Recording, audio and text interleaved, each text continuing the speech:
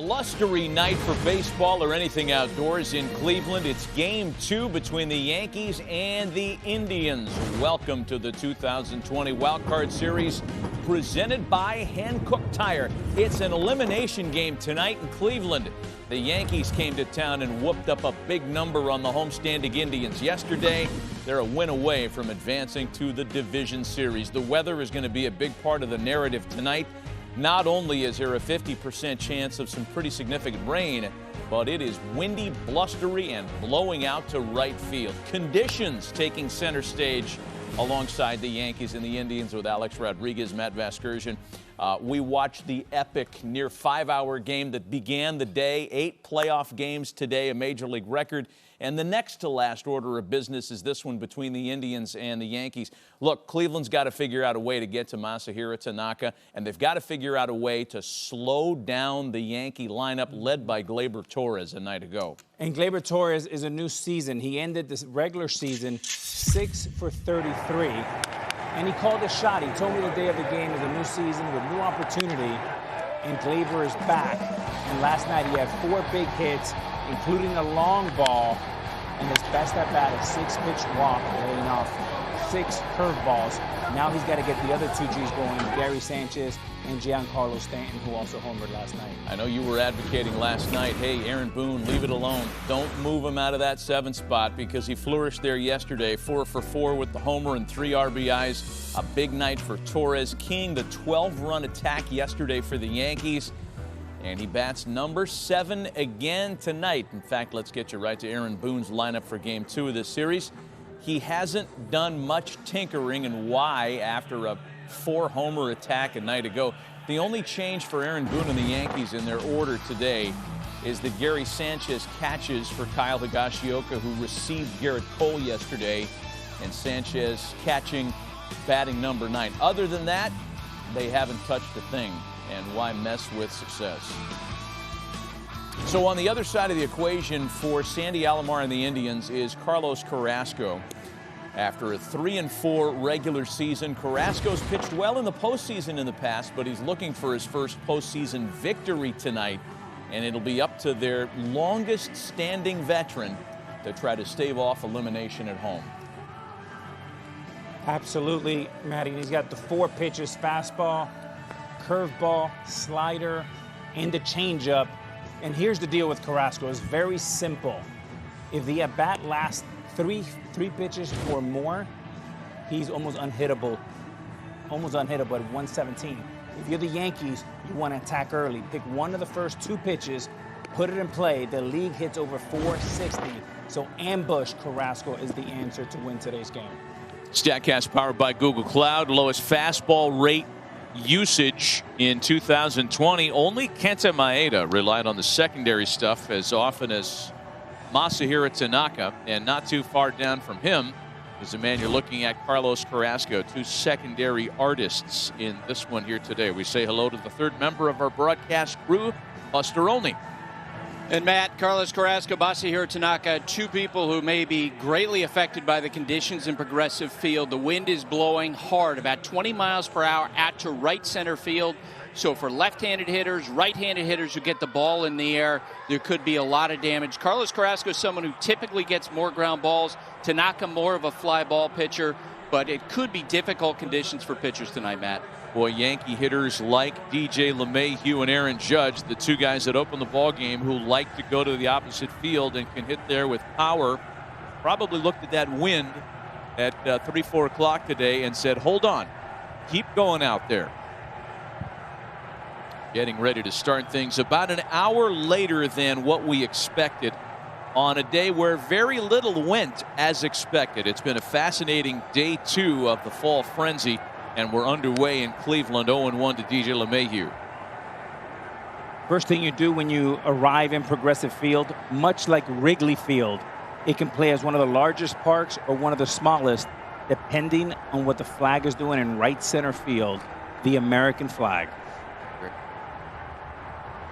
A win tonight for the New York Yankees, and they would punch their ticket to the ALDS, where they draw the Tampa Bay Rays, who took care of Toronto today and swept the Jays in that best of 3. It's a series that'll take place in Petco Park, where the Padres are still in action. Come back a little bit and now trail St. Louis 6-4.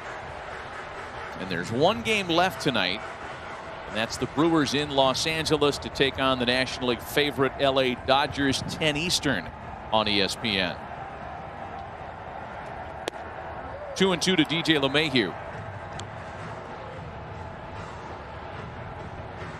So the Yankees put up 12 runs last night, and that tied a franchise record for most runs scored in the first game of a postseason series.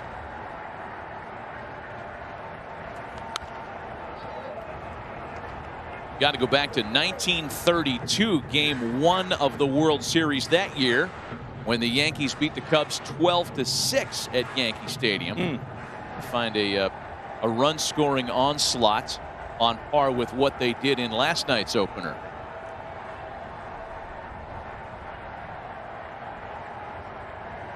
LeMahieu had a couple of hits and an RBI yesterday. And a bouncer up the middle for Lindor. One out in the books for Carlos Carrasco in game 2.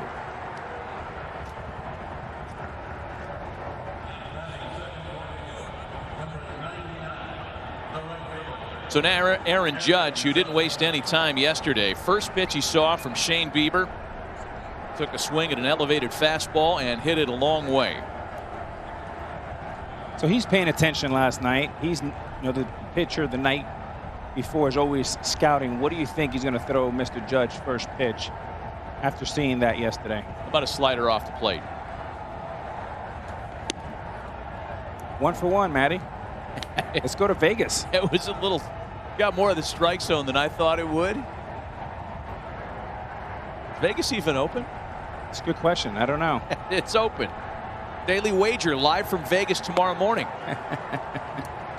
2 balls and no strikes to Judge. That homer yesterday for Judge, his 9th playoff home run.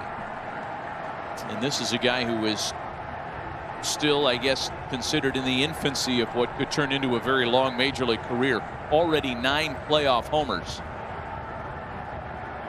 You often talk about who's the best player, who's the biggest star. Well, not only is he the biggest star because he's 6'7", 282, but he's the most recognizable person in our game today. And this is the first year in a long time he has not had the #1 jersey sold. That was Mookie Betts, but 99 came in at second place. 2 balls and a strike. 96 miles an hour on the fastball from Carrasco. Carrasco's last tune-up start getting ready for the playoffs came on Friday. 6 innings of 2-run baseball and a no decision against the Pirates. And it's 2-2 now to Judge.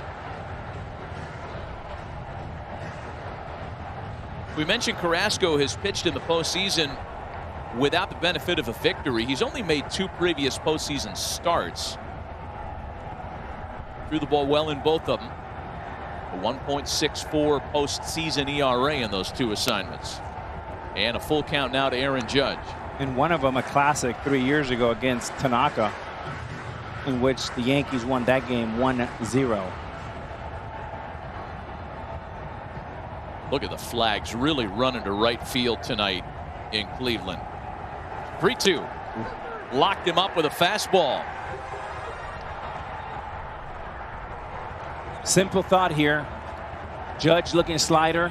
He got the fastball right down the middle. 95 miles an hour. The big guy just outthought himself a little bit there.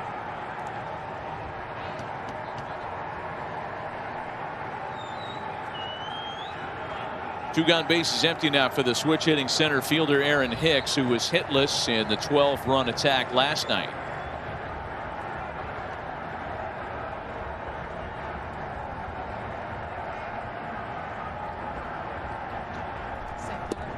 It is windy enough to see the jersey of Carlos Carrasco rippling. And as we say hello to Marley Rivera, who is in the ballpark tonight. Marley, we understand there's more nasty stuff on the way.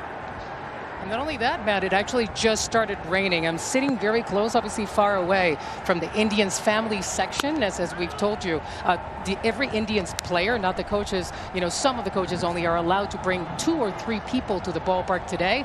And right now they're all running, right? Because it has started raining. So it's not only midges and rain. And right now the most problematic thing is that the flag, as you can see in center field, is blowing to the right. That means that the wind is going west to east, and that is a problem because that's going to create havoc, as A-Rod was saying, inside this ballpark where the wind really swirls. 2 balls and a strike to count to Aaron Hicks. They delayed the start to this one because they thought the weather was going to get ugly around 7 o'clock. As it turns out, it's pretty nice. And now that they've decided to start the game, now we get the bad weather. The changeup swung on and missed, and it's 2 balls and 2 strikes to Aaron Hicks. Something very unusual. You'll see Carrasco right out of the bat from the stretch, not from the windup. And some pitchers are doing that to create more simplicity and be a little bit more compact. Gets him on another great pitch, and a strikeout ends the first. Back-to-back punch-outs and a 1-2-3 beginning to the night on a blowy night in Cleveland.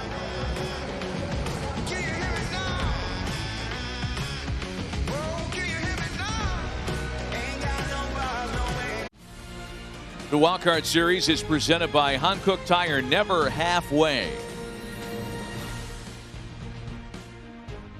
A 1-2-3 start to the night for Carlos Carrasco, as everybody hopes we can keep playing despite the weather on its way. Take a look at the starting lineup for the Cleveland Indians tonight. We'll highlight Josh Naylor, who had a big day yesterday in the loss. 4 for 4, his first postseason homer. And he's out there again, batting number 6 in left field. Indians haven't touched a thing in their starting lineup. Same group they went with yesterday. Masahiro Tanaka on the mound for the Yankees tonight. He's been terrific in the postseason in his career. A winner in 5 of his 8 postseason starts with a career fall ERA of 1.76.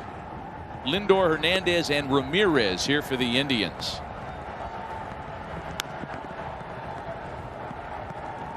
Fastball, slider, little curveball, change, and a split for Tanaka. Career-wise, righties and lefties exactly the same, about 244. But something to watch tonight with the 4 switch hitters leading off for the Indians is a big reverse split this year. Lefties are hitting only 150 versus 330 for right-handed hitters. So right-handed hitters are pounding him.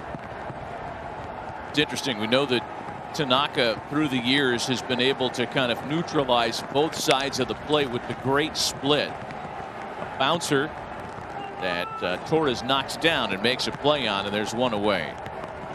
T-Mobile is your ticket to the game. Let's dig into tonight's matchup for some insights for the fans at home. And look, we're doing this with real broad strokes.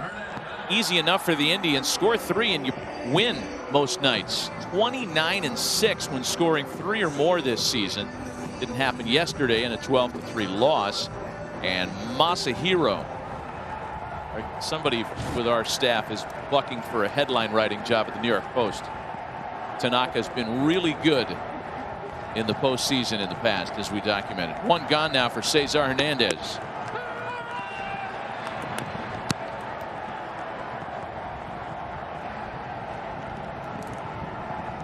Hernandez had a base hit yesterday, struck out twice.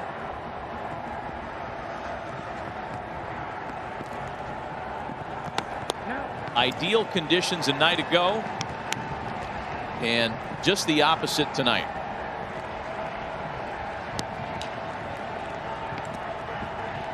Ball and a strike to count to Cesar Hernandez.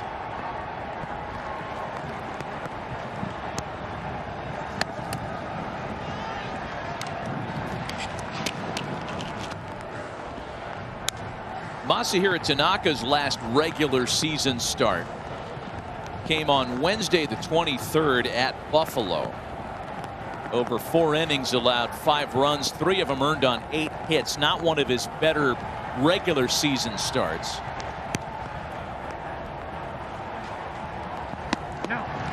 Matty really struggled in Buffalo last week with the wind. Had good practice for this week. The split finger, the fastball, wind all over the place, couldn't control his pitches. 2 balls and 2 strikes to Hernandez.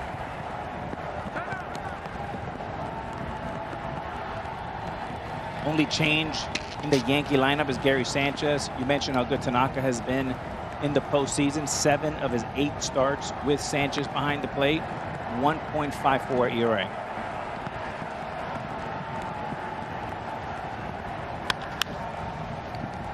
Hernandez sends that one into the corner. And after a regular season in which he led the American League in doubles, it's a 1-out double here in the bottom of the first. Hernandez has been the most consistent hitter for the Indians this year. Takes a fastball up and away and stays on top of it. A 3/4 chip shot swing, not trying to do too much. Exactly what you should do against Tanaka with 2 strikes. Tanaka will do better against power hitters with long swing and miss guys. Hernandez, Lindor, Jose Ramirez should be a pretty good matchup for the Indians tonight. Well, here is Ramirez, undoubtedly the Indians' team MVP from an offensive standpoint, and a legitimate candidate for AL MVP honors. A regular season in which he hit .292, 17 long balls, 46 RBIs. Drove in a run in the loss yesterday.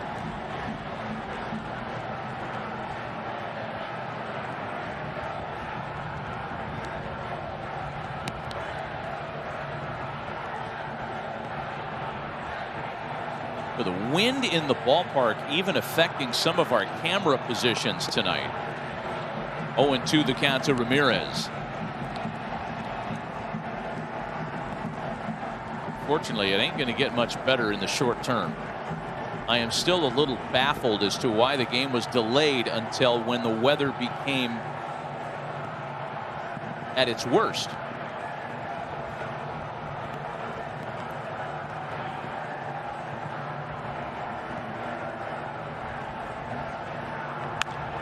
Oh, 2 to Ramirez is into the other corner.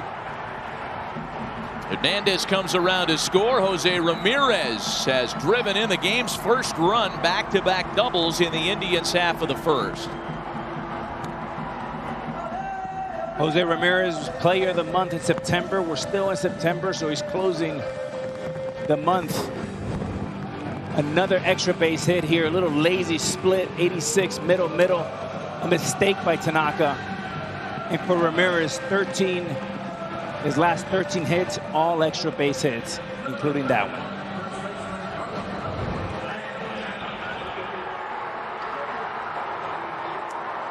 Wouldn't you know it? They're going to cover the field. Why in the world they covered it and then didn't? I mean, they covered it and then there was no rain, and now they're covering it. By the way, it's not the Indians ground crew here. Major League Baseball makes these decisions as to covering or not covering the field prior to first pitch. Once the game begins, it's in the hands of the umpiring crew.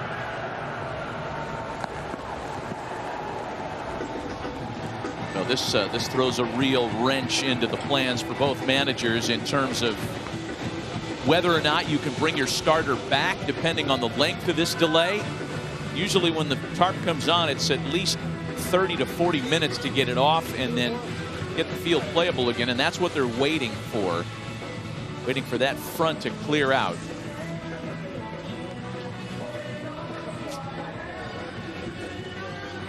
Oh boy. A 1-0 lead for the Indians just moments into the game, and a rain delay. Back right after this.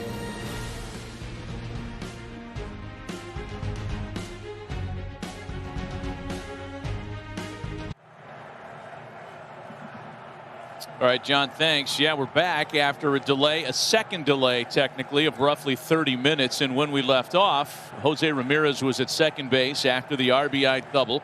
Carlos Santana was about to dig in And then the rains came, so Masahiro Tanaka goes back to work. His last pitch officially 33 minutes ago. And game 2 of this best of 3 has resumed. Conditions certainly look a lot more playable, and credit the grounds crew at Progressive Field for getting the field covered and then restoring playable conditions as quickly as possible. Usually when you see the tarp, it means at least 40 minutes or so, but they got it on and off in about a half an hour. Making an easier decision for Aaron Boone to send Tanaka back to work. And it's a ball and a strike now to Carlos Santana, who last night went hitless in the opener. An 0 for 4 start to the series.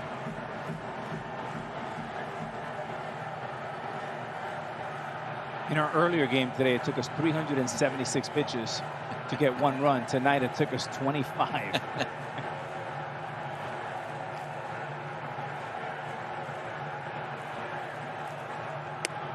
We were Mike side at noon Eastern today for the first of the 8 wild card games this afternoon. One that set a major league record, the longest scoreless game in postseason history. Didn't end until the bottom of the 13th. 2 balls and a strike to count to Carlos Santana.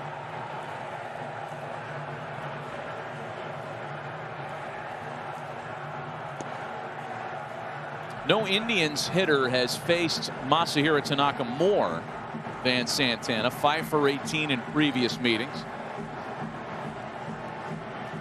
Not a real telling line there. A homer, 5 punch outs.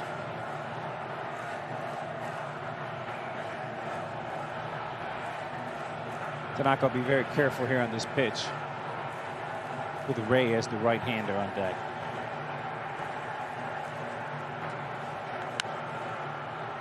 And Santana sends a fly ball out to right.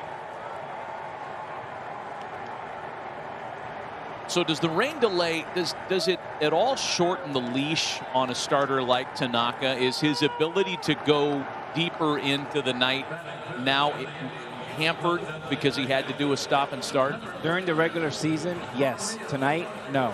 All hands on deck. He's finishing 7th year of a $155 million contract. He's a free agent. He's all in. He's playing to advance to the next round. 33 innings, 33 minutes is not too much of a difference. That could be a really long inning for the Yankees. The Yankees have many of those. Good point. So anything over an hour, that would be a whole different story. Tanaka should be good to go. Here's Franmil Reyes now. He too was hitless yesterday in the opener, 0 for 4.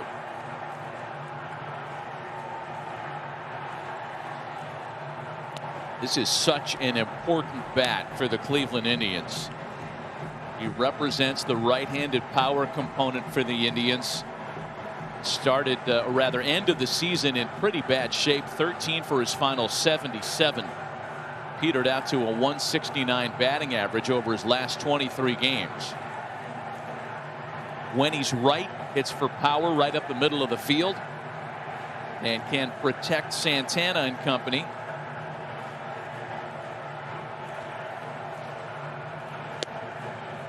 Two balls and a strike. On top of that, Matt, you know, those first 4 switch hitters in the Cleveland lineup are very good at getting on base. They'll draw some walks. Carlos Santana usually among the league leaders in walks. And so a lot of opportunity for Franmil Reyes.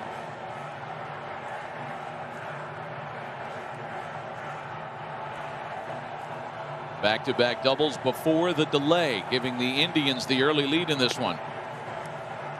Those sliders missing off the plate. It's 3 balls and no strikes now. And the guy on deck for Cleveland was Sandy Alomar's hottest bat last night.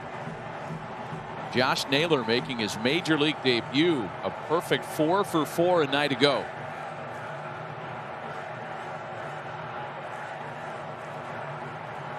Reyes should have the green light here. Tanaka gets a call.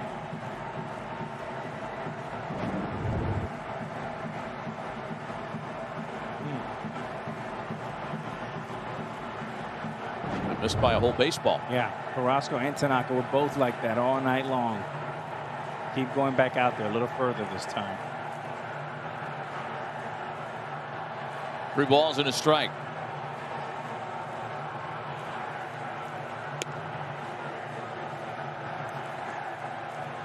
So the walk puts runners at first and second, and that brings up last night's hottest Cleveland bat. Josh Naylor with a perfect 4 for 4. He was a triple shy of the cycle.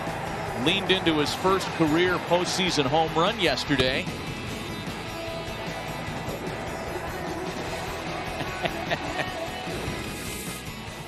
Love the intensity. I mean, he didn't really care that it was a lopsided game at that point. He was excited last night. There was another post-game note on Naylor's performance yesterday as he digs in with runners at first and second now. He's the 13th player in Major League history with 4 hits in his first ever postseason game. And there's only one other active player that can claim that. Jake Lamb, currently of the Oakland A's, had a 4-hit postseason debut as a Diamondback in 2017.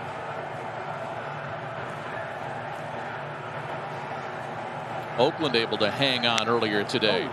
Naylor stays hot. That's going to roll all the way to the wall. Ramirez scores. Reyes is being waved around. He'll score without a play, and it's 3-0 Indians.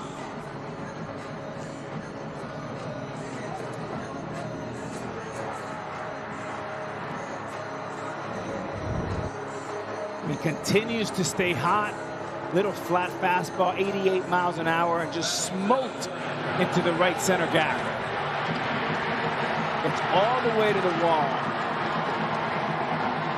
allowing Ramirez and Reyes to come around.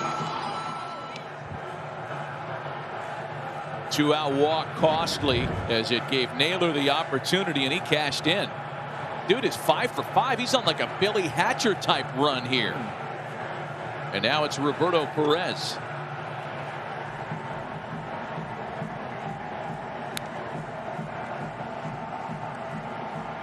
Matty, you mentioned the excitement, the enthusiasm. I love it. And, you know, teams need that. That excitement, that energy, that passion. Love it. 5 for 5, 4 extra base hits. He's becoming a real problem. Billy Hatcher, of course, and the only reason that name popped into my mind is because of our Reds-Braves telecast this morning when thinking back to the 1990 World Series and Billy Hatcher, who went 13 for 25 in that series, including at one point 7 consecutive hits in the World Series. It's a record that still stands. 2 balls and no strikes to Perez, who was hitless yesterday. Josh Naylor, by the way, has more extra base hits in the last night and a half than Roberto Perez does all year. Finished the season with just 3. Jeez. Something concerning about Tanaka, something you got to watch tonight, is the velocity. Is 90, 91. That affects his secondary pitches as well.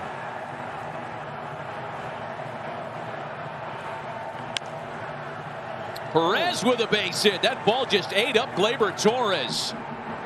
Naylor's going to score, and it's 4-0 Indians.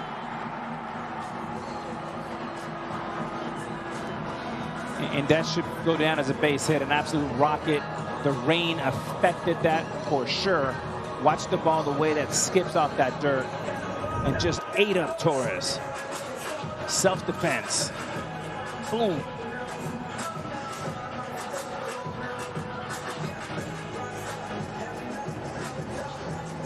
Now you have grass wet. That ball hits out that grass, and it just cuts and changes direction. Makes a left turn. And Naylor hit the tripwire. I love it. This dude is he's a meme waiting to happen, if not a series of memes. Cleveland's new favorite. 4-0 Indians. And now, to your earlier point on Tanaka, you start to wonder how long the leash for a guy that might not have his best stuff tonight, who's already had to stop and start once. And if I was Aaron Boone, I would just go to the bullpen right away, and I'll tell you why. Is you don't have time to get him ready.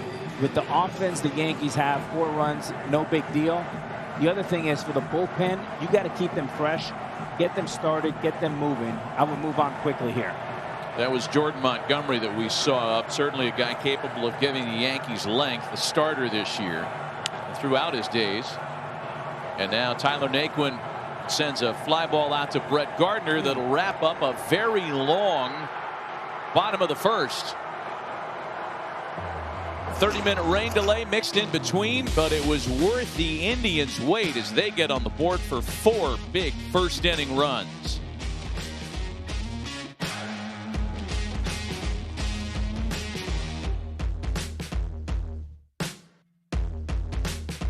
Want to stay up to date? Just tell Siri, show me the MLB postseason schedule. Well, the American League bracket has already reached a couple of conclusions with the Astros and Rays moving on. They're both waiting for opponents. For the Rays, it's the winner of this series, and the Astros await to see who emerges from a now even series between the A's and the White Sox. The normally reliable Oakland bullpen surviving a rare high wire act from Liam Hendricks today, who was asked to get 6 outs for some reason.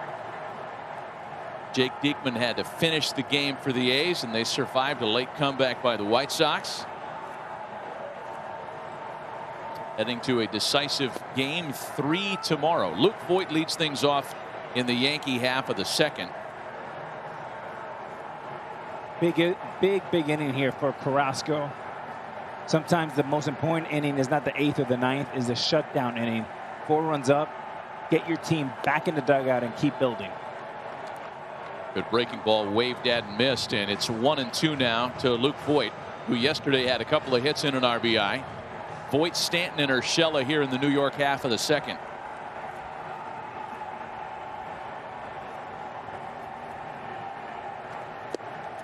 Got him on the same breaking ball. It's 3 straight strikeouts for Carlos Carrasco. Sharp slider and a good one. David Cone made a great living for about 2 decades throwing this pitch right here. Frisbee.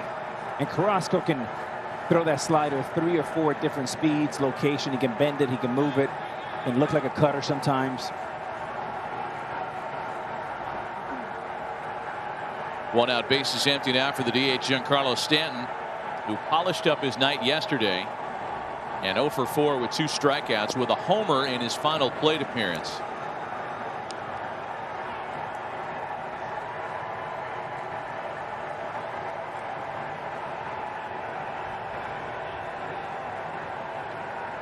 Carlos Carrasco got better as the season wore on this year. Last 6 starts, a 1.66 ERA, and an opponent's batting average of just 200. Not unlike Tanaka, however, Carrasco's not a guy that's going to get you into the 7th or 8th inning. There are diminishing returns the longer he stays in the ballgame. So by the time he sees a lineup for the 3rd time, opponents are much more comfortable against him. I mean, we got a long way to go tonight. Indeed, and if you're Cleveland, you want Carrasco to empty the tank, give you the best 5 or 6 he can, then hand it over to that bullpen. 2-2 to Stanton is hit well out to right field. Naquin is back there. He'll only watch, and big Giancarlo has hit a homer in his 2nd straight game.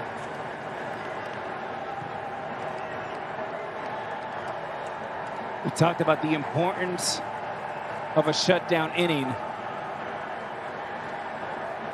And a big home run there for Stanton. 2-strike hitting, fastball away, 94. Throws it away, hits it away. Great swing by the big man. Nice stroke. 109 off the bat. Not only a homer in his 2nd straight game, a homer in his 2nd straight at bat, considering he homered in the 9th yesterday. And now it's Gio Urshela. Let me tell you how good Stanton slept last night after he hit a home run. It is a game changer. The game is so much psychology, emotional. You hit that home run, you feel really good about yourself. You come to the stadium today feeling good, and you continue the mojo. Ball and a strike to Urshela, who was 1 for 4 with an RBI in the opener yesterday.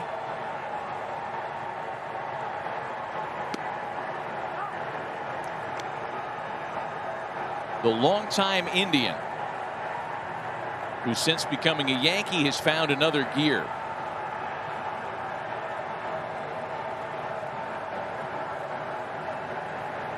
Last time these two teams met in a postseason series, Urshela was on the other side of it. Fly ball into the corner. Naquin has to watch it drift foul. We talked about it last night in the opener that this is the 5th postseason meeting between Cleveland and New York, each team claiming 2 previous series. And entering last night, the Yankees with 10 wins, the Indians with 10 wins, head-to-head in the postseason. And they had 2017 one still burns for Cleveland. They had a 2-0 lead. The Yankees won 3 in a row. Boy, and that high breaking ball catches the top of the strike zone for the 4th strikeout of the night. The backup slider meant to go low and away, finished up and in, but it worked in his favor. The backup slider, the hardest pitch to hit for a right-handed hitter, right on right.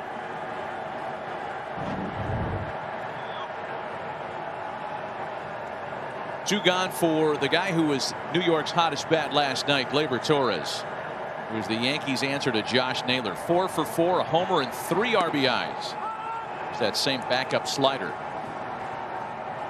And for the Yankees lineup, 4G tonight, Giancarlo Gio, Gleyber, and Gary Sanchez.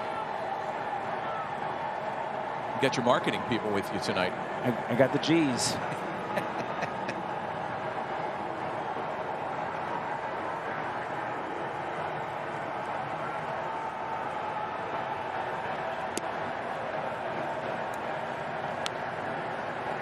Isn't everybody after 5G these days? I forgot Brett Gardner.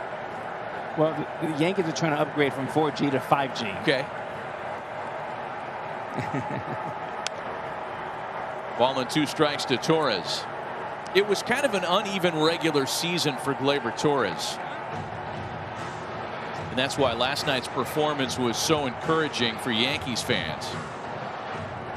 High expectations after the 38 homer breakout year last season.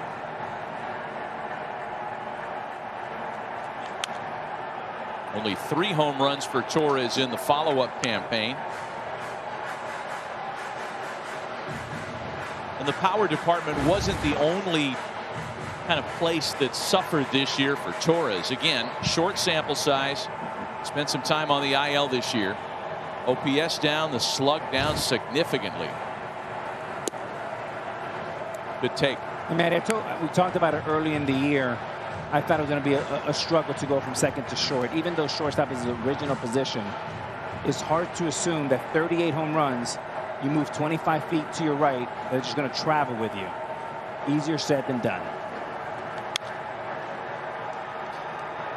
Yeah, Matt, also, look, when Gleyber Torres was in regular spring training, he looked absolutely poised for a big step forward.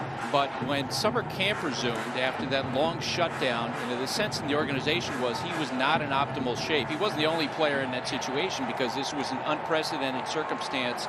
But he wasn't as far along as some of the other players were physically in being prepared to start a 60-game season. And you say, why is it that tough to go from second base to shortstop? It's a whole mental aspect. When you're the shortstop, you're the quarterback. Second base, you can wake up with a guy with this talent. In your sleep, you can play second base. But shortstop is so much more demanding. And Buster, to your point, this is the best shape he's been in all year. Full count now, 3 balls and 2 strikes.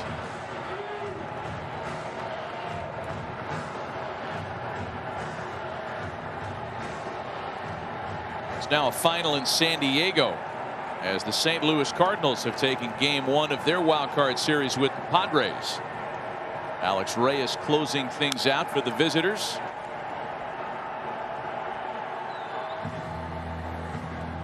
One game left tonight, and that's a 10 p.m. Eastern start in Los Angeles between the Dodgers and the Brewers. Brewers getting all kinds of bad news in terms of injured pitchers. They were the biggest underdogs pre-flop, if you will, and that mountain's gotten even higher.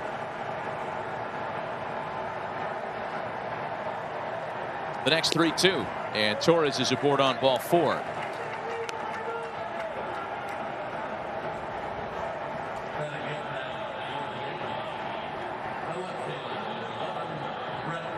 Brett Gardner was among those that homered yesterday for the Yankees, part of a 3-for-5 night. A 2-run homer, 3 RBIs all told for Gardner yesterday. Yesterday he hit a home run, a first pitch ambush right after Torres walked. So again, this is about paying attention the night before, and you got to make sure you go to work right away in the first pitch on Gardner. No get me over fastballs here. Should be a changeup. Changeup in for a strike. If you include his 3 hits yesterday, Brett Gardner is now 16 for his last 38. Had momentum to end the regular season, and it carried over into the postseason opener yesterday.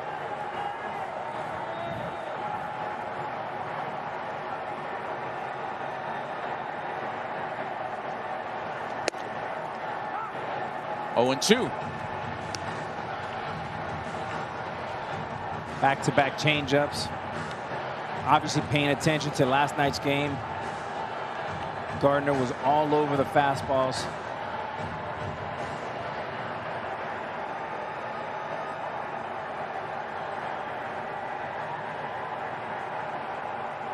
Gary Sanchez would be next with a runner aboard and 2 out in the inning.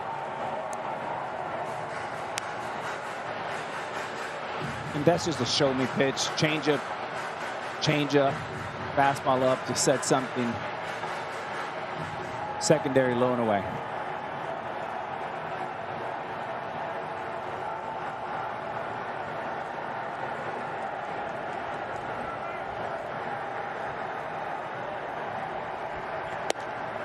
Two balls and 2 strikes. We saw Jordan Montgomery up in the Yankee bullpen at the start of this inning, and it looked as if he was getting ready to warm up to appear in the game.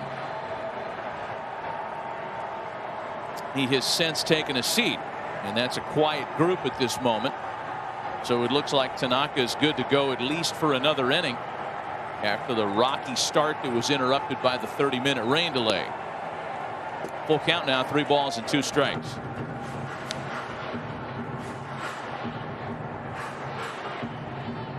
It's turned into a longer inning than it looked like when Voit struck out to start the frame. Stanton homered. Urshela struck out. Then a long at bat in which Torres walked. And a long at bat to Gardner here after starting 0-2. Got him, Chase. 3 strikeouts, but a Yankee home run mixed in between. Giancarlo Stanton's second of the series makes it a 4-1 Cleveland lead.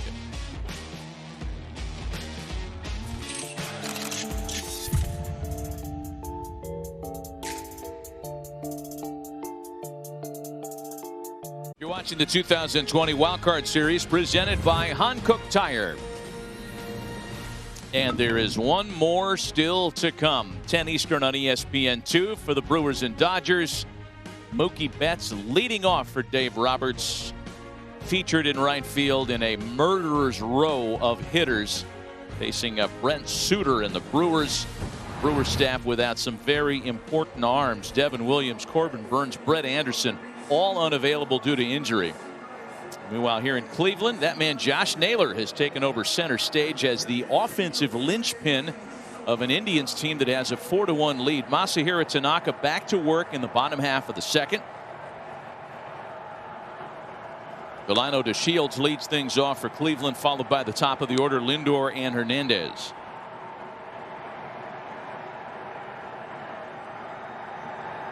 Delino had a base hit yesterday. 1-1. That pitch is Tanaka at his very best. That late breaking slider.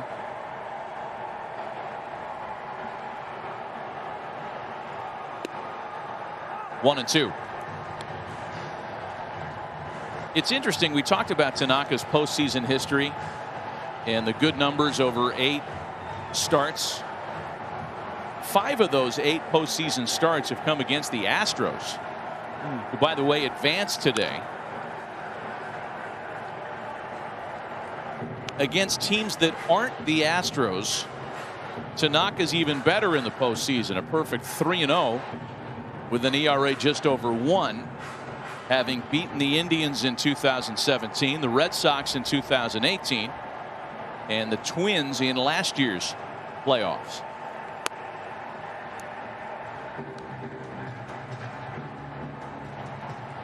Speaking of the Twins, I mean, it's back to the drawing board again for a team that had great success in the regular season and still hasn't won a postseason game. 18 straight postseason losses. I mean, it's almost unfathomable that a team that's that good has lost 18 consecutive playoff games. You know, when you're playing, you need a break. You need a ball to go your way. You win one, and all of a sudden you get going. And boy, that's such a great baseball town. I remember watching Kirby Puckett back in the day, Jack Morris, Herbeck, just fantastic and fun. Still remember the Smoltz Morris game, 0-0, I think, into the 10th. Yeah. Back in the old Metrodome days when, as urban legend had it, the air conditioners would be turned on when the Twins were hitting and mysteriously turned off when the opponent would come to the plate. I'm not sure if I buy that, but it's great folklore. And DeShields is caught looking. Well, in terms of the rest of the AL wildcard games today, we talked about the Twins being swept by Houston. Oakland survived a furious late comeback by the White Sox, and they were able to hang on and win 5-3, forcing a Game 3 tomorrow. And the Rays with an 8-2 victory over Hyunjin Ryu, and the Blue Jays are also advancing into the division series.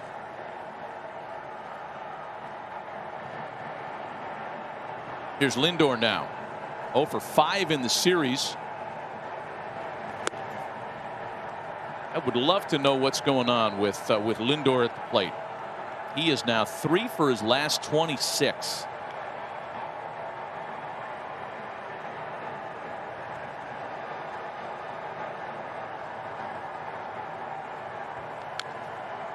We talked to Sandy Alomar about it yesterday, and he was quick to point out that whatever is going wrong with him at the plate has not affected him defensively at all.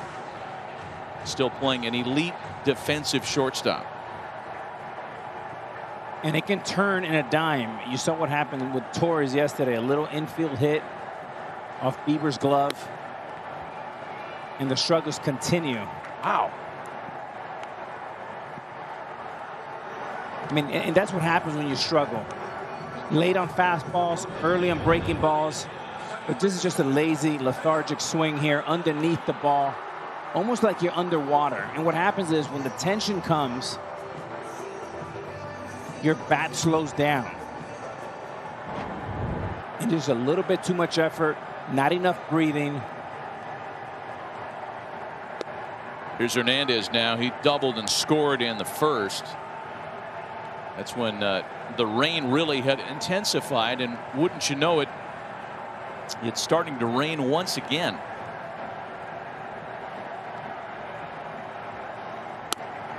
One and one. But it happens in every series. I mean, we just saw a game with two very good teams, one of the best offenses. They couldn't score in 12 innings. You look at Nelson Cruz for the Twins. He went 2 for 6. The rest of the team, 5 for 53. And Cruz with a great quote after the game, Matty.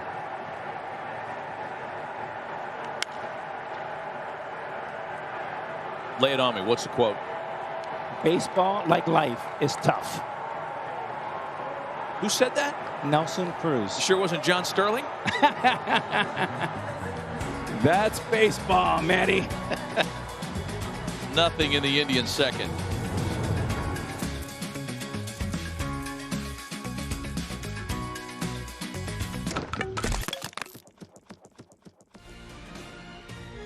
Authentic caps, tees, jerseys, hoodies, and more. Get all your postseason gear and cheer on your team at home with the official source, MLBshop.com.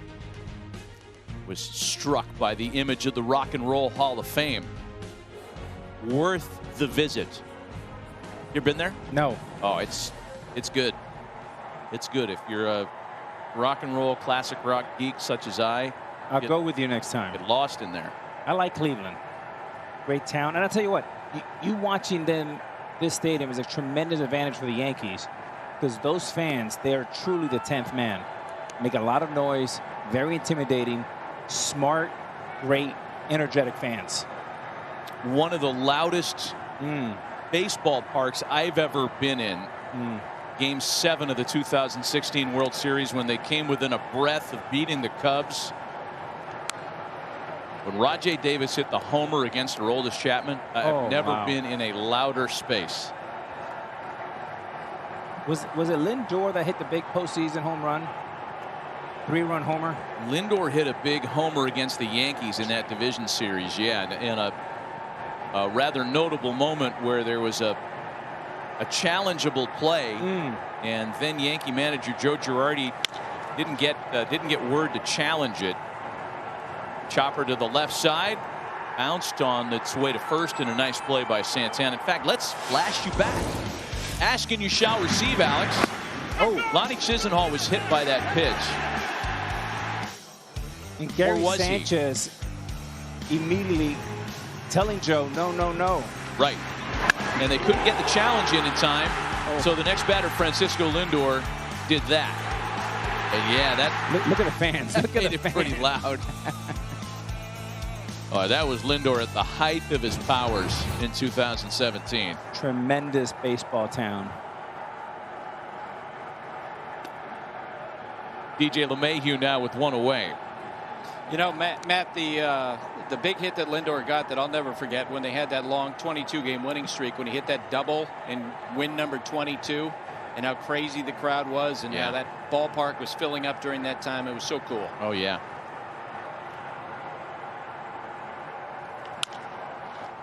LeMahieu with a chopper for Lindor. And that's the second out of the inning. You know, one of the things that Roberto Alomar taught me when I was a young player, Matt, is how to protect yourself as a player. And if you're trying to go out and play 162 games, like Lindor tries to do every year, if you take one club away from your bag and you're playing now with 12 clubs, not 13, and you're not allowed to bunt, that's a big thing, because Alomar would say, if you're 0 for 10, lay one down. Now you're 1 for 11, and then you build, and then you build. But when you take the bunt away, it takes a huge arrow out of your quiver. Strike to Aaron Judge. Yeah, I don't know if along the course of this kind of slow stretch for Lindor, he's tried to bunt for a base hit in heeding that advice. Just know that it just doesn't look like the same approach. Just doesn't. It's certainly not the same result that we're used to seeing from a 4-time All-Star and one of the elite players in baseball. Ball and 2 strikes, the count to Judge.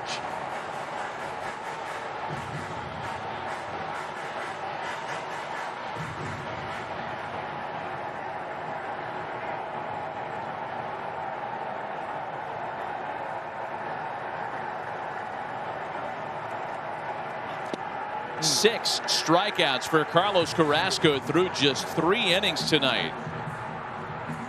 Middle of the third, still 4-1 Indians.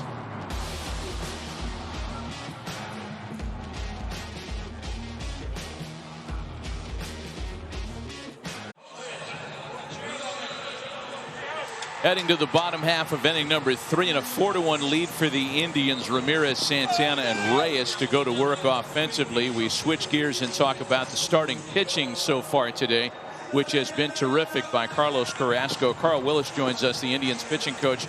Carl, thanks for the visit. Tell us about the discussions you had with Sandy and the rest of your staff when the rain came as they related to your starting pitcher tonight.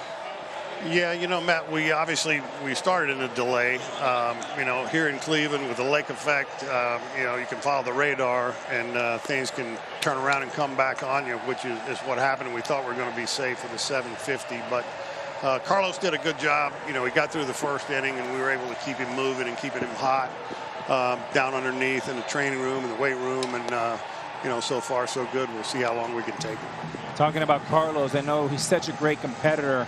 What do you see out there tonight that he's doing well? Well, I think, you know, obviously his best pitch, Alex, is a changeup. You know, he's having some success with that right now, utilizing his slider. And, you know, more than anything else, I think a couple of times, you know, maybe utilize the fastball inside, just allow the secondary pitches to have a little better effect. So hopefully he can stay there. Carl, we appreciate the visit as always. Best of luck the rest of the way. Okay, thank you, guys. Counts 2 balls and a strike to Jose Ramirez. I would imagine that Masahiro Tanaka did the same thing that Carl just described to us. Go down under the tunnel, stay hot, get on a bike, get on a treadmill, whatever it takes to stay loose. Yeah, usually guys jump on the bike, get inside the batting cage, toss a little bit. Full count as Ramirez breaks his bat.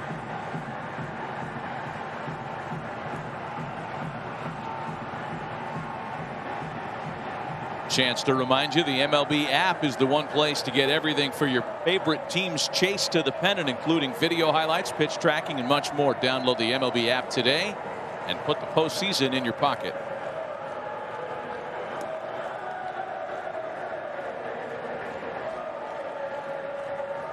Yeah, Jose Ramirez is off to a pretty good start tonight.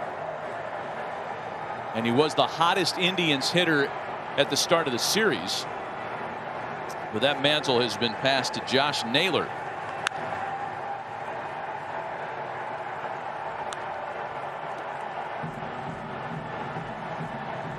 Naylor, by the way, in going 5 for his first 5, has set a record for consecutive hits to begin a postseason career. How many records have we witnessed? Postseason records today alone. We had the longest scoreless game in postseason history earlier. The most strikeouts, combined strikeouts in a postseason game. A Reds franchise postseason single performance strikeout record. Trevor Bauer with 13. I mean, the team records are one thing, but we're talking about major league records that we're watching fall tonight. Ramirez is aboard on ball 4. And a good take there.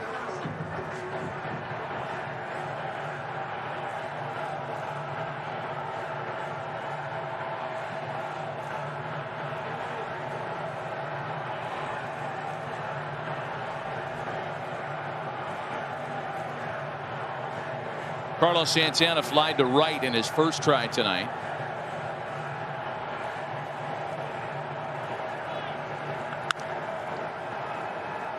Hot smash to first. That's a fair ball. Voit will zip the throw in to force out Ramirez. Well, I'll take a look at that again. That was dicey. Not sure if Voit got tangled up with Ramirez or what. What I like most here about this play for Voit is the internal clock. Knows he has time, goes over, steps and throws. He boxes the first one, but has plenty of time, creates an angle, and throws a strike to Torres. Santana reaches on a fielder's choice, and that'll bring up Franmil Reyes. And the hot-hitting Josh Naylor moves into the on-deck circle.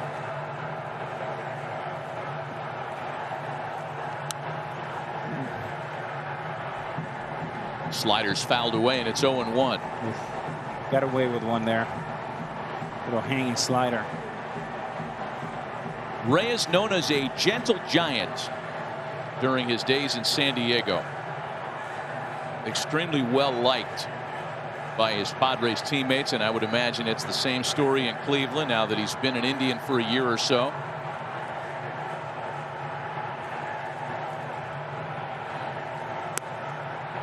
A ball and a strike.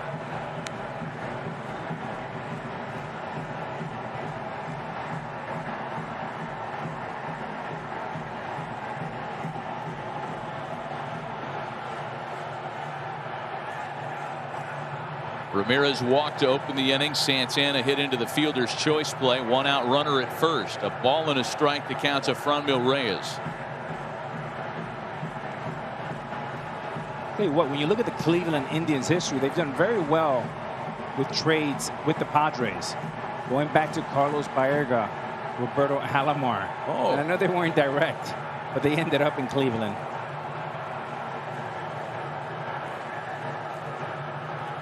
Naylor, Reyes.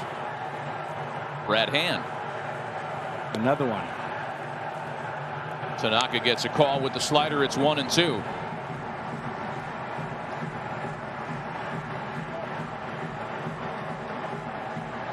The longest tenured member of each staff on the mound tonight.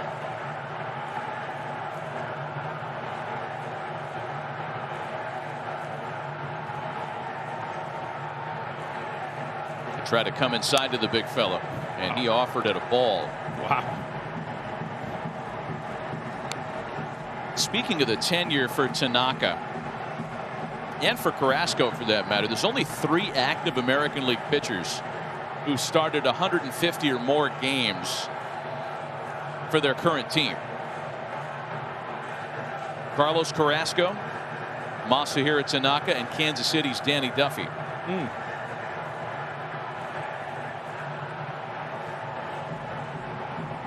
Reyes at the plate has a little Miguel Sano.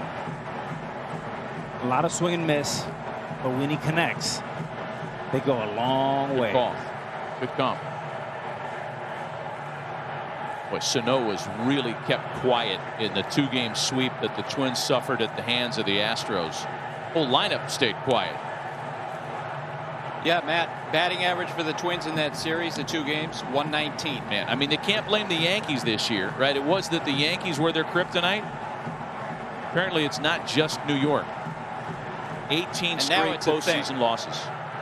Yeah, and now it's a thing, right? Oh, it is. When you lose 18 straight postseason games, it is a thing. It's a thing after 8 in a row. In New York, 2 in a row. Got him.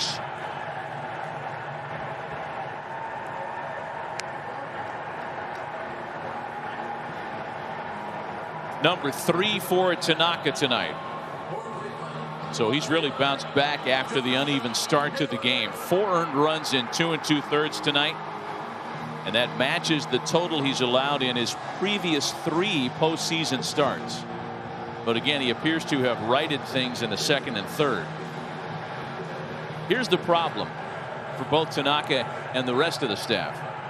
Josh Naylor, 5 for 5 in the series. 3 extra base hits. Hitting the ball hard, nothing cheap.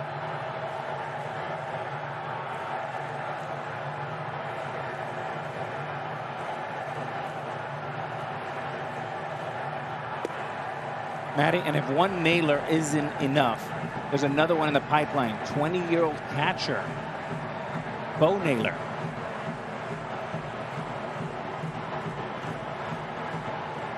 Part of that 9-player Mike Clevenger deal. Clevenger not on the active roster with the Padres for their division series. Neither he nor Dinelson Lamet able to pitch against St. Louis. And again, the Pods dropped the opener today. 0-2 to Naylor. Alex, you'll love this. I texted a longtime rival evaluator after Naylor got a hit in his first plate appearance tonight and asked him what he thought, and his answer was, love him, aggressive with pop, reminds me of a better hitting Matt Stairs. Exact same comp you brought up last night. Is it the baggy britches and the Canadian passport? I mean, for one, they both take healthy cuts every time.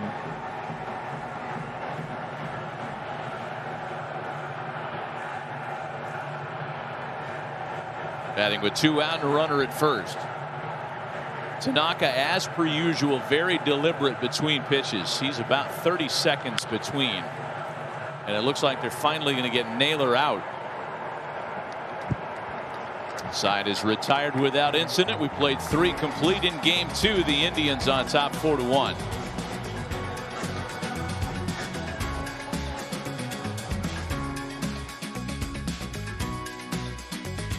Major League Baseball would like to honor, remember, and thank the frontline heroes who continue to lift up their fellow citizens during the COVID-19 pandemic. A windy, rainy night in Cleveland and a 4-1 lead for the Indians as we start playing the top half of the 4th. Back with Alex Rodriguez and Buster Olney, Matt Vasgersian. The 7th of 8 games on day 2 of the fall frenzy.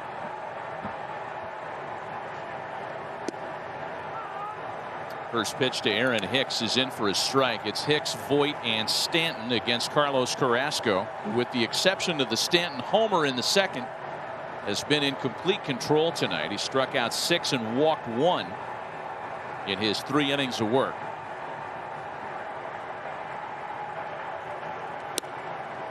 It is pretty easy to get behind Carlos Carrasco from a fan standpoint, regardless of who your favorite team might be. He is the reigning Clemente Award winner. That's the prestigious honor bestowed upon the one player whose benevolent charitable work is a step above what others might be able to accomplish off the field. And he has done a lot to earn that award. He's got a foundation. He's raised almost $3 million for medical supplies and care in Venezuela, the Dominican, and Puerto Rico. World traveler. 2-2.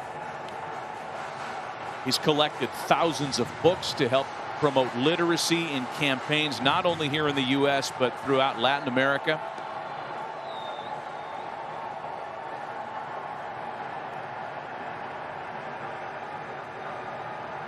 Two balls and 2 strikes.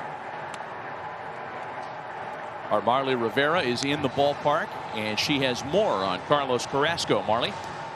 Well, as we know, Major League Baseball honors Roberto Clemente's life and legacy by recognizing number 21. And this year was particularly a special one. For the very first time, the number 21 was worn in the field of play by Pittsburgh Pirates. And what's interesting here is that not only all Puerto Ricans requested to wear number 21, but so did Carlos Carrasco.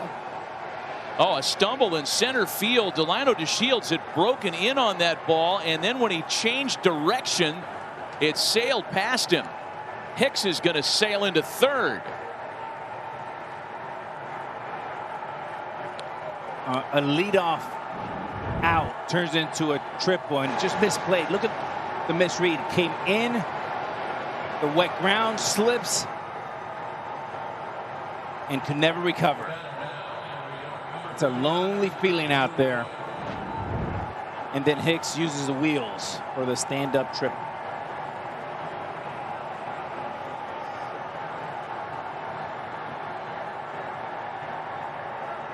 Hicks at third to start the inning. A big opportunity now for Luke Voit. Strikeout victim back in the second. And if you're Voit, anything on the ground except third base, any fly ball, the score is 4-2. So if you're Voit, don't mess around. Don't think about home runs. Just think back up the middle. Good solid contact. Take the run and keep moving. A ball and a strike. You started talking earlier tonight before the rain delay about an approach against Carlos Carrasco that we haven't necessarily seen the Yankees execute to any success so far. And that's to try to get him early in the count. Although Voigt's up there aggressively hacking away, it's 1-2. The opponent's slugging percentage against Carlos Carrasco on first pitches of an at-bat is at an inflated 889.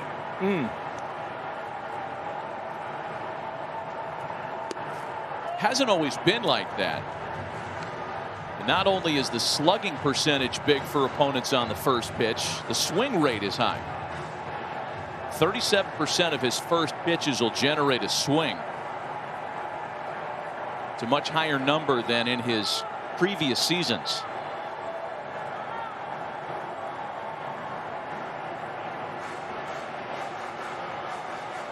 Two balls and two strikes, and Voit steps out. The deeper into the count he gets, the tougher Carrasco gets.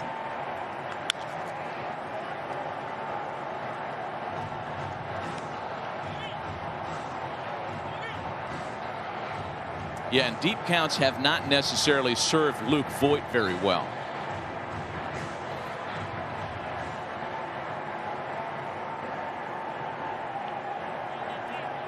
Still 2 balls and 2 strikes. 22 homers to lead Major League Baseball during the regular season. And a full count now.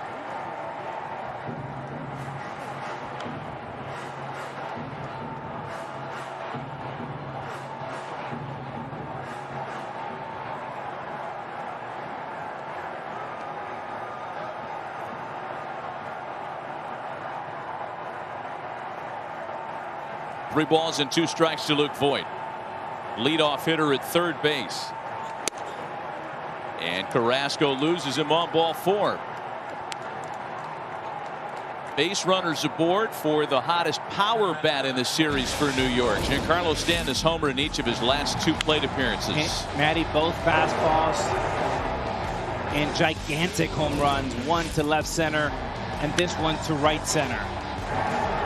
With the big G's going right, he's going to right center field. Like most great right-handed hitters with power, right center field is where they live. One swing of the bat here, Matty, can tie this game up. Both on fastballs. I expect Carrasco to attack him aggressively with sliders and changeups. And he's probably telling him right here, be really careful with the fastball. Just show him the fastball, nothing in the strike zone. Make him chase the breaking ball, just like Judge.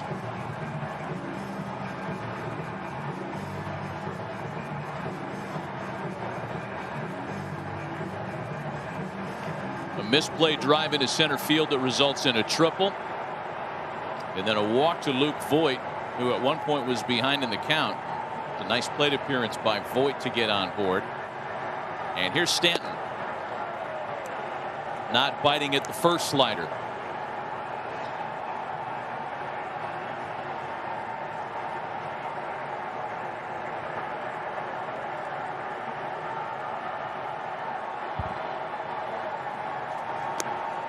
Two balls and no strikes. If you're the Indians, you trade a run for 2 outs with Stanton.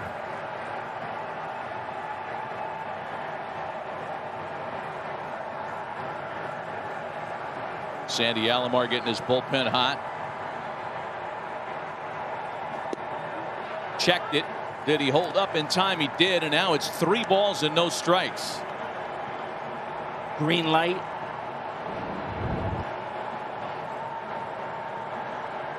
Oh, wow. Got a break. Carlos Carrasco would sell out for a ground ball here. Bruise a fastball. In fact, Stanton has hit ground balls at the highest rate of his career this season. And again, it's such a small sample size, played in only 23 games. But about half of his contact was on the ground.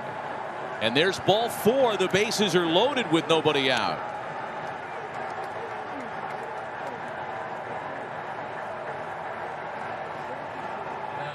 '73 pitches already for Carrasco. Only 9 outs collected. And the Yankees with a rain delay. Yeah. That's right. You saw James Karinchak up in the bullpen. Here comes Sandy Alomar. He's going to make the move. Wow.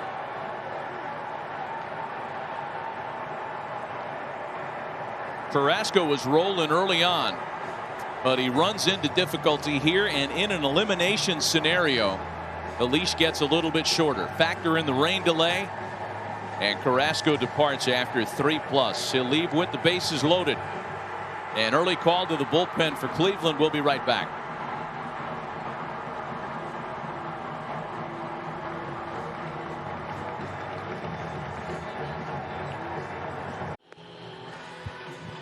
Carlos Carrasco departs with the bases loaded after 3+. He was dominant for a spell, but it was a short spell tonight. Again, the rain delay, the stop and start, and Carrasco is unable to go any farther than 3+.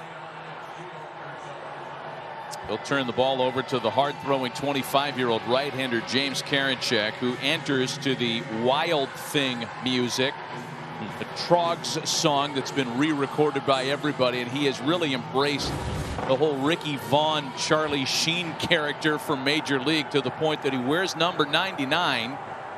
He's got some antics on the mound, and yes, he throws very hard. Fastball, curveball.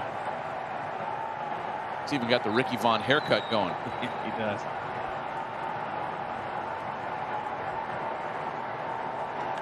First pitch to Gio Urshela is sent out to right, slicing, and Naquin will watch it go into the net. Yeah, Matt, I don't know if you remember this when we had the Indians on earlier in this season. This is right after Terry Francona was sidelined as manager. But Tito texted me when he came into the game, Gronk. He is baseball's Gronk. I do recall that.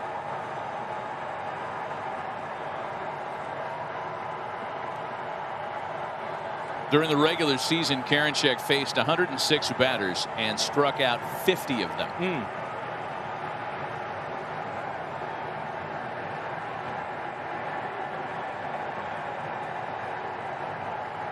This is a big mess to work out of here with the bases loaded and nobody out.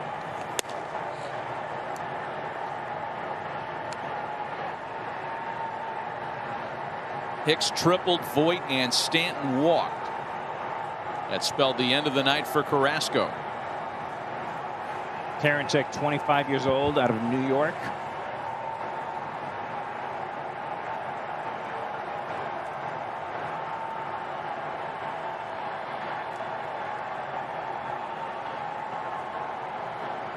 Taking a moment to get on the same page with Perez. They were crossed up there.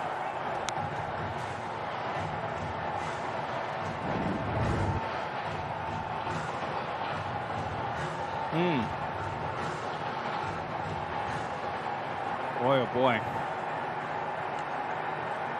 Missed opportunity there. 2 balls and a strike.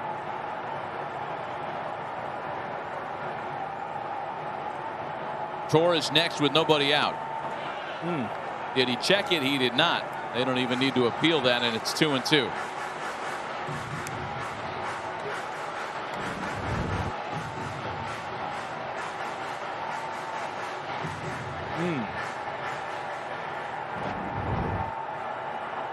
Stanton got the call. Urshela did not. He is a real handful for a hitter. He comes at you with a herky-jerky delivery, elbows and kneecaps, and then bang, 96 is on you. Buried that one, and it's a full count now, 3-2.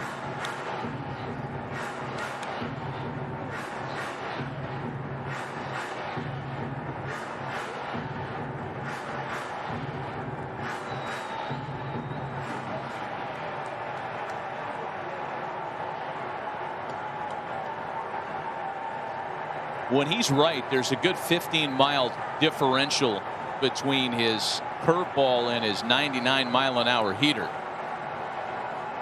Having a little trouble locating so far tonight. Full count pitch to Urshela. A swing and a drive to left field. Gio Urshela's hit a grand slam.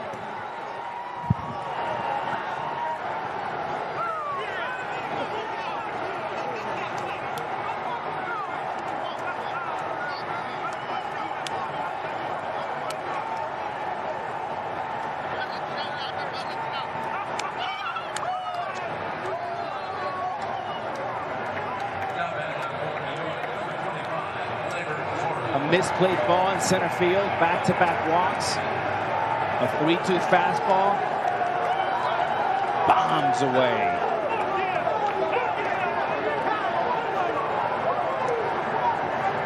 I mean, that couldn't feel any sweeter for a guy who spent 9 years in the Indians system.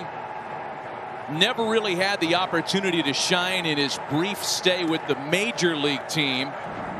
Comes back as a Yankee and haunts the old uniform.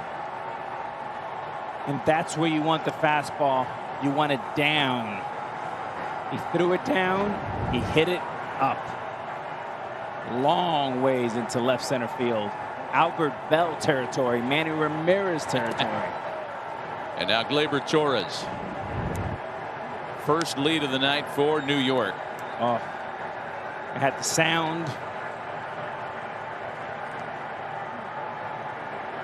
I mean, that was halfway up the bleachers. That was no cheapie, my friend.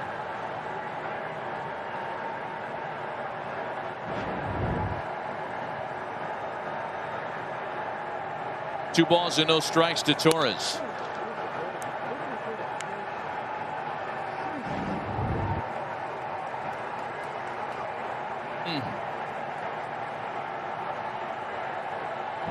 He knew it when he threw it.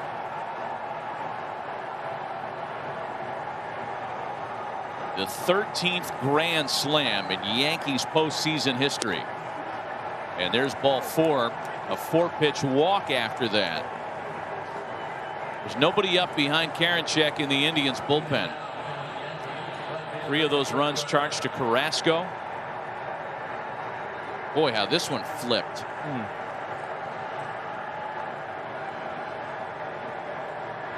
Carl Willis is just going to try to come calm his young right-hander down.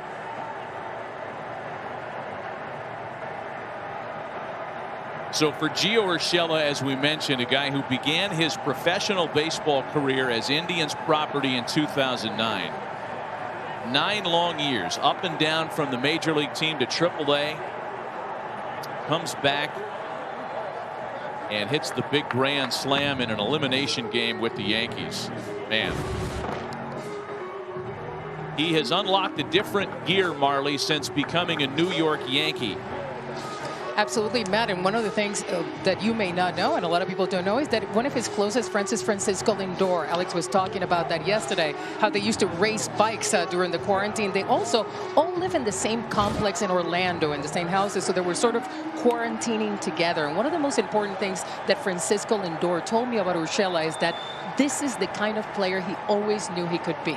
And when you ask Gio about his offense and what is it about the Yankees and what is it that he's made this turn so incredible, he says it's because they believed in me. They gave me a chance. And that's all he wanted. He did it. You know, he tried here, and as we know, in Cleveland. He tried in Toronto, but it was with the Yankees that it worked. And he also gives a lot of credit to the Yankees, like all the Yankees coaches, particularly Marcus Thames, the hitting coach. Yeah, Marcus Thames with a lot of work that's paid off, and the faith that Aaron Boone has shown in Gio Urshela. I remember talking to Aaron Boone last spring before Urshela turned into what he is now. And he was a guy that we'd seen up and down. He was known as a glove first third baseman, utility infielder. And Aaron Boone was very candid and said, look, I might be wrong about this, but I think he can hit. And I'm going to slow play him a little bit. It was at a time where there wasn't necessarily a chance for him to start. And Duhar was the incumbent third baseman, and Duhar gets hurt. Urshela gets an opportunity, and he ain't giving it up. Has always been a black belt defender. Great feet, former soccer player. As a kid was a goalkeeper, and he always loved baseball and fought himself back to playing baseball. And he gives a lot of credit to Phil Plantier in AAA. And what Phil talked to him about was finishing his swing. And when I spent time with Urshela, what he told me was Phil Plantier, my hitting coach in AAA, wanted me to finish my swing with the barrel of my bat. Ended up hitting my back all the way through. And he said that simple adjustment has created more power for him. And right now he's playing like an all-star the last few years. And there's ball 4 to Brett Gardner. So the slam and then back-to-back walks. Cleveland has Phil Maton up. He pitched in yesterday's opener, and I think Sandy Alomar has probably seen enough. James Karinchak had allowed 1 home run in 131 plate appearances at the start of the night. But he gives up the grand slam to Gio Urshela that has flipped the score tonight. Yankees still threatening with nobody out and leading by a run.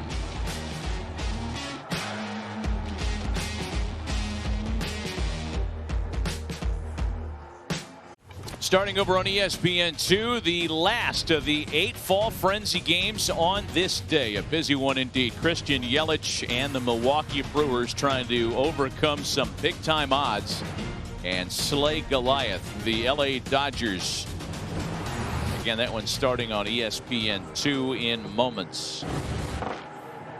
Phil Maton takes over on the mound for the Cleveland Indians. He pitched in last night's opener, and he's got some big-time damage control to handle here. The Gio Urshela grand slam, then 2 walks. There's still nobody out. Runners at first and second for Gary Sanchez. And a 5-4 Yankee lead. By the way, we're getting word on this, and I love when the historical footnotes come trickling in on a big hit. So for Gio Urshela, the first Yankee third baseman to ever hit a grand slam in the postseason. Wow.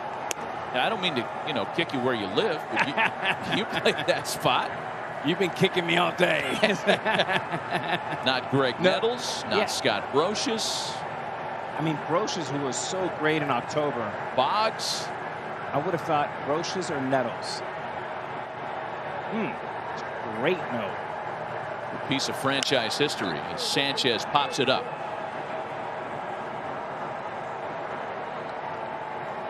So the first out is recorded with the 7th hitter of the inning.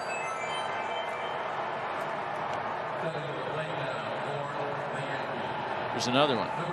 It's the 3rd go-ahead slam in Yankees postseason history. Remember the Tino Martinez off Langston. The 2-2 pitch outside, missed by an inch. Or did it? And then the 3-2 bomb. It did not, by the way. It was a little bit. Center cut. Maybe half an inch away. Right down the middle of the plate. Maybe off. Richie Garcia saw something else. By the way, kind of a conflicting footnote there. Gil McDougall must have been playing second base when he hit that go-ahead grand slam, because we just got through saying no Yankee third baseman had ever hit a grand slam in the postseason. McDougall played a lot of third base.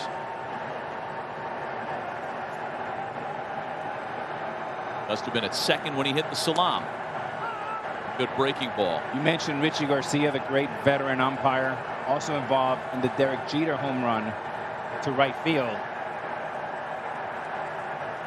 when they reached over. Oh, the Jeffrey Mayer ball? That's right. I believe that was Richie Garcia. I think you're right. It was about Rich that. Garcia. A lot of folklore. 1-1 pitch to DJ LeMahieu is bounced back to Maton. And that's the 2nd out of the inning, with Torres and Gardner advancing.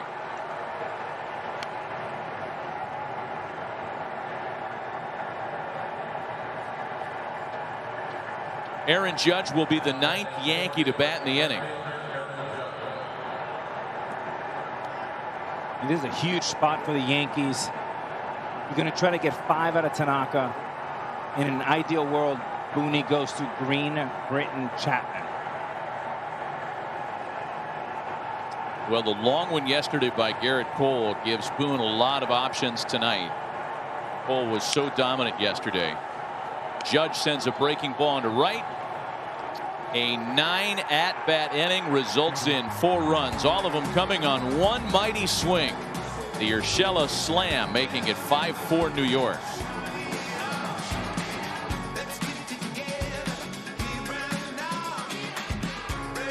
Brand new story in Cleveland tonight after the grand slam by Gio Urshela. A 5-4 Yankee lead in an elimination game. Bottom half of the fourth. We're joined by Yankee manager Aaron Boone. And Booney, I want to go back to the slam. Of course, Gio Urshela, easy question for you given what happened. But we were talking about your kind of identifying his offensive skill set without much of a resume that would have told you he was going to turn into the hitter that he is. Take us back to that camp 2 years ago and what you saw in him. I saw him barrel up everything from the start of batting practice. He was hitting balls consistently off the batter's eye, and just a good sound to it. Really good move to the ball. He carried it right into spring training games and hasn't stopped hitting. And he's just gotten so many big hits for us over the last couple years. Booney, Tanaka, a lot of rain issues. Start, go, stop. Go. What have you seen, and your thoughts about taking him, bringing him back out there? Yeah, it's just, obviously a really tough draw at the start there with the weather getting away from him. But the pro that he is, he's, after that first inning, he's held him down here enough and given us a chance to climb back in. Booney, thanks for the visit. Good luck tonight. Thanks, guys. 5-4 Yankees. Roberto Perez, the first to face Tanaka, working with a lead for the first time tonight. A 1-pitch out.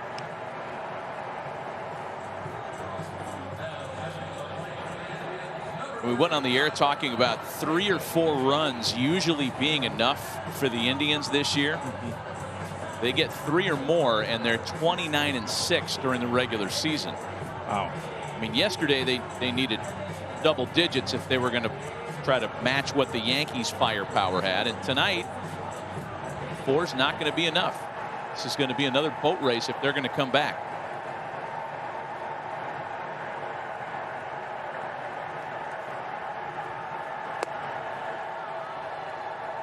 A strike to Tyler Naquin.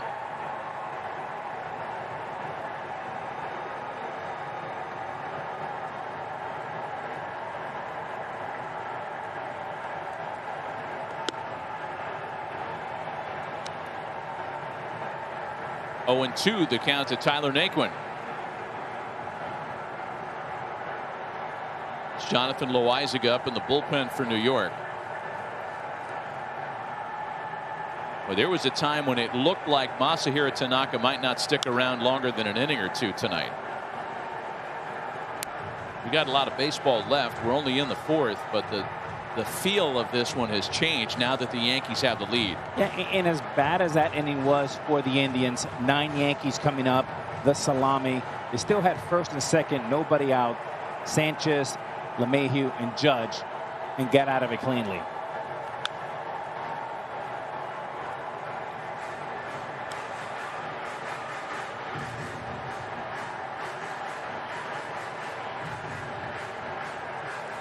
The American League Division Series is scheduled to begin on Monday.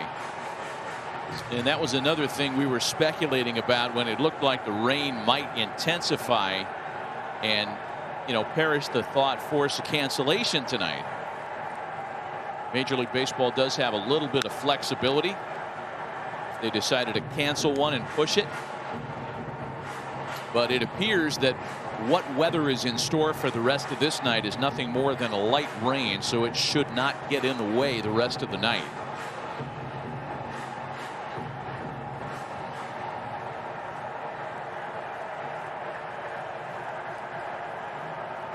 Oh, 0-2 to Tyler Naquin.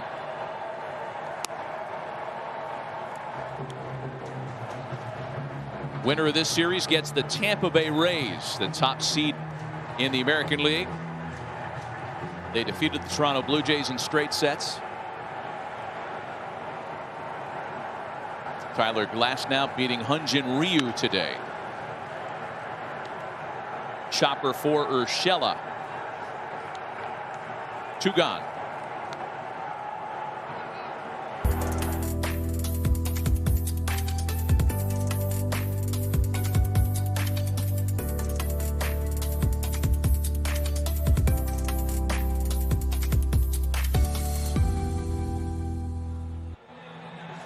Two out, bases empty for the number 9 hitter Delano DeShields.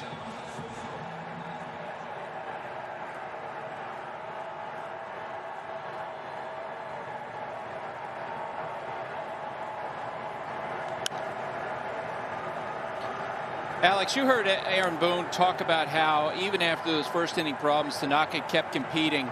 How would you describe the faith that Tanaka has engendered among his teammates? I mean, it's off the charts. I mean, this guy's the most professional guy, goes out there and is a warrior. And he has so many ways to beat you. Nice little bunt here. And that's one way right there, Buster. Wow, you made that play look a lot easier than it was. Look at him flipping it around like he's Omar Vizquel. Such a big part of the complete package. And the flip.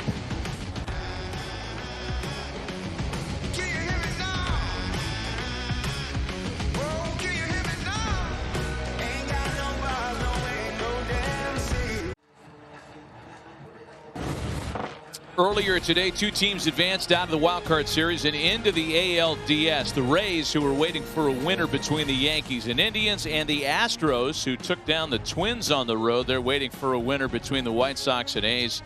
That series all tied up at 1 win apiece.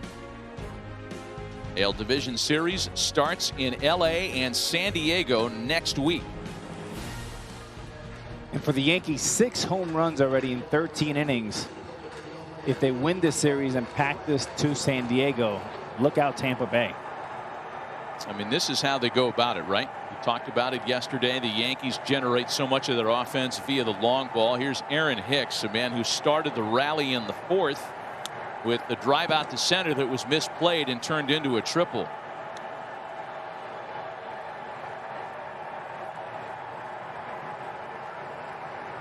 Half the Yankees' runs during the regular season came courtesy of the homer, the highest percentage among American League teams.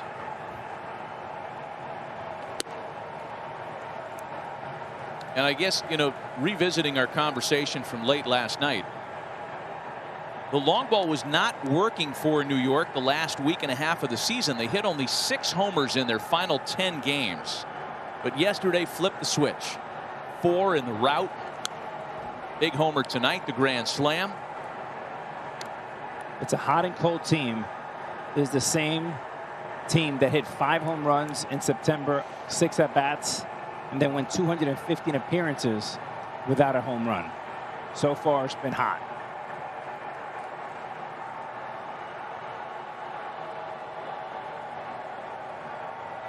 Two balls and a strike to count to Aaron Hicks.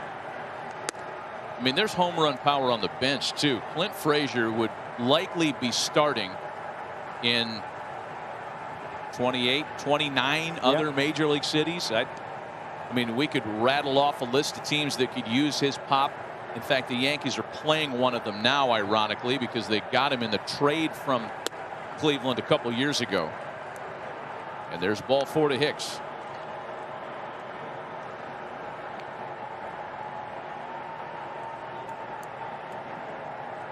Speaking of power, we'll add average to the conversation. Luke Voit wins a Major League home run crown.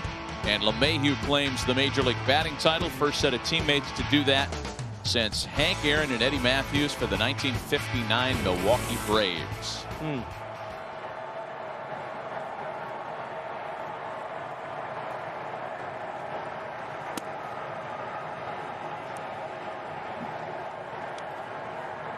Voit had a nice plate appearance after the Hicks triple in the 4th. He was behind a ball and 2 strikes and then worked the walk. Carrasco would then walk Stanton. That was the end of his night. Moved to the bullpen, and Urshela hit the grand slam. 2 balls and no strikes.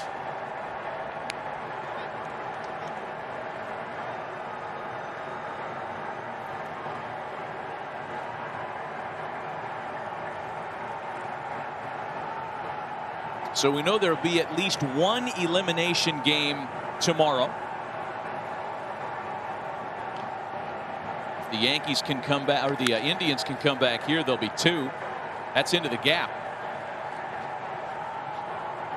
Hicks around to third, runners at the corners with nobody out.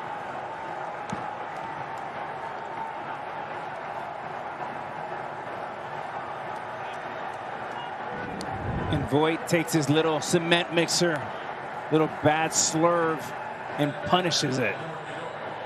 Off the back leg, balanced behind the baseball.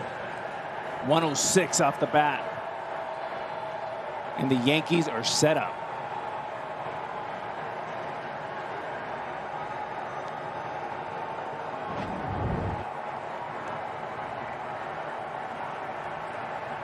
So trouble brewing for the Yankees. Cal Quantrill and Tristan McKenzie are up in the Indians bullpen.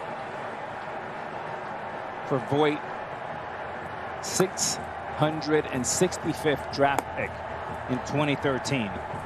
Since joining the Yankees, higher OPS than both Stanton and Judge. Wow. Yeah, that trade sending Luke Voit to the Yankees, I mean, that's going to go down as one of Brian Cashman's finer moments, and there have been a lot of them.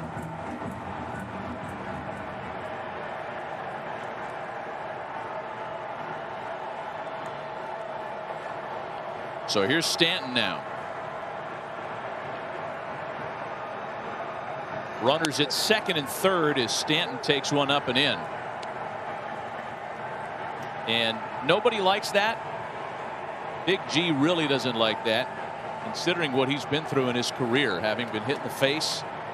That's why he wears that protective flap over the mouth.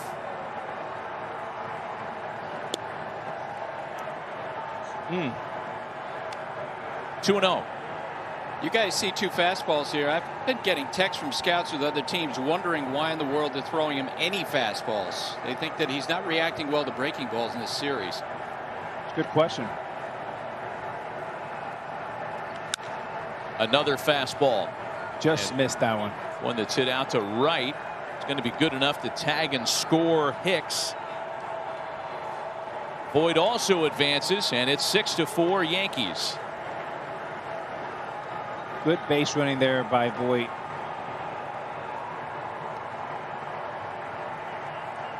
And a very productive at bat for Stanton. Drives in a run and moves the runner over to third base, keeping the line moving.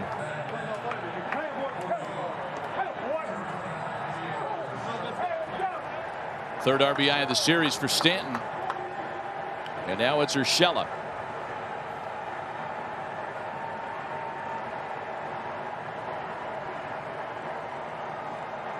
Phil Maton trying to keep this close and give the Indians a puncher's chance. Cleveland had a lot of trouble during the regular season manufacturing offense. Team that averaged just over 4 runs a game, the smallest total among American League postseason teams. And a comebacker. Maton's got Voit in a rundown. They get the lead runner a big out, and there are 2 gone. That's a huge out, and Voit looks like he got hurt a little bit. Again, wet ground. I'm sure they're gonna, Steve Donahue will take a look at him, the head trainer of the Yankees. You see him slip right there, and then was hobbling a little bit as he went back to the Yankees dugout. Should be okay.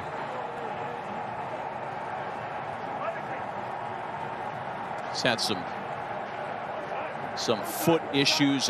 We'll call them injuries, discomfort that he's played through all year long. Oh, he called him a balk. He sure did. Just when it appeared Maton was going to get out of the mess, he balks Urshela into scoring position. Now, Matty, as a hitter, the minute you hear balk is a free swing. So this ball's right down the middle. If you're Torres, just take a hack at it.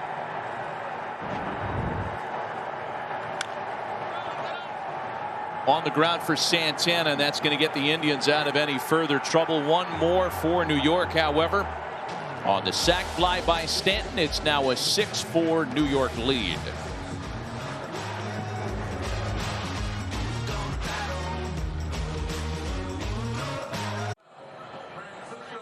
Create custom reels and search over 3.5 million videos this postseason. Watch, create, and share only at MLB.com/filmroom.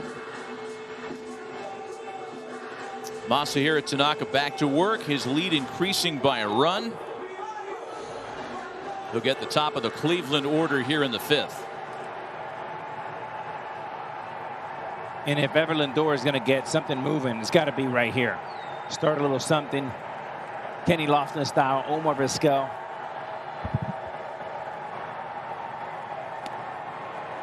It has been a curious late season valley that Lindor finds himself in.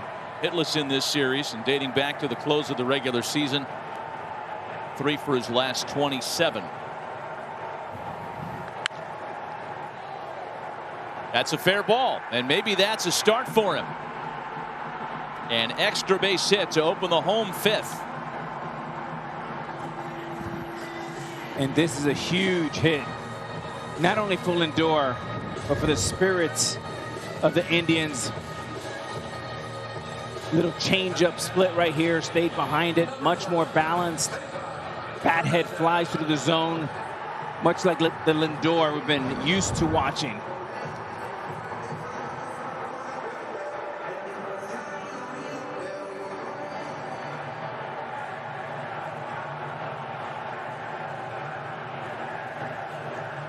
So a runner in scoring position now for Cesar Hernandez, who's doubled and scored tonight. 2 for 6 in the series thus far.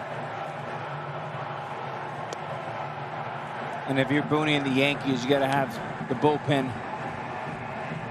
There it is. Chad Green. He's been up for a while. He's hot. He's ready to go.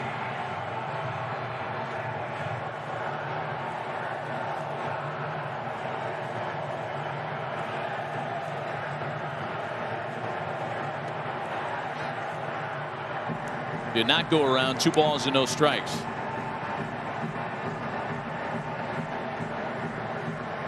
Dodgers and Brewers are underway, and Los Angeles is already on the board in the bottom of the 1st. A Mookie Betts double and 3 Brent Suter walks. This made it 1-0 LA.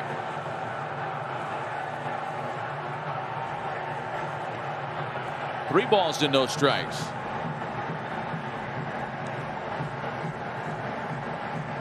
And this will probably be Tanaka's last hitter either way. Gets him out or gets on base. Yeah, you got Ramirez coming up next, and then Santana, the beefy part of the order. 3 balls and no strikes to Cesar Hernandez.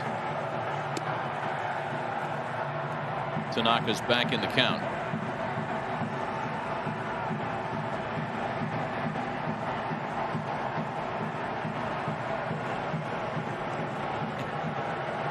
That's a garage outside the left field wall. That's about as close as the fans can get.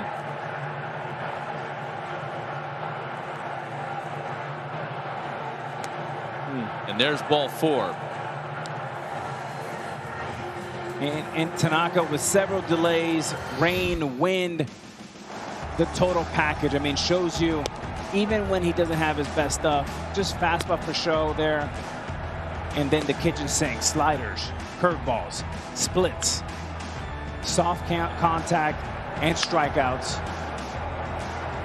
And then moving around like a cat with the flip. He will exit with a 2-run lead after the double and the walk. Nobody out in the 5th. First Yankee pitching change of the game. Cleveland right back in it. We'll be right back.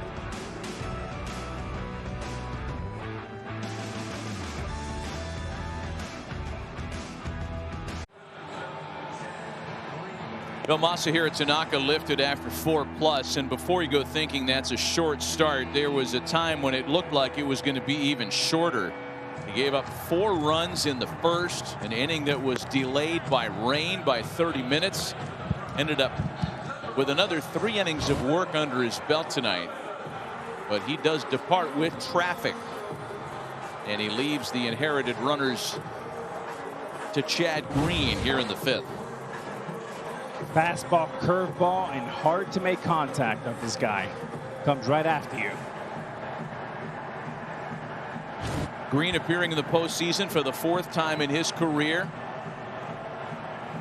Did a little bit of everything this year. Closed a game, earned a save. He was used as an opener. Tight breaking ball in for a strike to the dangerous Jose Ramirez. Dominates lefties. 3 for 40. 15 strikeouts.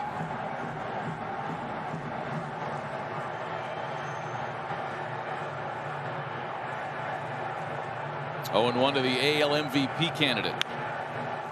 And Ramirez with a ball into the corner. That'll score Lindor easily. Hernandez will be right on his heels. And Cleveland's come roaring back. A 2-run double. And this one's all knotted up at 6.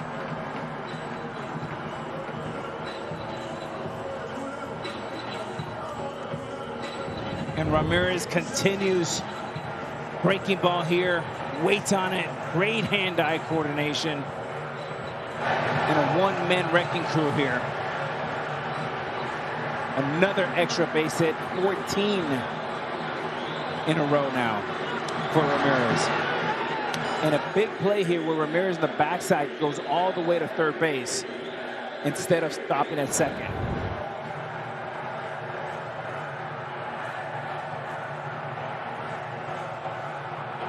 They're taking another look at the play at the plate. It appeared that Hernandez got in front of the tag, though it was a lot closer than it looked like it may be when the relay play was made. Take another look at it again. I'm not a fan of this slide around the plate and then reaching back. Just go straight into the plate, straight into it with you. You're just giving Gary Sanchez more time to make the tag. If you go straight in. I think they got it right. Yeah. If that throw didn't bring Sanchez off his feet, he's out easily. They got him. And it would have been a huge mistake there to make the first out at home plate. If the call stays, the Indians catch a break there big time.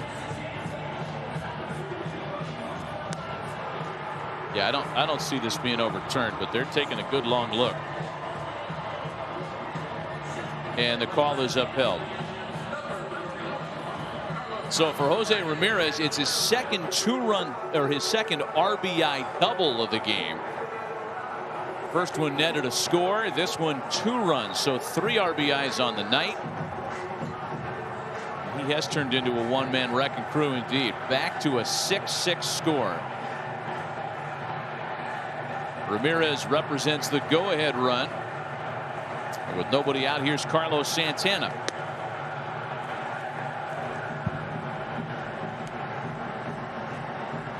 And Boone the Yankees manager can play the infield in or back with no outs.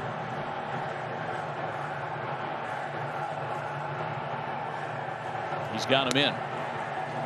And a rip and a miss 1-1 on Santana. And I'm thinking Green is going to go straight gas, top of the zone. Back-to-back breaking balls to Ramirez. He got beat with his second pitch. Is that John Adam, or is that an imposter drummer? I don't know that that's the famous John Adam, the lone Indians drummer. Suggestion was just made in my ear by one of our sarcastic colleagues that might be John Quincy Adams. It's not him either.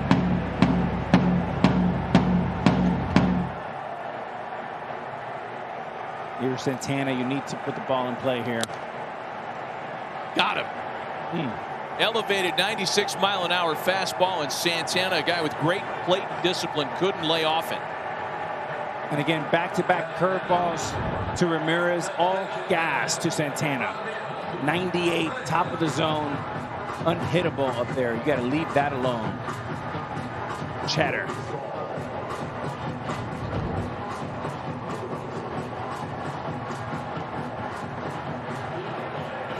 So Green now with 1 away, and it'll be Franmil Reyes, who's been conspicuously quiet in the series, hitless 0 for 5.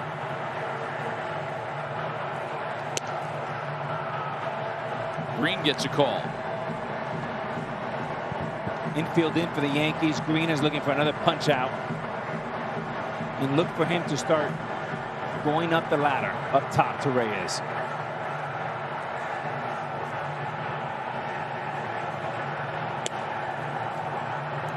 Sanchez trying to frame one that was about 1.5 feet off the corner.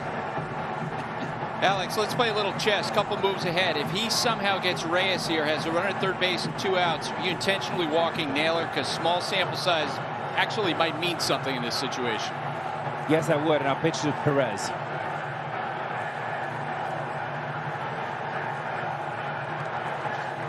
I like that look-ahead exercise.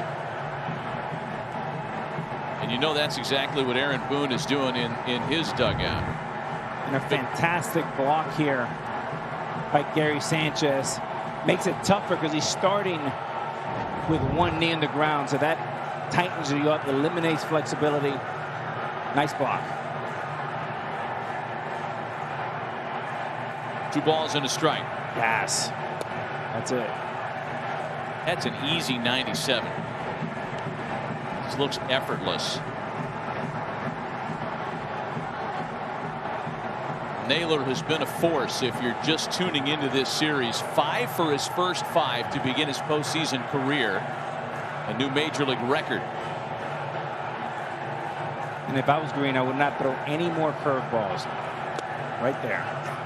Takes care of Reyes with the firm 95. And that's the second out of the inning. Let's check into the studio with John Brickley. And Matt, time now for tonight's wild card roundup, brought to you by Coors Light. Not the type of start that the Brewers envisioned. Brent Suter surrendering back-to-back bases-loaded walks to Will Smith and A.J. Pollock. 2-0 L.A. Corbin Burns, Devin Williams not in this game for the Brewers. L.A. right now up 2-0 in the second. Yeah, Brick, boy, if you're a Brewers fan, that could have been a whole lot worse. A leadoff double and 4 walks, and L.A. comes away with only 2 scores. And Buster, they read your mind. They're talking exactly what we were talking about earlier.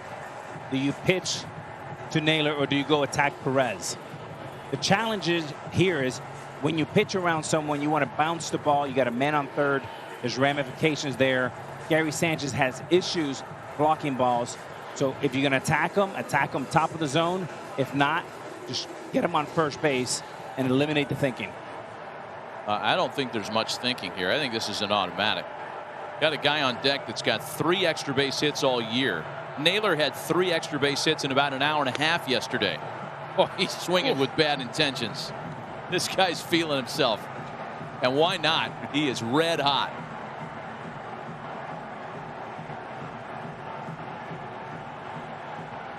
Mano a mano, a little stare down. Another fastball, top of the zone.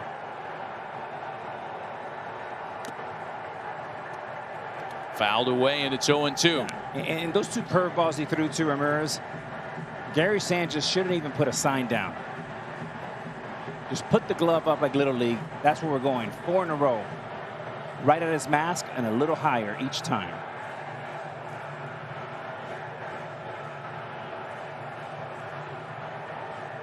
Green yielded the 2-run double to Ramirez, struck out Santana, struck out Reyes.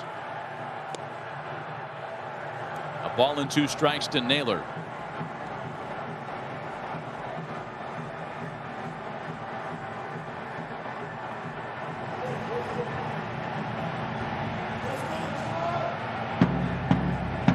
Taking some guy to the clink. What did we just look in on?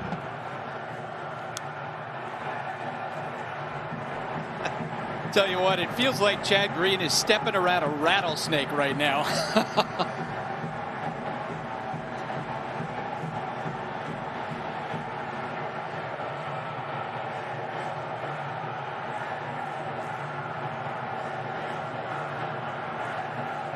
Ball and 2 strikes.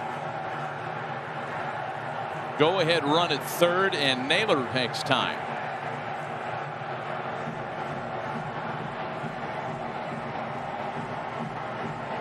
But these are the 2 guys that have done all the lifting for the Indians.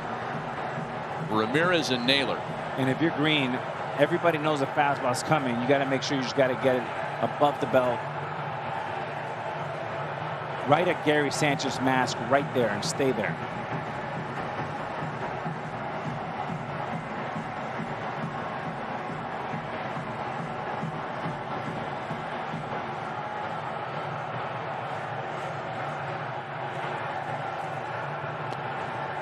Dropped a breaking ball on him and missed with it. 1-2.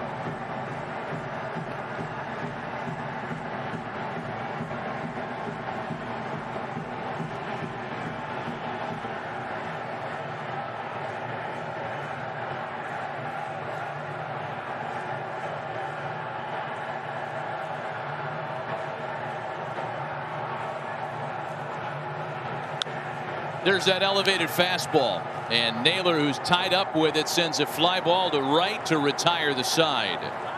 No further damage, but Jose Ramirez has made his mark tonight. His second and third RBIs of the game, good enough to tie it. We've played 5, a 6-6 tie.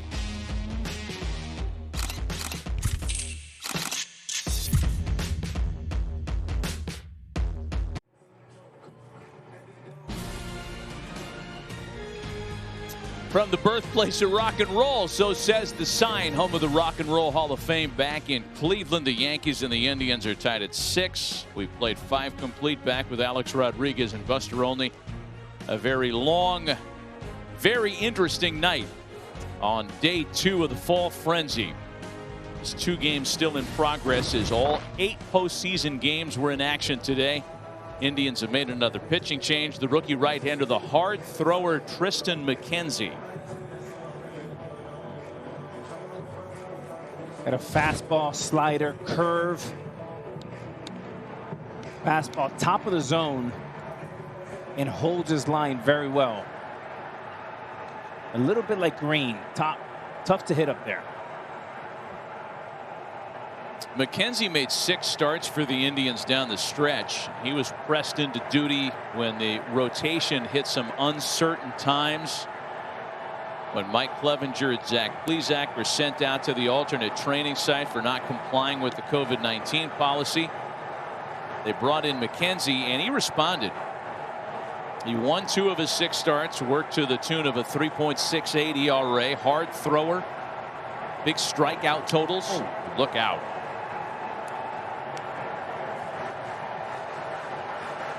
This is McKenzie's postseason debut, of course, in his rookie season. 2-0 to Brett Gardner, who's able to brush that off.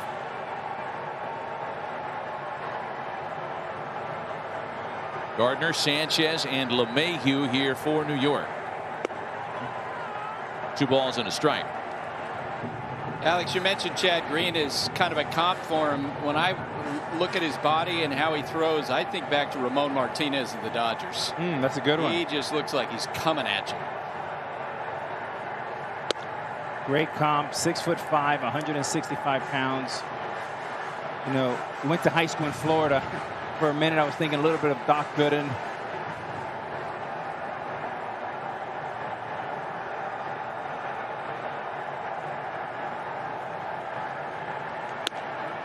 Full count to Gardner now, 3-2.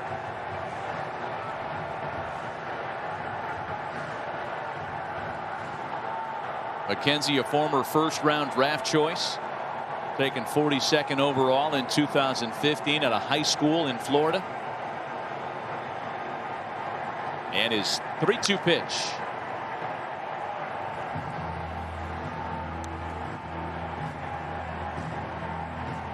Doesn't it feel like we should be in like the 7th or 8th at this point? We're not? We're not. I love it. 6-6 in the 6th. Great game. Indians playing for their season. Yankees looking to advance. Still the full count to Brett Gardner. I played with Brett for a handful of years. Old school, blue collar. Only guy in the team did not want a walk-up song. Drove from New York to his home in South Carolina. When he got there, he realized he never turned on the radio. He is just the blue collar, the heart of that team. Never wanted a walk-up song, huh? I spent hours trying to figure out what song from Jay-Z I wanted. don't know that I've ever known of a guy that doesn't want anything as a walk-up song. He's a grinder, old schooler. Loved him as a teammate.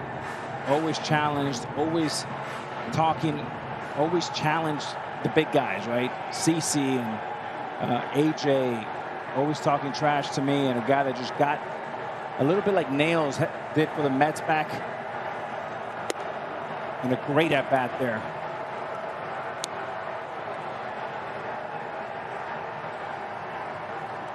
Hugo of Hair by Hugo believes every customer deserves the personal touch. I'm the Hartford Buck, and I believe Hugo's business does too. With insurance designed for your small business, the Buck's got your back. Leadoff walk in the Yankee half of the 6th, and now Gary Sanchez, who's 0 for 2 tonight. Big at bat here for Gary Sanchez, who's been under the spotlight of New York City. One swing can turn things around here for Big Gary. A drive out to right field. It's carrying Naquin all the way to the wall. He leaps and it's gone. Gary Sanchez has untied the 6-6 score, and the Yankees go back out on top.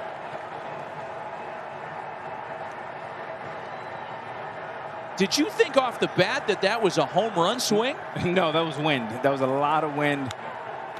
It went track, wall, home run.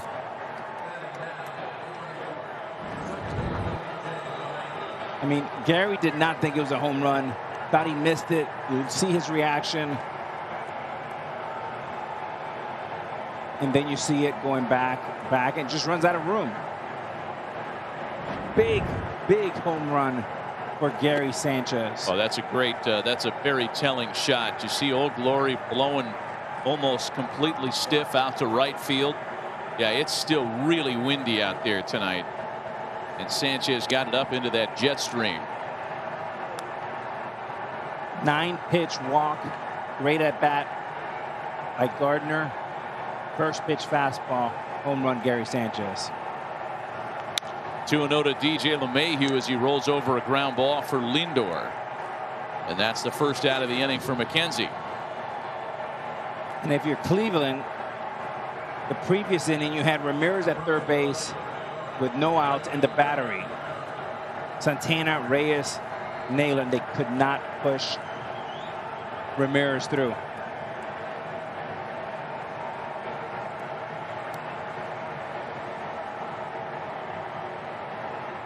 Two runs in, one away now for Aaron Judge, who's been held hitless tonight. On a couple of hops for Ramirez, who double clutched and almost cost himself a chance at the out, but he's able to get Judge 2 gone. You know, the strength of this Cleveland Indians team is the starting pitching. Bieber and Carrasco, 12 runs in 8 innings.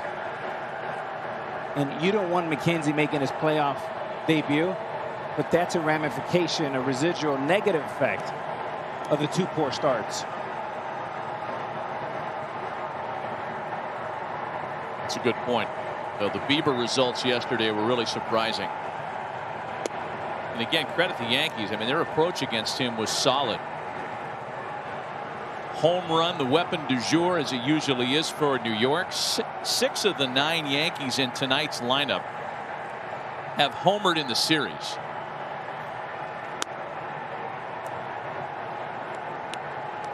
Two balls and no strikes to Aaron Hicks.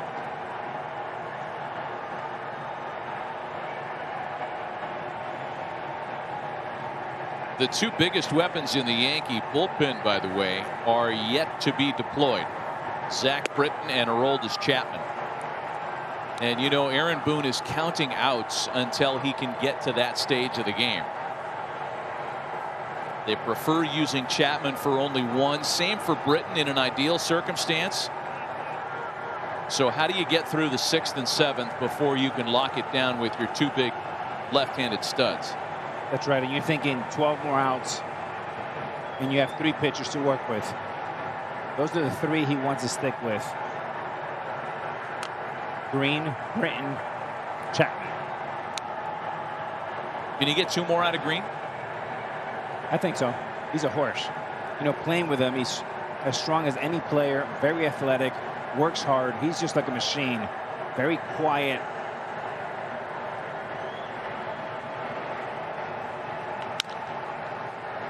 Hicks with a chopper up the middle, cut off by Ramirez in the shift. Side is retired, but not before the damage is done. Gary Sanchez gets into the act, his 2-run homer, making it 8-6 New York.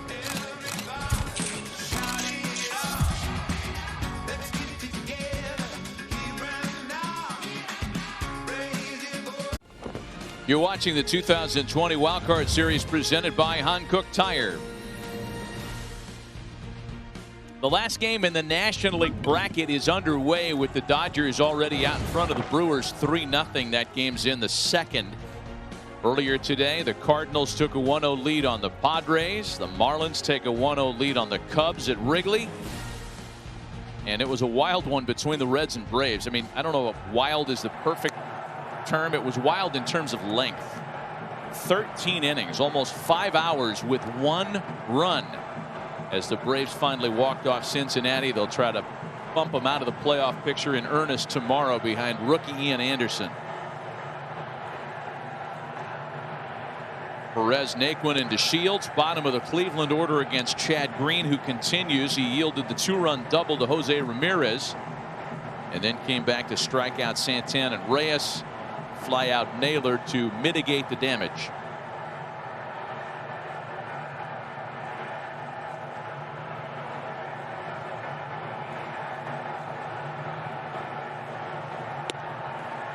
Two balls and a strike.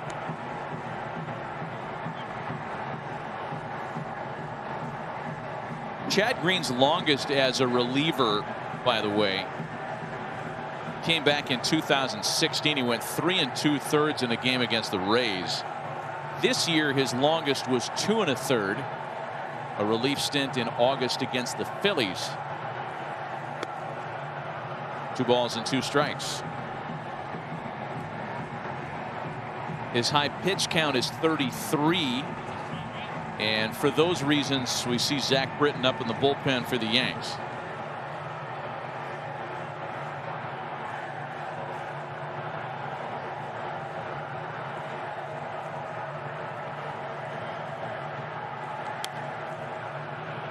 Still 2-2.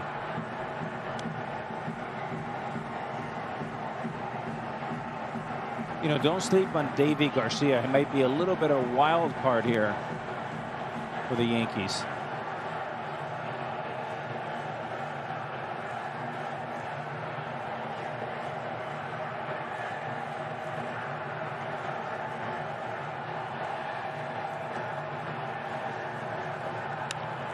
Two pitch to Perez, sent out to shallow right, and that's going to dump in for a leadoff single.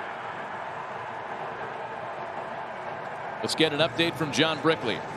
Matty, earlier you mentioned the Dodgers took a 3-0 lead on the Brewers. This is how it happened. Brent Suter couldn't even get out of the second inning. He had 4 walks in the first, then gave up an RBI double to Mookie Betts, who's part of the MVP conversation in the National League. 3-0 Dodgers now in the bottom of the second. Yeah, Brick, thanks. I mean, a lot of people gave Milwaukee a puncher's chance if they had Devin Williams, if they had Corbin Burns, but they don't have either one of those guys. Brett Anderson goes down. He's not available, so the pitching thin Brewers challenged even more so against the 8-time division champs, the bullies in the NL West, that is. There's Tyler Naquin now.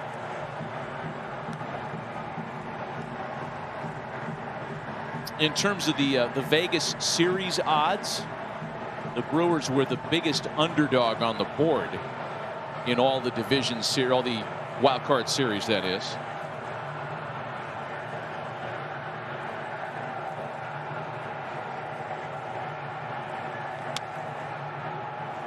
A ball and a strike to Tyler Naquin.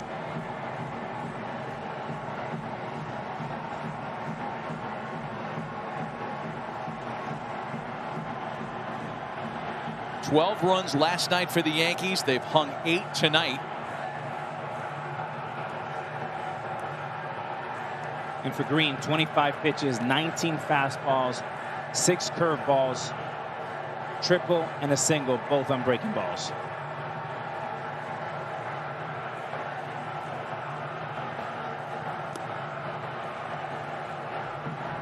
And that pitch, 2 strikes. That pitch, Matty, right there has been unhittable.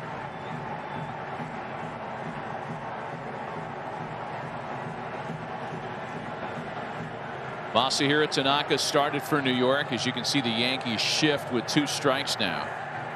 They load up the right side of the infield.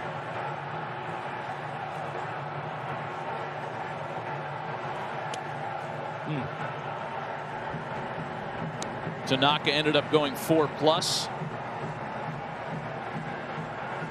Green the first of what Aaron Boone hopes will be 3 relievers to pitch tonight. Unless something goes sideways and somebody runs into trouble, Green, Britton, and Chapman is what the Yankees hope can take them the rest of the way tonight. Long way to go, 12 outs.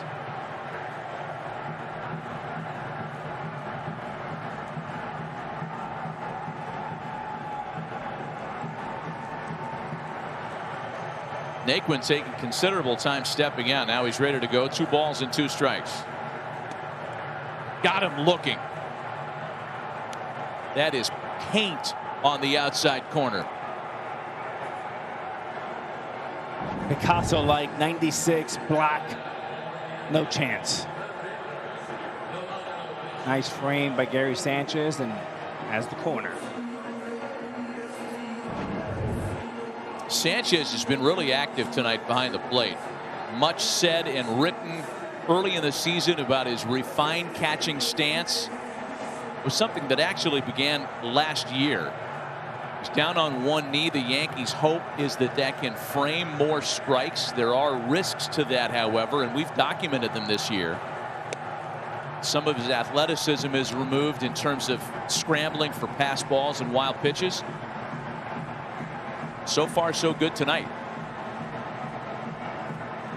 0-1 to Delino DeShields. You know, there was even a question tonight, Alex and Buster, if Sanchez would be in the lineup. Well, Matt, that's exactly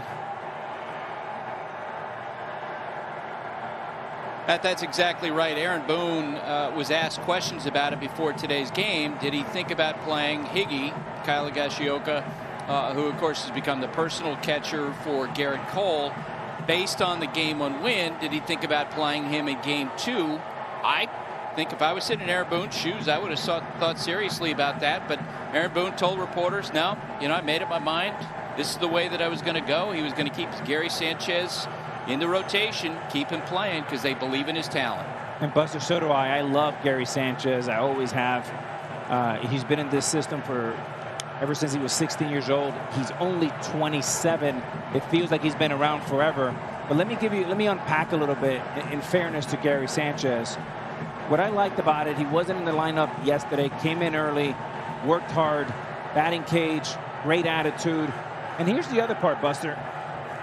This is the 3rd catching coach he's had in 5 years. Tony Pena, Jason Brown, Tanner Swanson.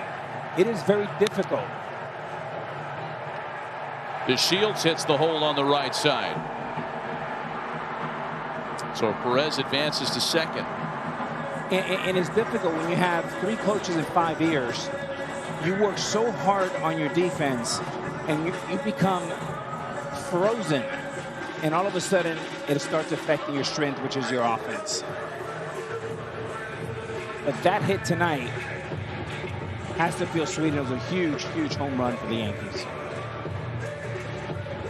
Top of the order coming up for the Cleveland Indians, and Aaron Boone's going to make a pitching change. Zach Britton summoned from the pen, and we'll be right back.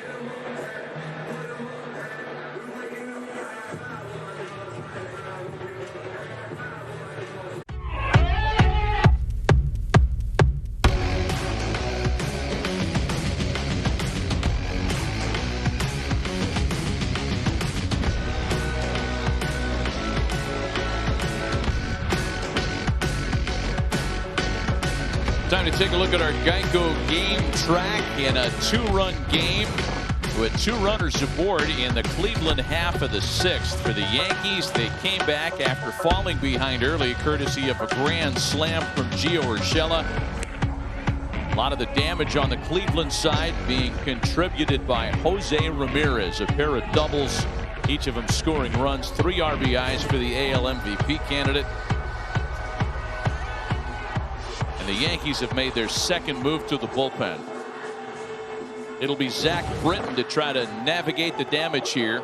Runners at first and second, 1 gone. Britton outstanding during the regular season in 20 appearances, a 1.89 ERA, his lowest since his career best year in 2016 when he was an All-Star and finished the season with a .54 earned run average. No secrets, 2 pitches, sinker and a curveball.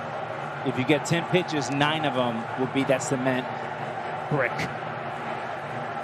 The top of the order, Francisco Lindor, who doubled and started a 2-run rally in the 5th that tied it.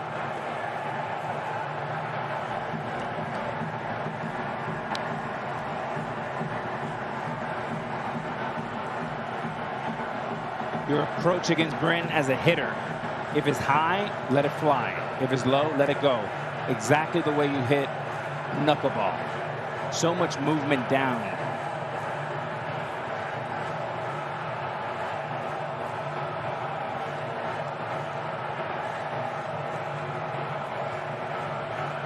The few head-to-heads in this matchup have gone Britton's way. Lindor 0 for 2 with a couple of strikeouts. There aren't many Indians with any kind of numbers against Zach Britton. No swing, and it's 2-0. Britton wants to induce a ground ball. Lindor wants to get a ball up and get it up in the gap.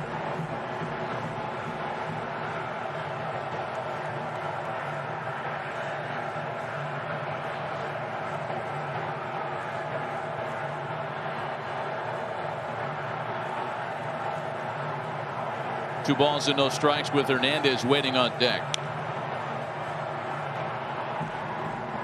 2-1.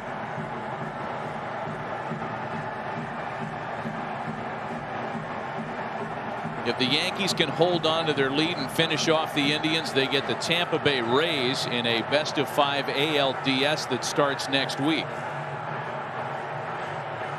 Cleveland trying to come back to prolong this wild card series and give them a chance to do the same. Draw a date with the Rays. They'd have to win tomorrow should they come out on top.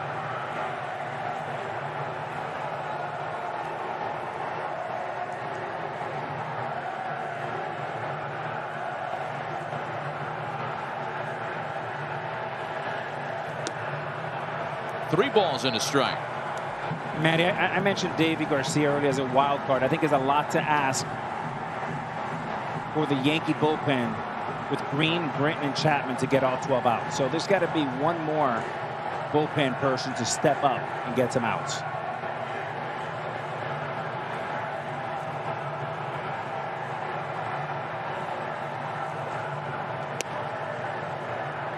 Right on the periphery of the strike zone to make it 3-2.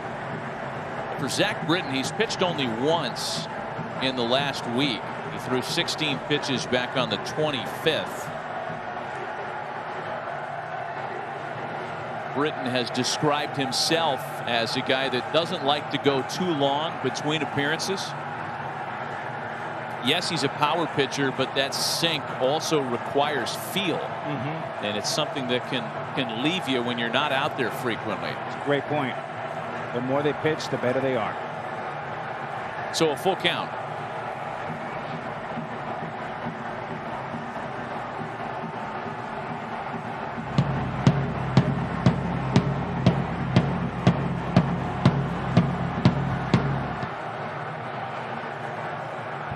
Biggest pitch of the game so far right here. The 3-2 to Lindor. Put in play for Urshela to second for 1. LeMahieu's relay in time for the double play. Exactly how Aaron Boone wanted to draw it up. Get your sinker ball pitcher into the game with runners on, get the grounder, and get out of the jam.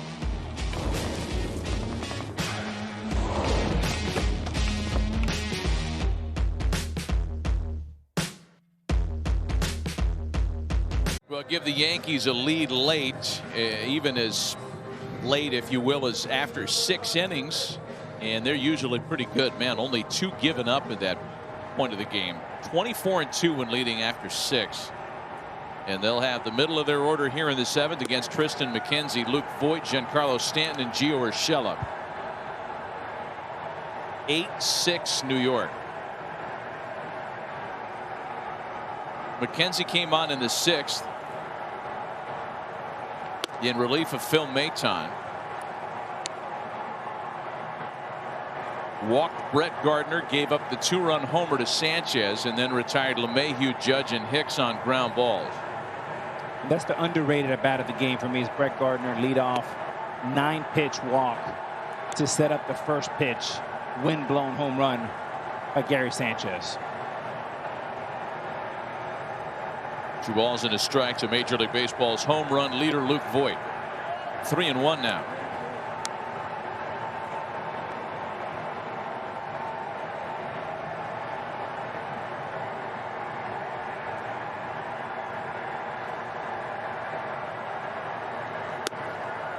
And there's ball 4. So for McKenzie, the 7th inning opens the same way the 6th inning did with the leadoff walk.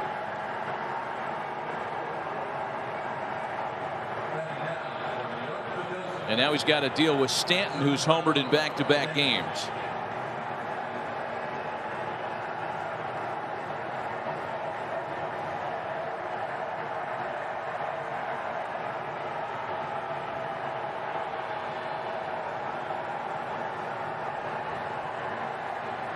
Tristan McKenzie was born in Brooklyn, but he grew up in Florida, as we mentioned.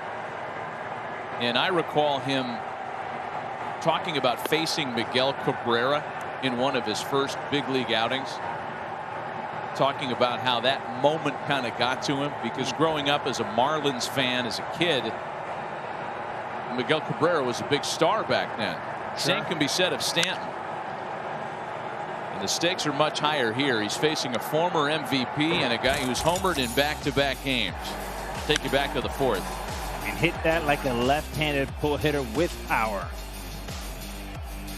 Bomb.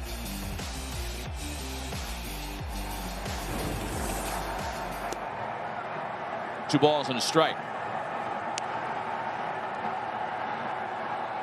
Veterans in one bullpen, rookies in the other. So far in this series, we've seen the difference. Nick Wittgren is up in the bullpen behind McKenzie.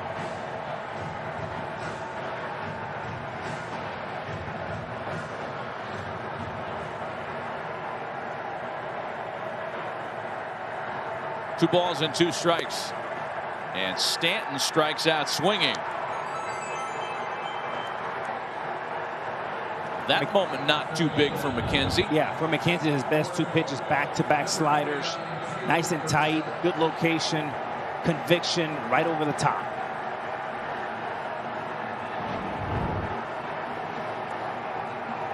Well, the Indians like this young man a lot, and they think he's going to project as a mid to top of the rotation starter over time.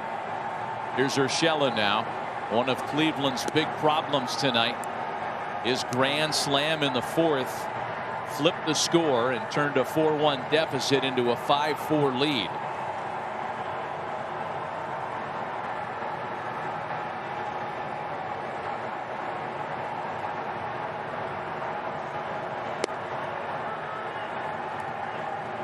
One.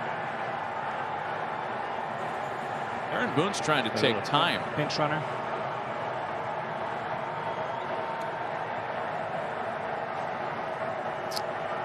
Yep. Tyler Wade's going to run at first for Luke Voit.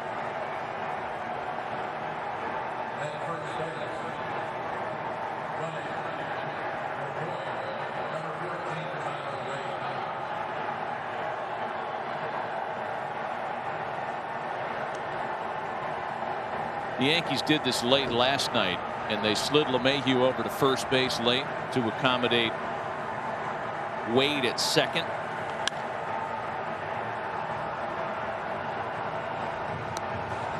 Let's take you back to the fourth. Payoff pitch, fastball down. And that's a long ways out there. Yeah, 432.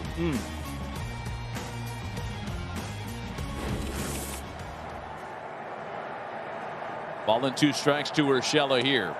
And McKenzie locks him up. McKenzie feeling more comfortable with that slider. Perfect pitch. And a good call. Back-to-back strikeouts with the curved slider. So now Gleyber Torres, who homered in a 4-for-4 night yesterday, has walked twice in this one and grounded to first.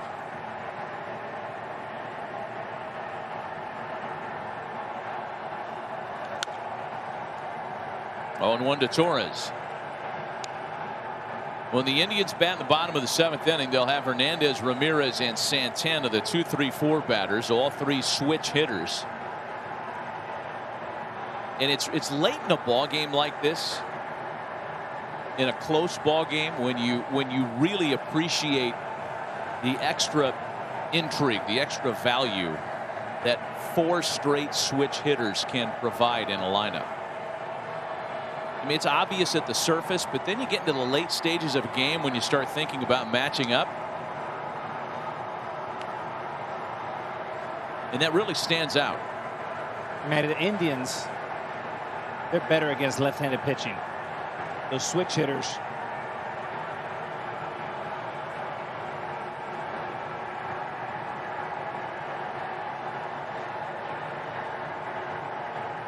Oh, and 1. And Matt, to your point, you know that Aaron Boone, the Yankees manager, wants to match up Adam Ottavino against a string of right-handed hitters. You're just not going to have that when you face the Indians. Yeah, it's a good point. And that's what the emergence of Josh Naylor has done.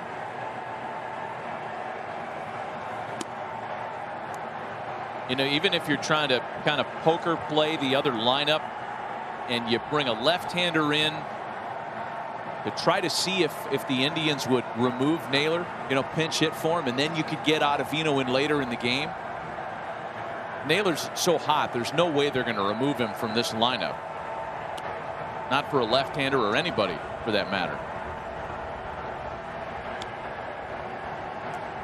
2 balls and a strike.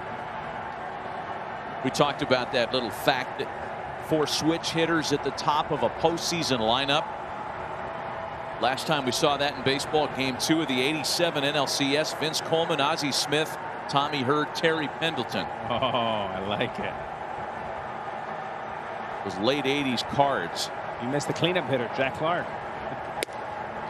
Yeah, not a switch hitter, but yeah, True. You're right. But you know, you need that guy in the middle to break everything up.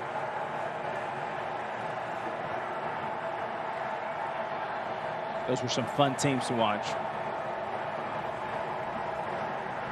I think Clark might have been hurt that year. That was the year he was hurt. That's why they had the 4 straight switch hitters. Full count now.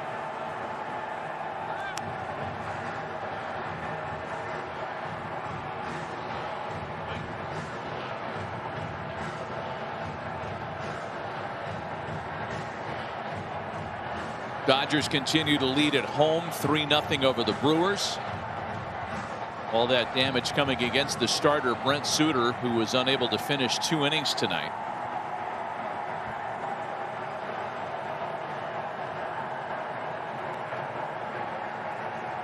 Full count, 3 balls and 2 strikes to Gleyber Torres.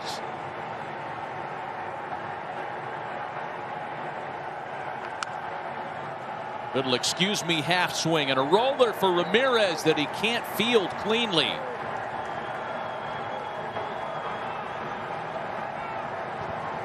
An excuse me base hit, his 3rd infield hit in 2 days. Little check. Oops.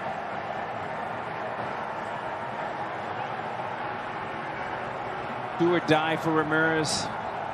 Wet grass.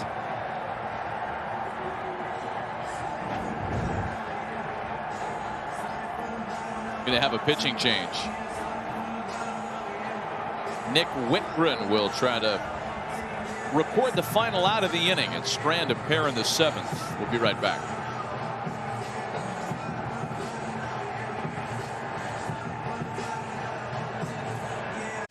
The Brewers are on the board in Los Angeles moments ago. Orlando Arcia touches up Walker Buehler with a man on. And it's a 1-run game at Chavez Ravine. Brewers prohibitive underdogs in this one. Orlando Arcia is not a guy that hits a bunch of homers, but that's his 4th career postseason home run. Impressive. And a big one. Becoming kind of a problem for LA. Hit 2 against him in the 2018 NLCS. Here's Nick Whitgren now to try to extinguish the threat in the 7th. Runners at first and second, 2 gone.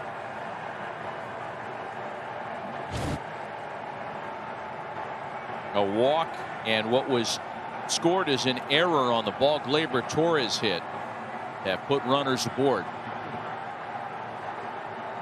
Tough error. Brett Gardner has walked twice and struck out tonight. 0-1.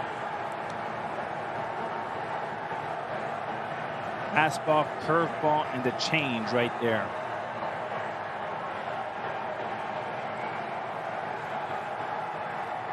The former Purdue Boilermaker closer, decorated collegiate career.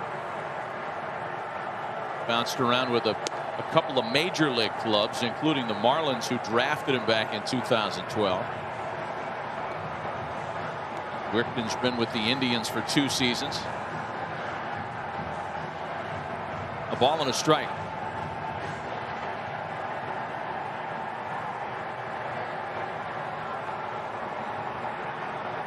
Reverse split guy. More effective against left-handed hitting this year. And there's why, Matty, is that changeup. Turns it over nicely.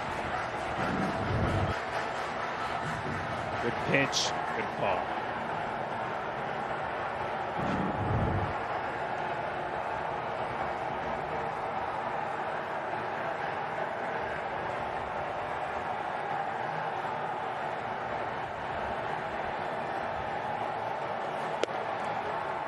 A called strike 3. Whitgren comes out of the bullpen, punches out Brett Gardner, and strands a pair. Going to the bottom of the 7th inning, and it's still 2-run game.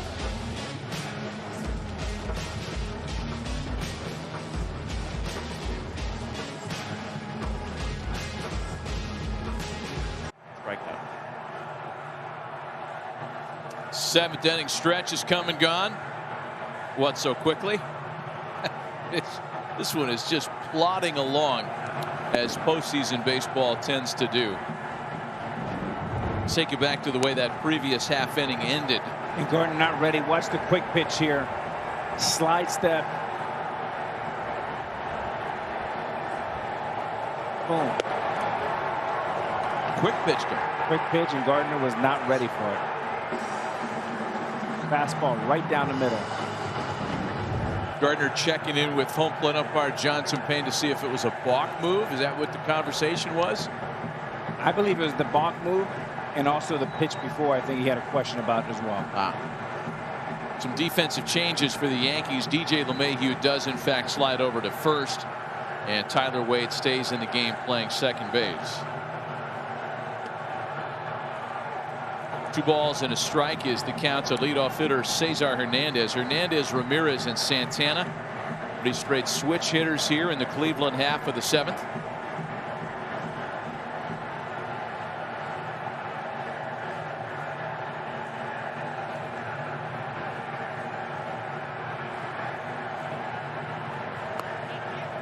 Two, 3, 4 for the Indians here.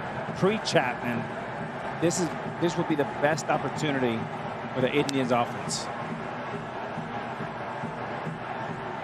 I mean, does it just feel like every count has been behind? Yeah, and for that reason, if I'm Hernandez, I'm taking another one. Make him throw 2 strikes.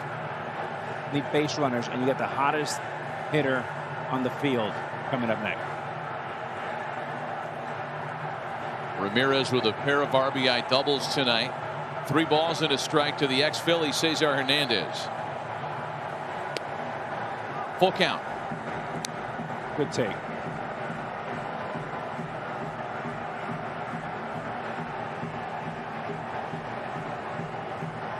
Hernandez doubled and scored in the first. Led the American League with 20 doubles during the regular season. Can't lay off that high pitch. A swing and a miss, and there's one gone.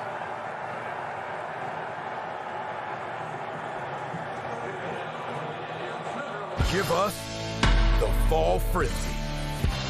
It's a postseason we've never seen before. Anything can happen. Give us the Wild Card Series. Continues tomorrow on ESPN and ABC. Big strikeout because it keeps the bases empty for Jose Ramirez, who has had a big night. He's driven in 4 in the series, 3 of them coming this evening on a pair of doubles.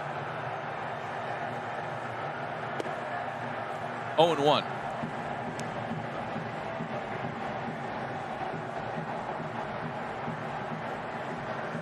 Britton and the Yankees would like to make this the last time they have to face Jose Ramirez tonight. Sharply hit to shortstop. Torres to LeMahieu, 2 away.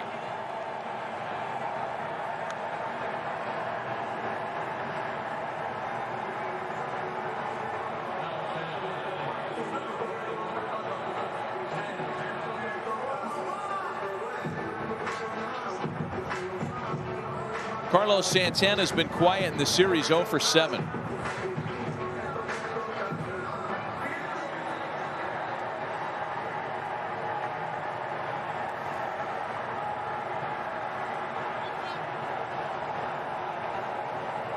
Nobody up in either bullpen at this stage of the night. And the first pitch from Britton floats high. Zach Britton talked about this spring and early in the season his willingness to throw the breaking ball much more so than in past years. Feels like he's refined that. Wanted to be something more than sinker, sinker, sinker guy. And the fact that it is an effective secondary pitch has, in his mind at least, made him a more complete pitcher. Worked with the analytics department with the Yankees and has gone from 10% to 15% breaking balls.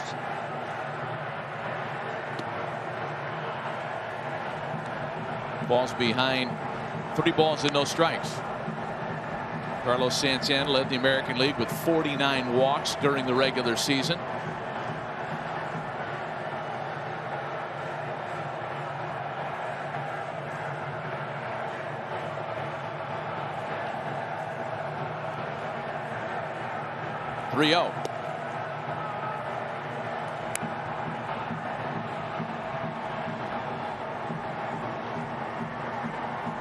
With Reyes on deck, they're looking for a walk and a blast.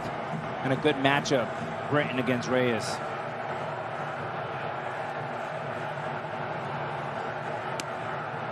And there's ball 4.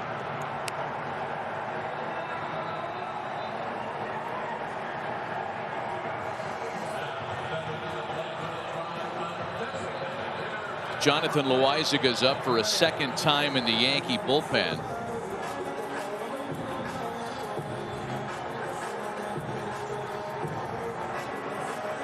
And here's the scenario you just talked about, Alex. It's Franmil Reyes, who, like Santana, has been hitless in the series.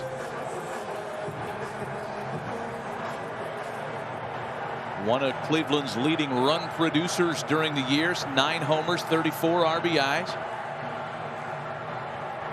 The reason's a good matchup for Reyes. Big guys with power usually like the ball down. That's where Britton lives.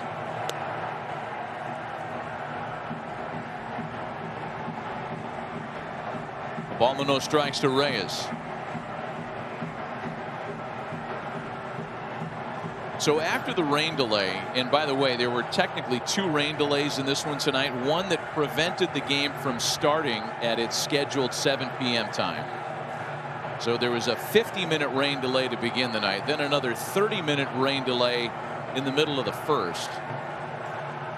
This game restarted at 8:40 p.m. Eastern time. During that time, Game 1 of the NBA Finals started and finished. I can't complain. We're watching baseball. I mean, hey, look, great for us. I love it. Great for us because we like to watch baseball. Trying to grab casual eyes. And a lot of them have something to stumble into now that Game 1 of the Finals is over with. In every at-bat, Matty, you get one good pitch and you just can't miss it. And here it is right here for Reyes. Oh, boy. He knows it, too. Gonna have nightmares about that pitch. Tell by that reaction. By the way, Zach Britton, no home runs allowed, 76 batters faced during the course of the regular season. Got to go back to a Miguel Sano home run last July. 2-1. This will be Britton's last hitter either way. Actually, I take that back. After Naylor. Left-handed bat, the hot left-handed bat next. Yep. Britton would prefer it not get that far. 2-1 to Reyes. 3 balls and a strike. But now you're at risk of facing Naylor as the potential go-ahead run. I'm going to take you inside of Reyes' head right here. If I'm in the box, I missed a 1-0 cookie and I was upset with myself. I'm going to get the same pitch. I can't miss it this time.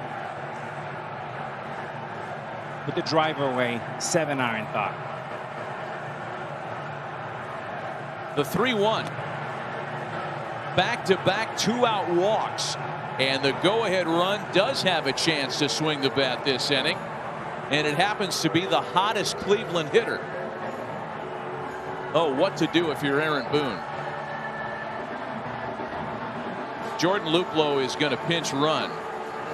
Wait a minute. He's got a bat in his hand. What? Yeah, they're going to go with a right-handed pinch hitter here. That'll probably end up taking Britton out of the game. But the hottest hitter in baseball, I do not like this call at all. Well, neither does Josh Naylor. Wow. So after the pinch hitter was announced, Aaron Boone can go pull Britton. And he's going to make the move for Jonathan Loaizaga. Wow. We'll be right back.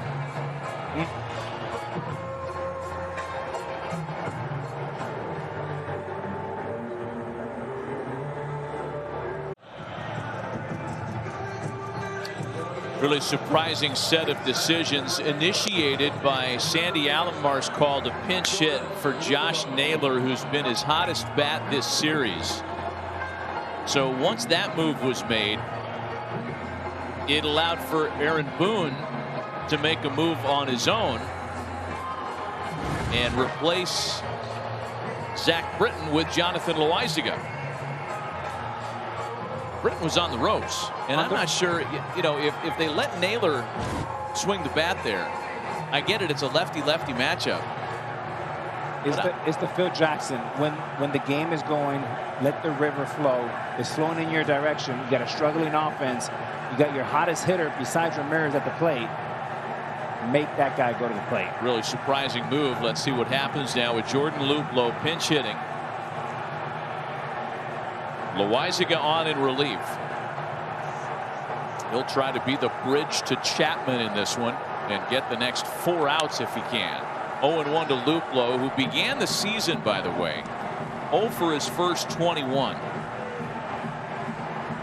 Most of Luplow's damage comes against left-handed pitching, and that's why it became an easy call for Aaron Boone to go to Loaizaga here. Luplow's just 5 for 41 with 12 strikeouts against right-handers.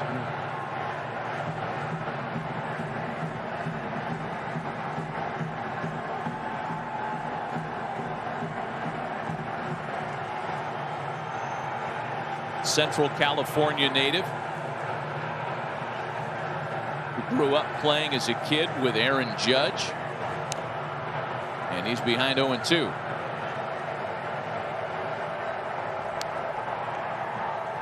I believe he and Judge played together collegiately at Fresno State as well, if I'm not mistaken.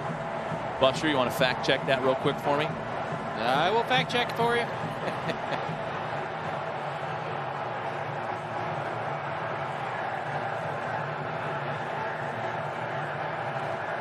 That would be true, man. Got it.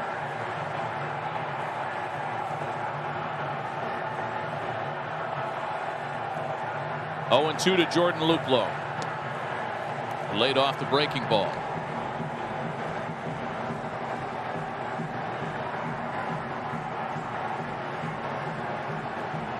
There have not been many quick counts in this game. There have not been many pitching leverage counts in this game. We could go back and tally up the 3-ball counts and the full counts, and we'd have a healthy number. This is a 1-2 count to Jordan Luplow. He represents the go-ahead run. Breaking ball hit in the air out to straightaway center field. That's trouble, and it's off the base of the wall.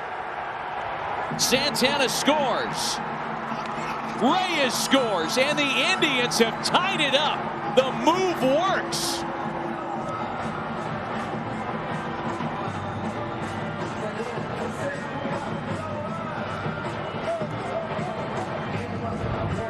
Two-strike hitting, breaking ball here. Good short swing and tremendous carry over Hicks's head. A little wind helped for sure. And a big 2-out, 2-strike, 2 RBIs for the Indians. Sandy Alomar for president. Wow. I mean, Josh Naylor could not contain his disappointment 30 seconds ago.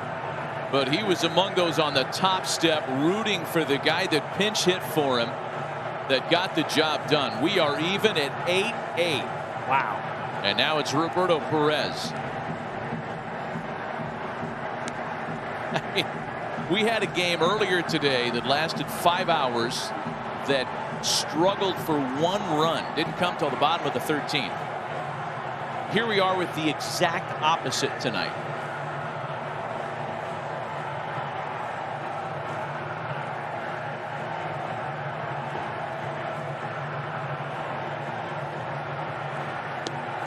You know, it's what you say about moves made by managers. We all like to armchair quarterback, right? At the end of the day, the guys in the uniform know their personnel much better than we do. We're looking at numbers. We're looking at what we think are obvious edges. Credit Sandy Alomar for making the move because it worked.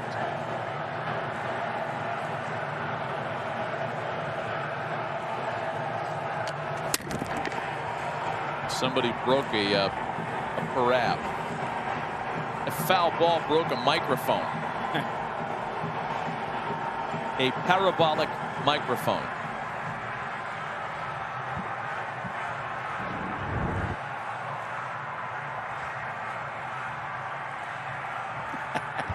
Wow. Broken stuff still makes me laugh. I was amused by the prop comic Gallagher. Still am. 2-2.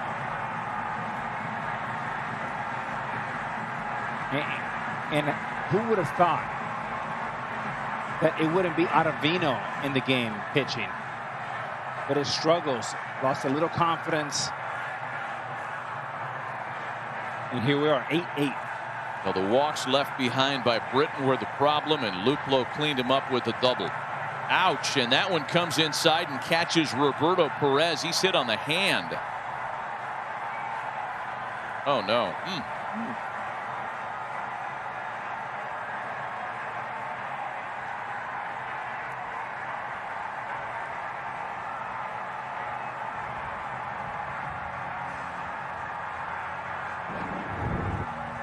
This one's going to leave a mark.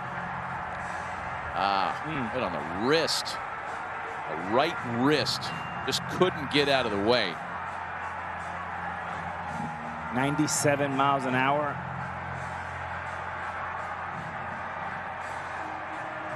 Something very similar happened in the Cubs-Marlins game today. Starling Marte being hit by a pitch and suffering a non-displaced fracture of his right pinky. Anytime a ball hits you around your hands, your wrist. I remember Gene Monahan, X-ray, Gene Monahan, the longtime Yankee head trainer.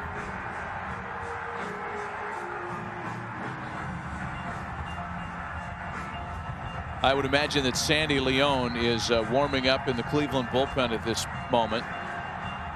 Indeed.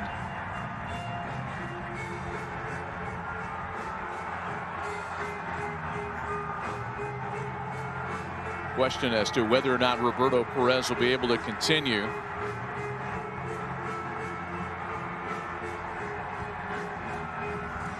He's going to stay in the game to run for himself, and then they'll likely further evaluate at the end of the inning.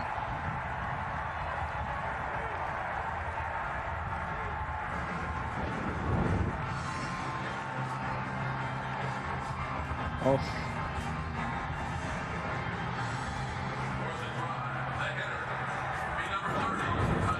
A lot of small bones in the hands, the fingers. We'll take a good look at that after the game. All right, so first and second.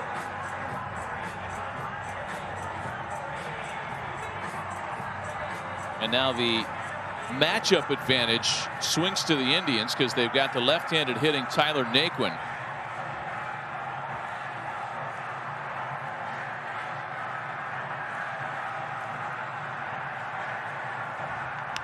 Loaizaga's first pitch to him is hit on the ground. Wade flips it to Torres to avoid any further damage.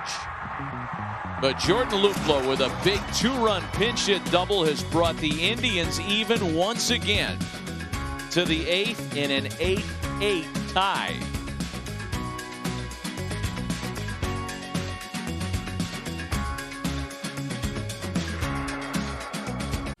The Wild Card Series is presented by Hankook Tire, never halfway. Maverick promoter Bill Veeck guiding the 1948 World Series champion Indians. Ticker tape parade, and the last time Cleveland Indians have hoisted the Commissioner's Trophy. Welcome back. Wild one tonight with Alex Rodriguez and Buster Olney. Matt Vasgersian, some changes. Sandy León taking over at catcher. Roberto Perez, after being hit in the hand, able to run for himself, but that'll end his night there. And then Jordan Luplow, Johnny on the spot, with the game-tying two-run pinch hit double, takes over in left. Sandy Alomar pushing the right buttons tonight.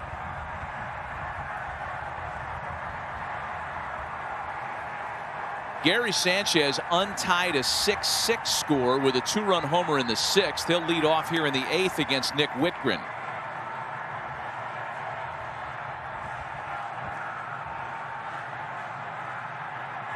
It's Sanchez, LeMahieu, and Judge. Bear in mind, no Luke Voit the rest of the way for the Yankees. Major League Baseball's home run leader was pinch run for in the 7th.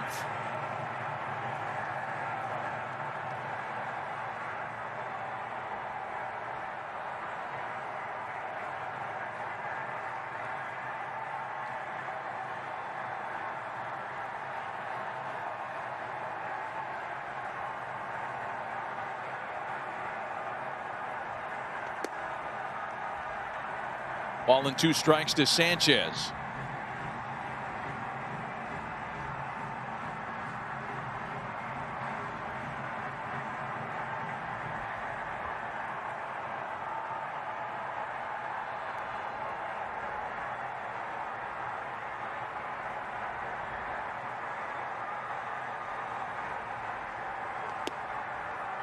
Got him looking. Wow.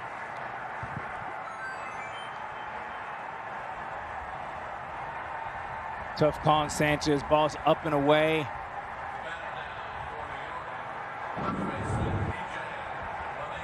A little up, off.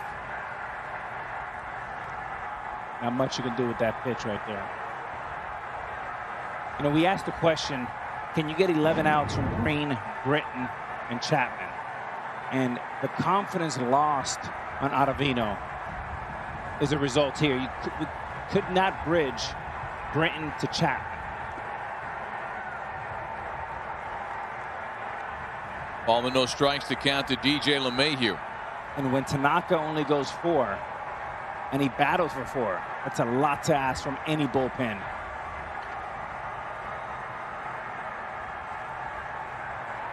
Eight runs on only 5 hits for the Yankees tonight. And Major League Baseball's batting title winner is without a knock this evening. So DJ LeMahieu has been handled, and he is rather due 0 for 4. Welcome to October. We can actually say that now. It's 12:01. Ah. We've been here a long time. I've lost track. It's like we're in a casino today. Honestly, we got here. Oh, I like it. You're getting excited. Here this morning for a noon start that turned into a 5-hour game, and here we are with another long one, and this one playing out much differently. A lot more traffic on base, more runs being scored. A lot of the folks that have brought these games to you are pushing a 19th hour on the job, are behind the scenes folks. Hats off to them. Give me another rack. Presidente, Cerveza, let's go. Talk to me. Oh, yeah. 3-1 to LeMahieu, and he's aboard on ball 4.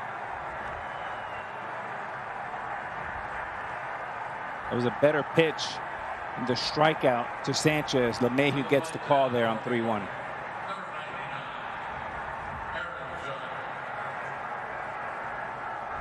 Been a great day. We're going to have another double dip tomorrow if the Indians can push across a run and win this one. This will force a game 3. Same way the White Sox and A's have a game 3 tomorrow. And we've got game 2 tomorrow morning between the Braves and the Reds. Life is good. Baseball, baseball, baseball.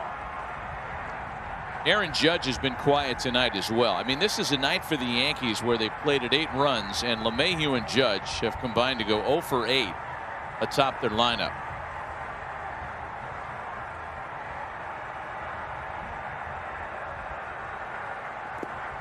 Two balls and no strikes.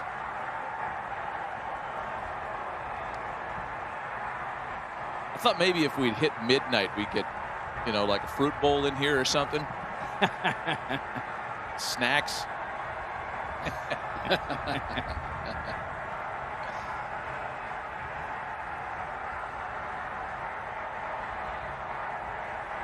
Protein bar. Now you got me hungry. Big pitch here. 2 balls and no strikes to Judge.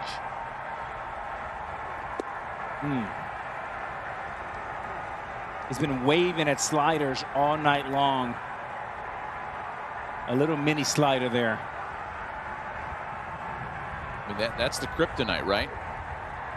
Indeed. And you know, if you're Judge, you want to let that ball travel a little bit more. Look for it up and think right center field, right at that flagpole right there. 3 balls and a strike.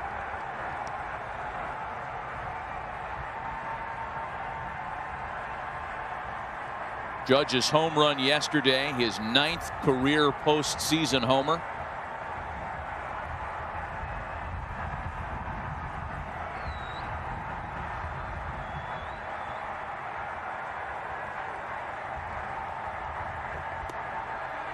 And Judge draws a base on balls.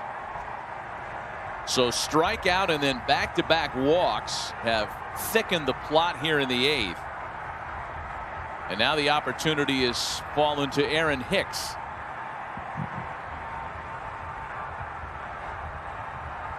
It was 2 walks earlier in the game that led to the salami by Urshela. Well, this is going to be Whitgren's fix to try to navigate his way out of, because there's nobody up in the Cleveland bullpen behind him. We finally see some stirring down there. Brad Hand just got to his feet.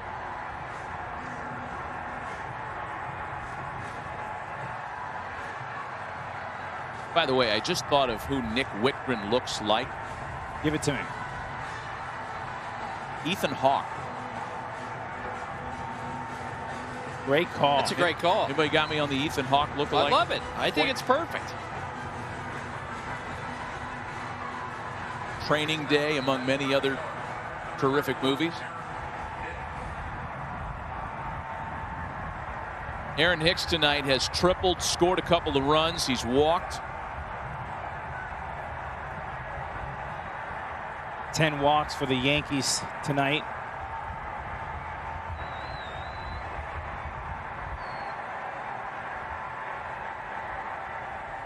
Brad Hand getting hot, as we mentioned a moment ago. Hicks is able to lay off that pitch.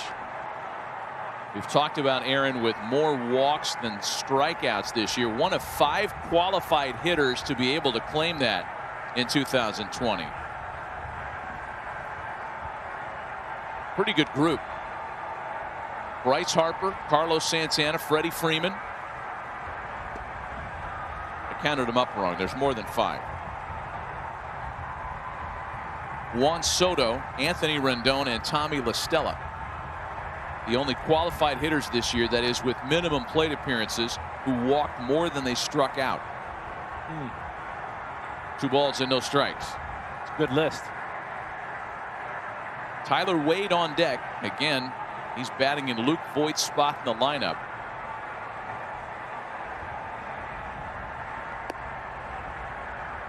Good changeup that time. 3 in a row to Hicks. Voigt was removed for a pinch runner after he drew a leadoff walk in the 7th, and that came with the Yankees on top by 2. Little did anybody know at the time that his bat would still be needed tonight. Yeah, trading leather and legs for wood.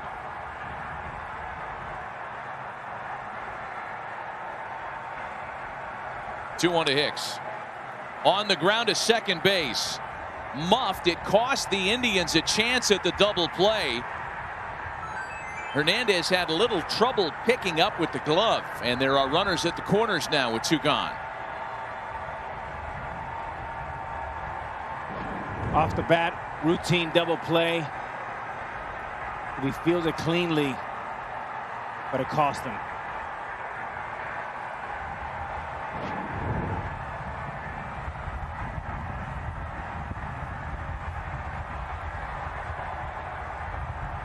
So now again, not Luke Voigt, but Wade, and not Wade, but Clint Frazier.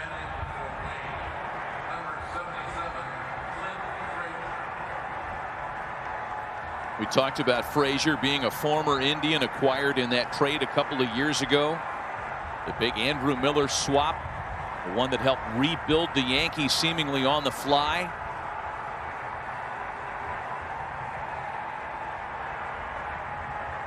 Clint making his first appearance of the series here tonight, with the go-ahead run 90 feet away. Runners at the corners and 2 gone.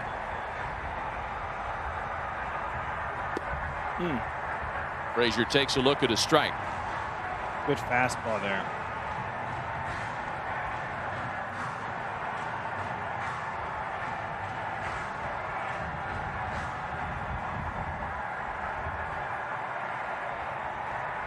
Frazier was on the Yankees postseason roster in 2017. Didn't play in that wild card game, and now he's behind 0-2. So this is technically his postseason debut.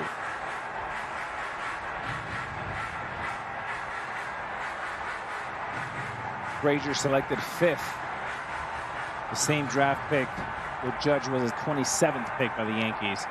And with 2 strikes here, 2 outs, you can put Hicks in motion and maybe try to steal a run here. Good speed with Hicks and LeMahieu at third base. 0-2 to Frazier.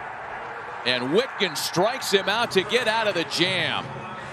He's able to strand a pair of walks and keep it tied in the middle of the 8th. All the emotion of an elimination game in Cleveland.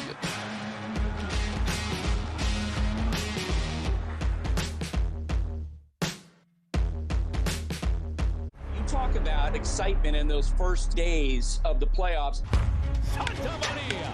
Best of 3 matches, teams be playing for their lives right off the bat.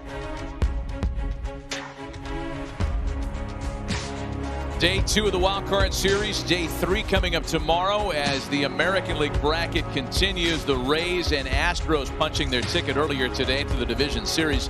They're waiting for an opponent. For Tampa, it'll come from this series, either the Yankees or the Indians. And for the Astros, they'll be watching that Game 3 in Oakland tomorrow between the White Sox and the A's. 8-8 is our score in the last of the 8th inning. Mike Ford takes over at first base. DJ LeMahieu shifting positions once again. Where did DJ end up?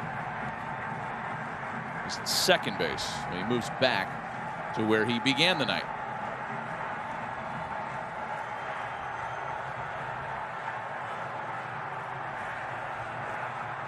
Aaron Boone's got Jordan Montgomery up in the bullpen. A left-hander who can give him length.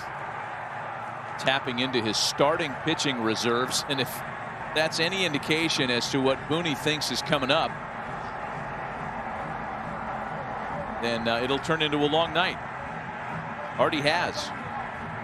Aroldis Chapman's up as well, and he'd work if the Yankees can keep it held here at 8 and then score a run in the 9th. And if there's a chess match, both teams still have their kings. Brad Hand, closer, and Chapman for the Yankees.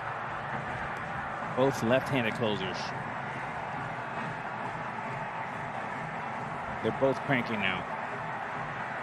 A Hand is ready to roll. It's been up for a bit. Delino DeShields tonight has singled in 3 trips to the plate. He'll be followed by Lindor and Hernandez.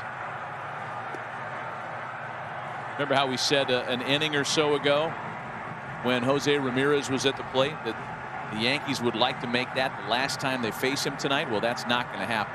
Yeah, that was yesterday. It really was. Big pitch here. The Shields looking to get on base anyway, anyhow. The 3-2, and there's ball 4. Matty, a guy that we haven't talked a lot about, but obviously Tommy Kahnle has been hurt all year with Tommy John. But a guy with his fastball and his changeup against this switch hitting lineup would be fantastic. His injury and the lack of confidence in Ottavino has put this bullpen a little shaky. Big at bat here for Lindor. There have been 16 walks in this game tonight. Wow.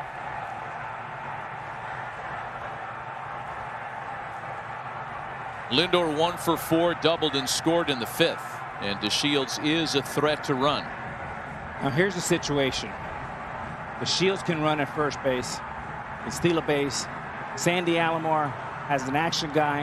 You can bunt, you can hit and run, or you can hit.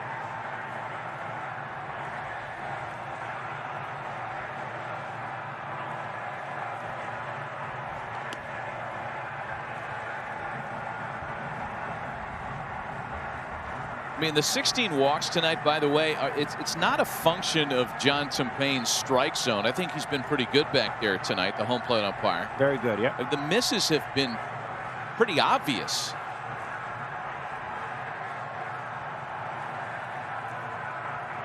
Six walks by Yankee pitching, 10 walks by Indians pitching tonight.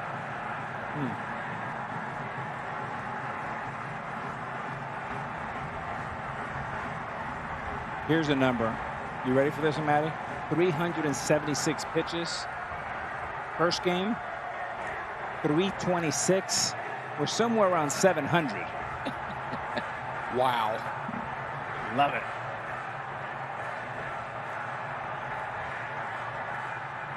2 balls and no strikes. 3-0 now. Now you give him the take sign.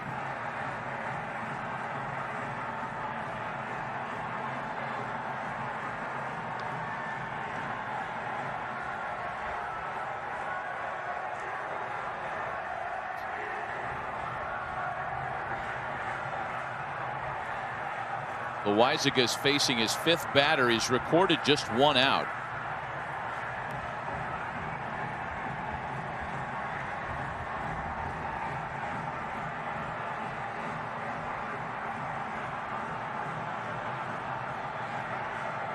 Three balls and no strikes. The count to Lindor.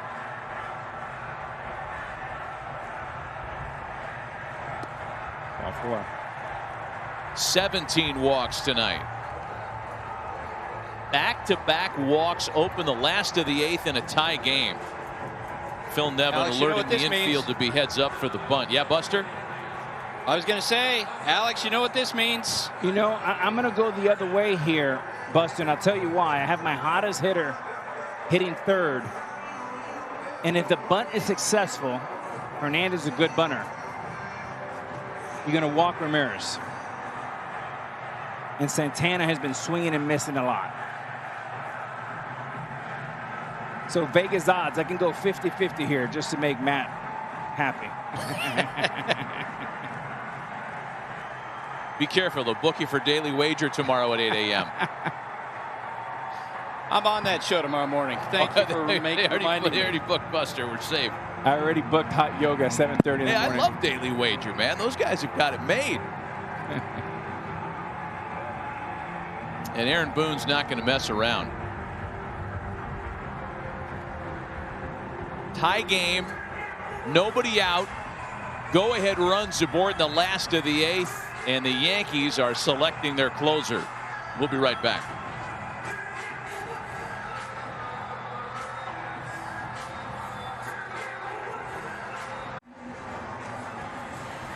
Well, there could have been a number of ways that Aaron Boone played this, and after the 2 walks by Loaizaga put the Yankees in trouble, Boone has selected Aroldis Chapman from the bullpen to make his 14th appearance of the year.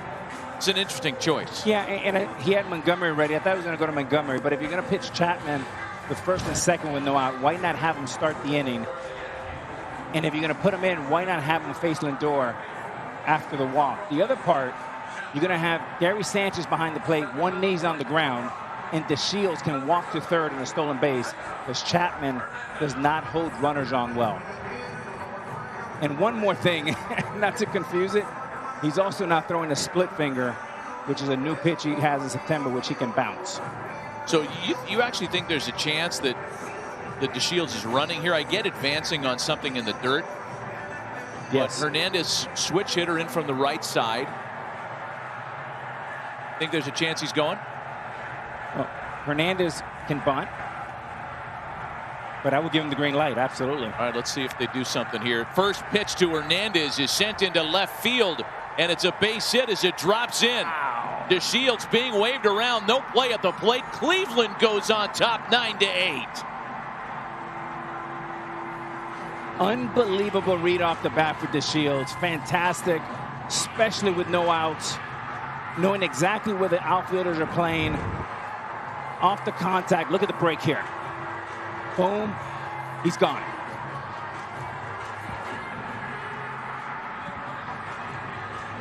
Well, Gardner did his best to try to deke him, but it was too late. The read was perfect, as you mentioned. Add that to the fact that DeShields can fly, and that's an easy score. And it's Chapman. Most closers do not like coming in the 8th inning with traffic. Put them in a situation where they're going to win with a clean inning. And now the dangerous Jose Ramirez. Big swing and a miss at a 97-mile-an-hour fastball.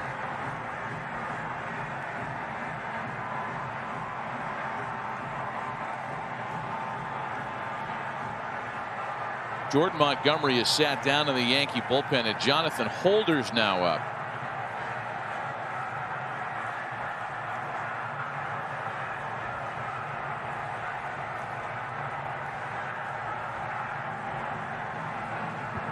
You know, back-to-backs are something that the Yankees try to avoid with Chapman.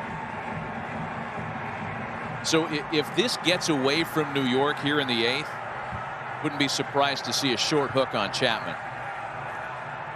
Exactly. You got an elimination game coming tomorrow. Cleveland's first lead since the 4th inning.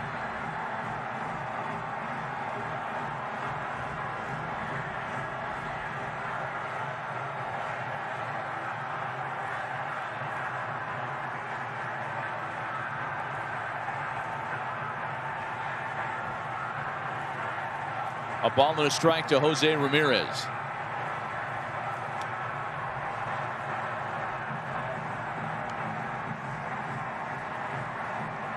But the Yankees bat in the 9th, and they hope to do so trailing by only a run. Stanton, Urshela, and Torres.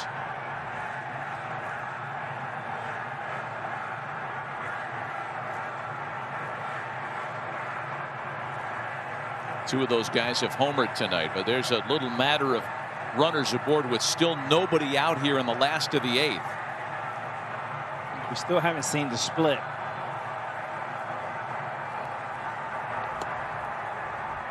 Fastball swung on and missed, and there's one gone for Chapman.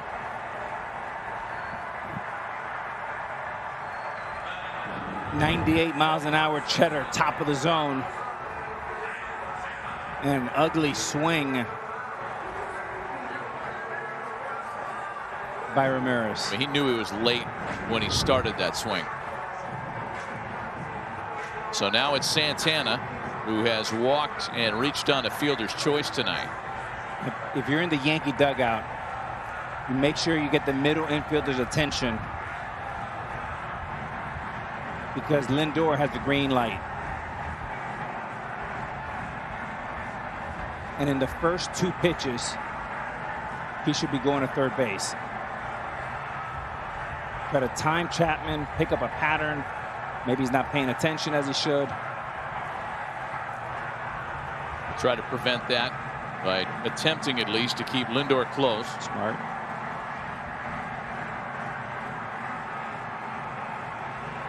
These two have been on the big stage together. This ballpark provided Aroldis Chapman with one of his House of Horror moments. On the ground, sharply hit. Great play by Urshela to LeMahieu for 1, and the Yankees turn the double play. Wow. Oh, goodness. A finer turn of a twin killing you will not see. Tough chance at third, and a super quick turn. Wow. Take care of both of them.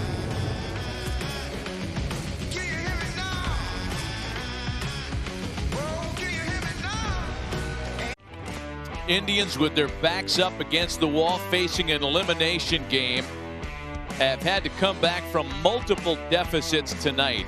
They break an 8-8 tie with a single score in the last of the 8th, and they're 3 outs away from keeping their postseason alive tonight. Brad Hand has been terrific this year, and if you're here and I'm here, isn't it our time? 16 for 16 in save opportunities, and looking for the final 3 outs of the night.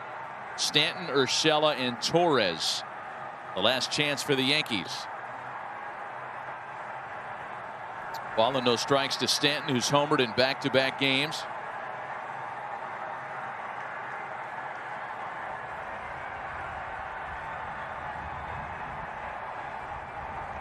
Brad Hand making his 3rd career postseason appearance. Appeared twice in the 2018 ALDS, the loss against the Astros.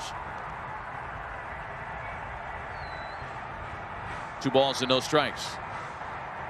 Walks have defined the night. 17 of them combined.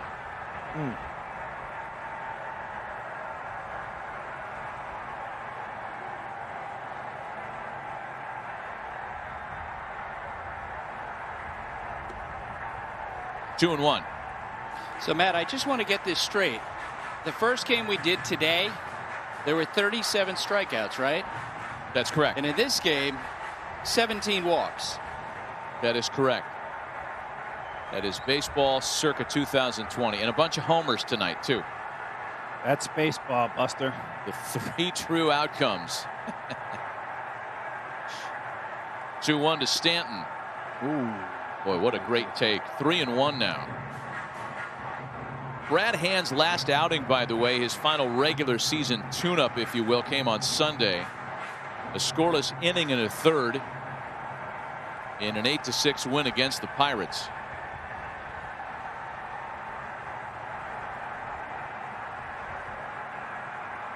(3-1), and he walks the leadoff batter. 18 walks tonight.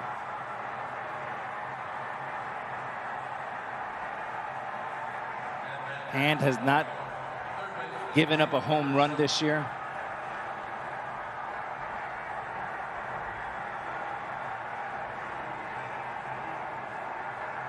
Giovanni Urshela now. He hit the grand slam in the 4th that gave the Yankees a 5-4 lead at the time. 2 previous head-to-head meetings between Hand and Urshela. And Brad has had the upper hand in both. Pardon the pun. 0 for 2 with a strikeout. Pinch runner is Mike Tauchman.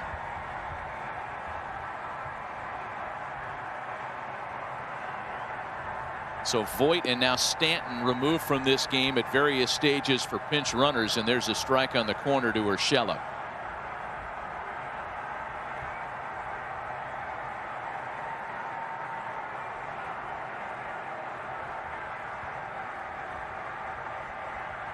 Gleyber Torres waits next for the Yankees.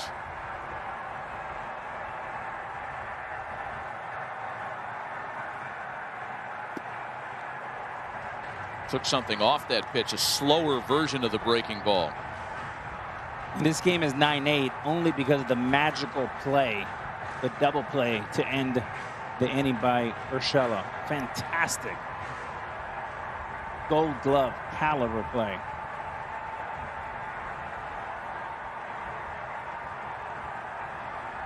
It's the old broadcaster cliche. How many times have you seen it? The guy that makes the great play to end the inning has a chance to be the hero. Urshela comes through on an 0-2 pitch, just throws the head at it. Tauchman to second. Urshela doing it all today. 0-2 breaking ball, impossible pitch, but just a little flick. Plain pepper right back up the box. Look out, umpire. A walk and now a single, and an opportunity for Torres, who has collected a pair of walks on the night. Gleyber was the Yankees hitting star yesterday, 4 for 4 with a homer and 3 driven in. He's only faced Brad Hand once in his career.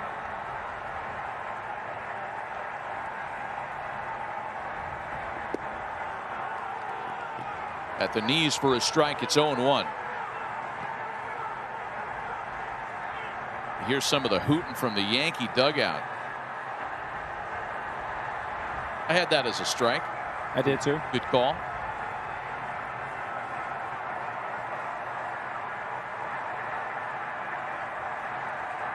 Nothing in 1. The count to Gleyber Torres.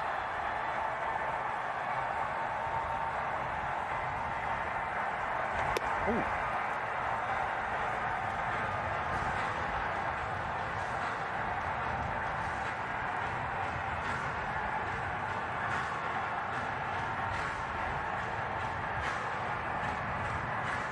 Brewers and Dodgers are in the top of the 7th in Los Angeles, with LA still hanging on to a 3-2 lead. Julio Urias coming on in relief of Walker Buehler in that one. Dodgers looked like they were going to run away and hide early. Another good breaking ball taken for a strike.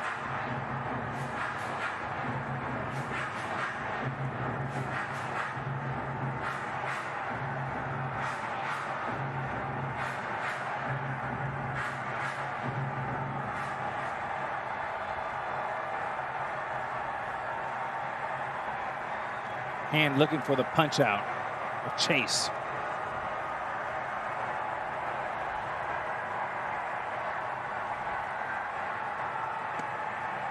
Two and two the count to Torres.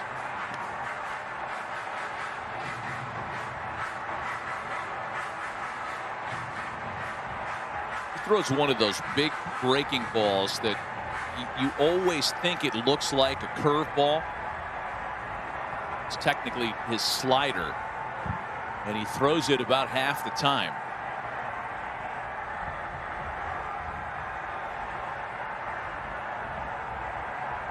Two balls and two strikes to Gleyber Torres. Two runners on, nobody out. Tried to sneak the four-seam fastball past him, and it's fouled away. Hand's not going to burn you with velocity. His average velo on that is 91, 92 miles an hour, but it appears to get on you a lot faster because he's got you off balance with that breaking ball. And it's a good one.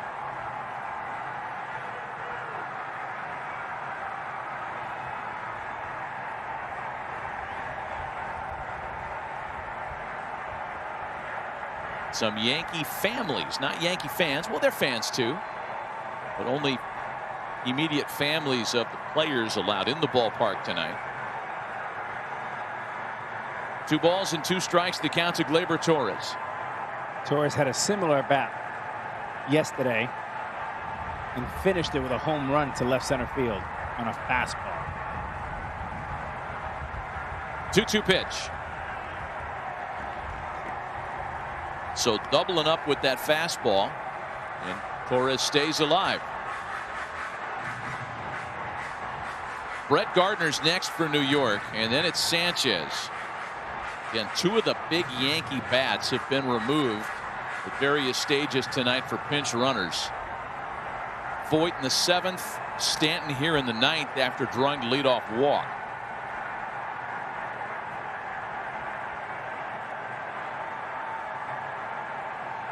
Two balls and two strikes to Gleyber Torres. Good take. Oh, man.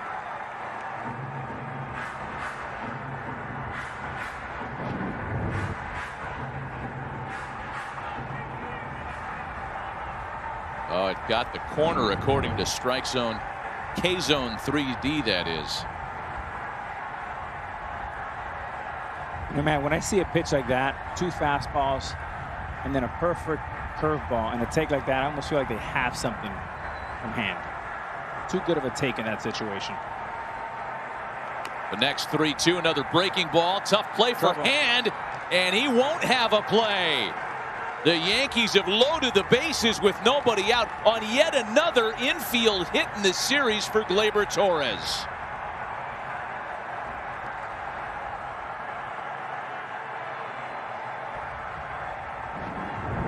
Magic wand, 4 infield hits. And just tough. That mound gets there.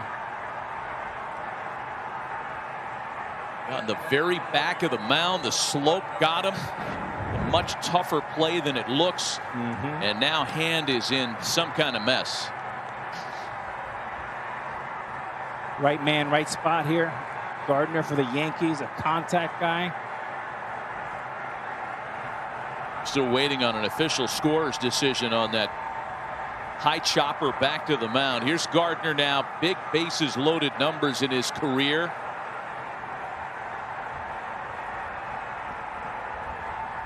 Hottest Yankee hitter the last 3 weeks. Gardner. 2 strikeouts and 2 walks for the longest tenured Yankee tonight.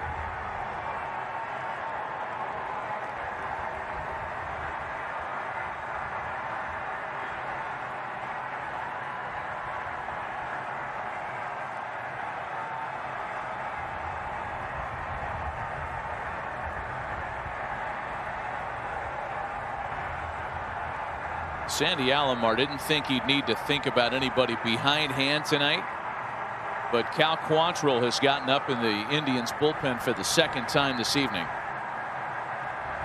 1-0 to Gardner, and there's a good breaking ball top of the zone. 1-1. Sandy Alomar choosing to play corners in Middle double play. Again, you have an option if you have a chopper up the middle. Option to come home. Hard ground ball. Double play.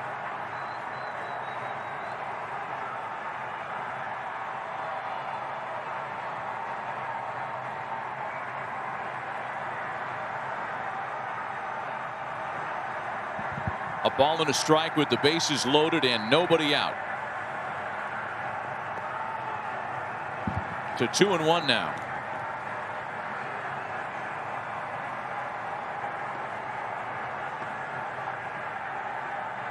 Alex, what are you doing if you break Gardner here? You're thinking up, and you want to make him throw a strike. And I think you just got to be aware of that breaking ball and not chase it off the plate down. Keep him on that 17-inch plate. Hand has alternated fastballs and sliders in this plate appearance to Gardner. Here's the 2-1. Oh, just missed with a fastball that time, and it's a 3-1 count now. Hand is a ball away from walking in the tying run here with nobody out in the ninth.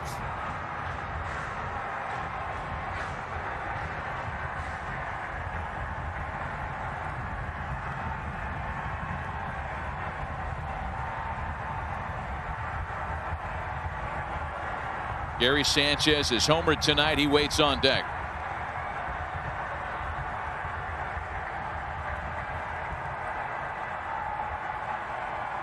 The 3-1. And Gardner rips it foul.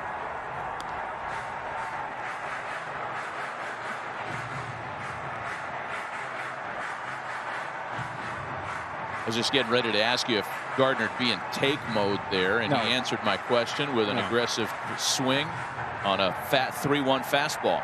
You got to think with a Gary Sheffield type swing there that a slider's coming. He was all over that fastball. So body language tells you that he is heater ready. Yeah. Full count to Gardner. On another fastball.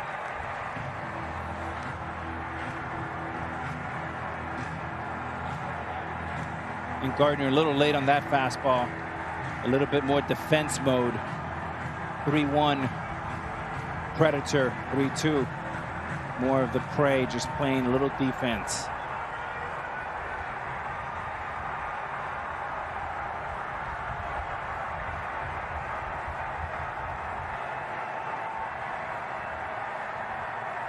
Stanton walked. Urshela singled on an 0-2 pitch. The Torres ball was scored as a single, the comebacker for Hand. And now it's 3-2 to Gardner. He struck him out.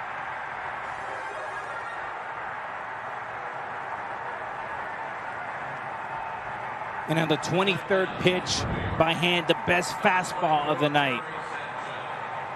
Away, a strike. Good AB by Gardner.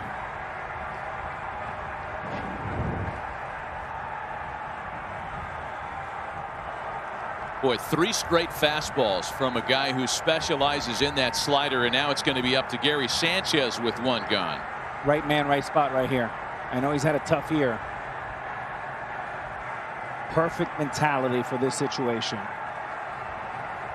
At the very least, the Yankees are looking for a fly ball to pull even and send it to the ninth.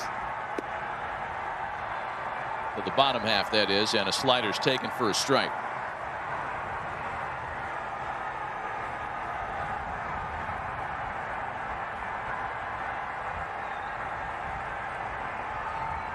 Fly ball ties it.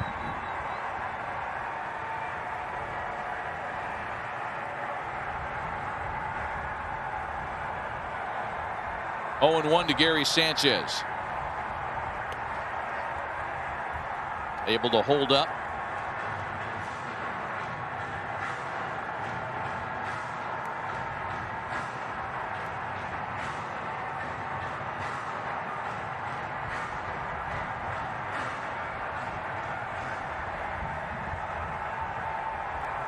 After Carrasco's short start, he was able to go only 3. The Indians have used Karinchak Phil Maton, McKenzie, Whitgren, and now Hand in the ninth.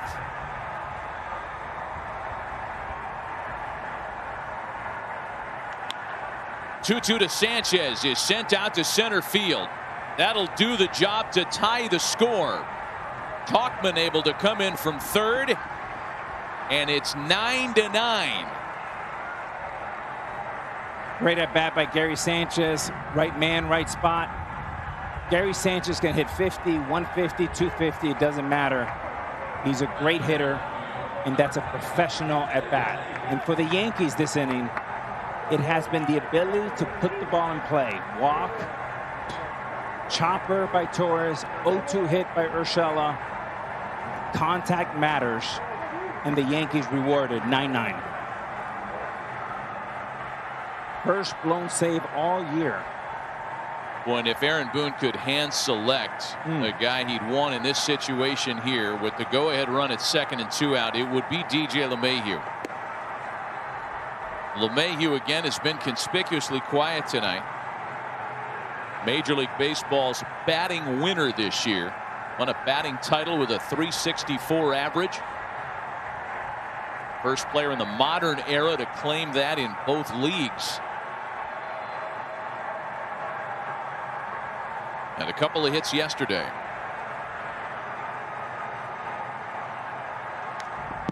And LeMahieu's behind 0-2.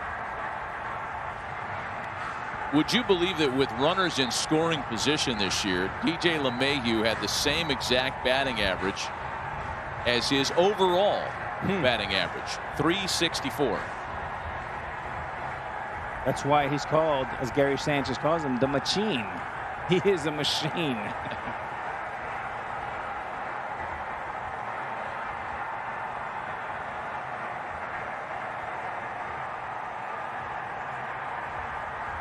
.2 the count to DJ LeMahieu. A bouncer back up the middle and through. Urshela comes around to score, and DJ LeMahieu on an 0-2 pitch has given the Yankees a 10-9 lead.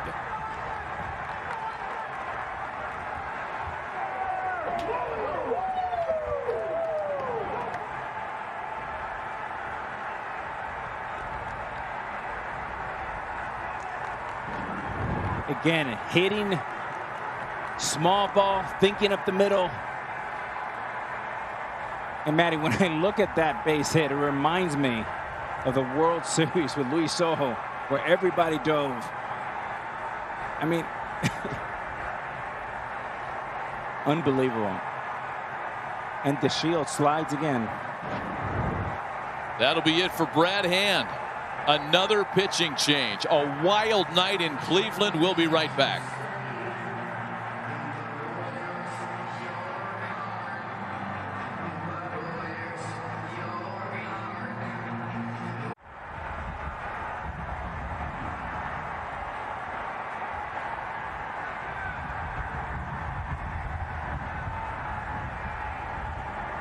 Quantrill facing Aaron Judge, second and third, 2 outs. Chance for Judge to further the damage as Quantrill misses inside. Cal Quantrill, another of the former San Diego expats. Another part of that big Mike Clevenger deal earlier this year. 18 appearances during the regular season overall. Very effective 2.25 ERA. They got bad here for Judge.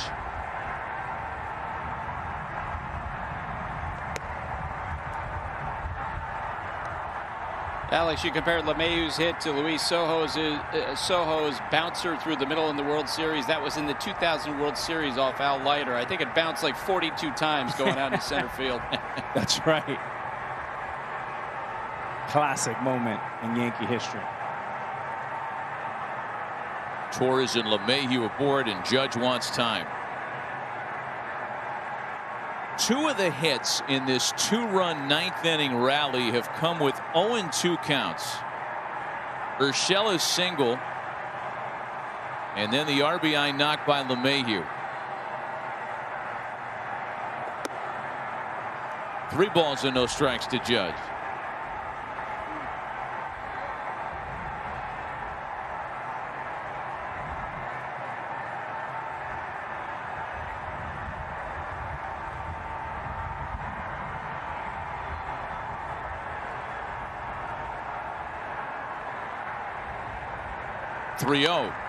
And Judge swings at ball 4. Cal Quantrill's dad, Paul, of course, a former Major League All-Star pitcher himself. Time in the Yankee brand. Cal was a first-round draft choice, picked 8th overall back in 2016 out of Stanford.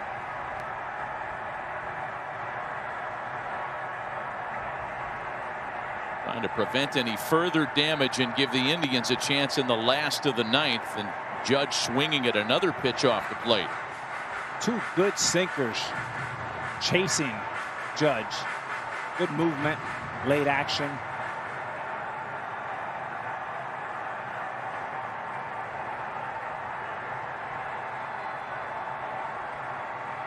Full count, 3 balls and 2 strikes.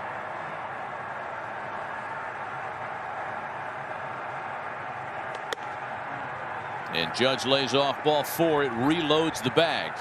And with the modern day, with home runs, strikeouts, this is the opposite of that. Little old school baseball here. Grinding, grit, walking,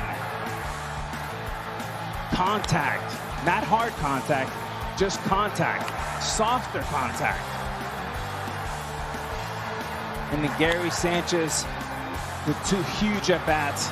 And then the machine with the Luis Sojo base hit. I mean, it is such a good news, bad news when you face that guy, DJ LeMahieu, on a night where he's hitless. Oh, you can't keep him quiet that long. He's a 360 hitter, for heaven's sakes. Here's Aaron Hicks now, the 8th Yankee to bat in the inning. And the walks, as they have been all night, have been a major part of this 2-run scoring rally. 2 walks in this inning alone, and that brings the game total up to 18. I'm going to ask this aloud of Moses Messina, who's with us tonight, our researcher. What is the postseason record for walks in a 9-inning game? We got to be close. And Matt, I think we're at 19. 12 for the Yankees, 7 for the Indians. Did I miss one? Well, my box score is right. That's it. We might be up to 19.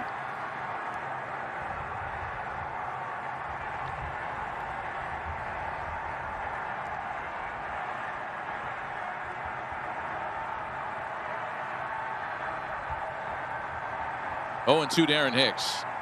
And he can't hold on the breaking ball. Bases left loaded. However, 2 big runs have put the Indians season on the brink. We go to the bottom of the 9th in Cleveland, 10-9 New York.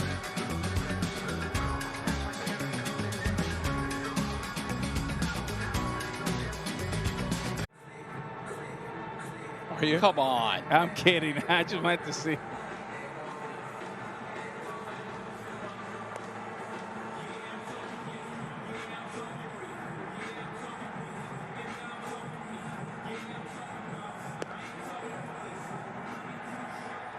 Getting late in Los Angeles, Brick. It's late here in Cleveland. The proverbial 11th hour here as the Indians try to keep their season alive.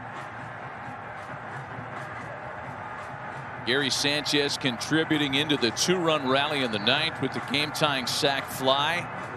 And then the big icebreaker, the LeMahieu 2-strike single that pushed the lead. And it's 10-9 New York with Aroldis Chapman going back to work. Now, bear in mind, that was a very long half inning. And it's been over a half an hour since Chapman entered the game to throw his first pitch in the bottom of the 8th. Franmil Reyes leads off against him. Reyes, Luplow, and Leon here in the 9th. Matty, that's a great point. Around 35 minutes break. And is also the first time all year He's back out there for the second inning.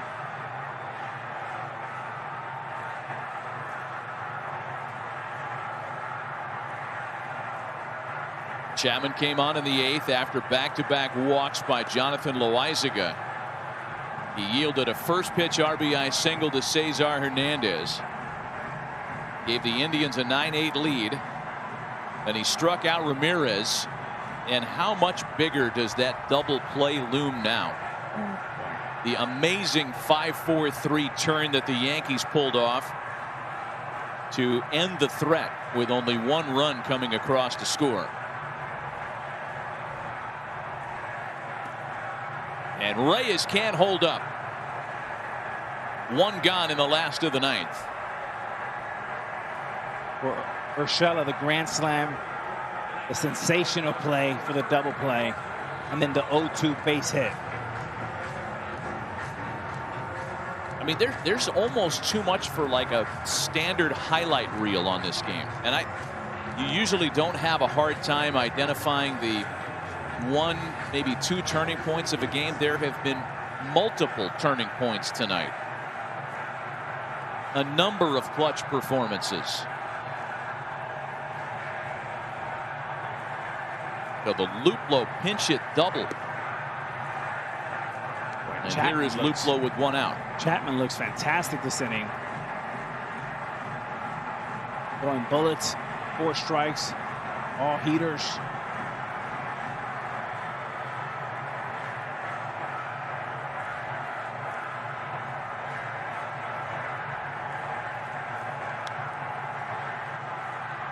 Oh, 2 to Jordan Luplow.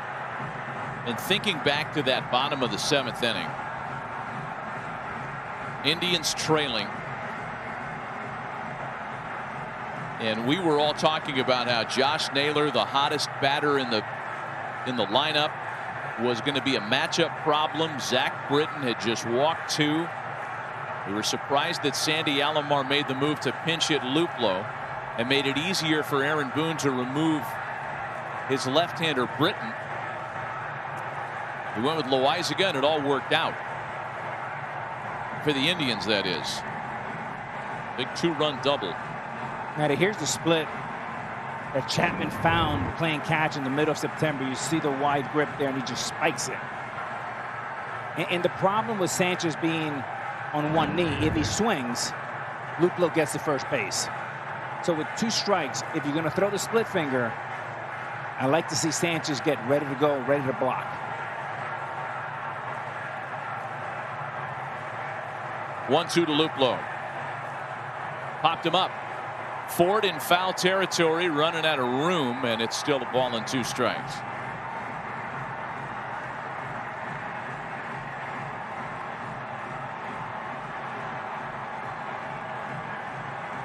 If the Yankees can hang on, they would draw a date with the Tampa Bay Rays, the #1 seed in the American League, in a ALDS series in San Diego that would start next week.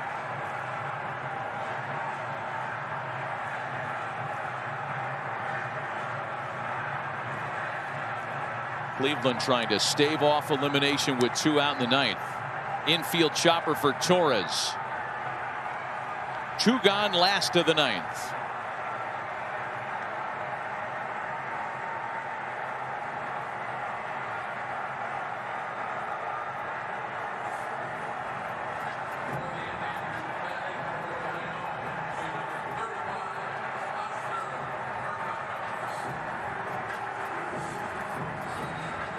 Oscar Mercado will be the pinch hitter, and the last chance for the Indians to keep their 2020 season alive.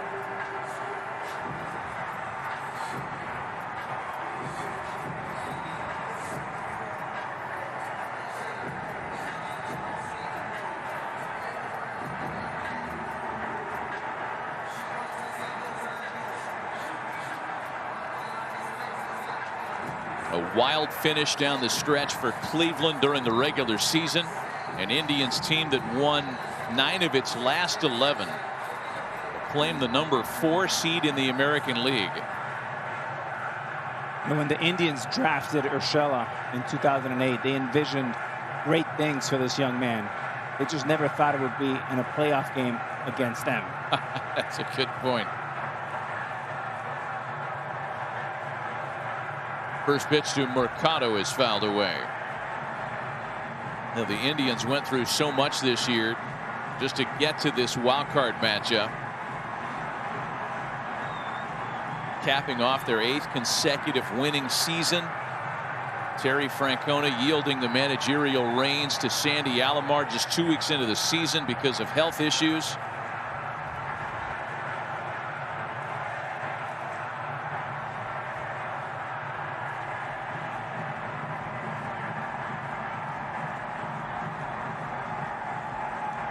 According to the Elias Sports Bureau, this game is one shy of matching a postseason record for walks in a 9-inning game.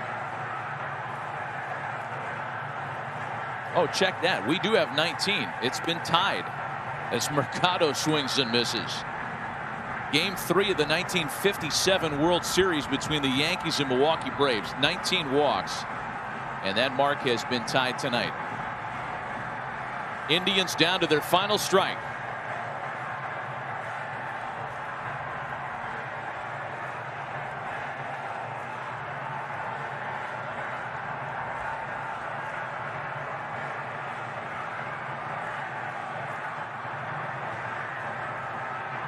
And Mercado wants to take time. The Yankees have come back tonight from multiple deficits, and you can say the same of Cleveland as the lead has flip-flopped a few times this evening. Indians got out of the gate with a 4-0 lead. The Urshela grand slam in the 4th made it 5-4 Yankees. Cleveland took the late lead 9-8 with a single score in the 8th, and then 2 in the top of the 9th inning by New York.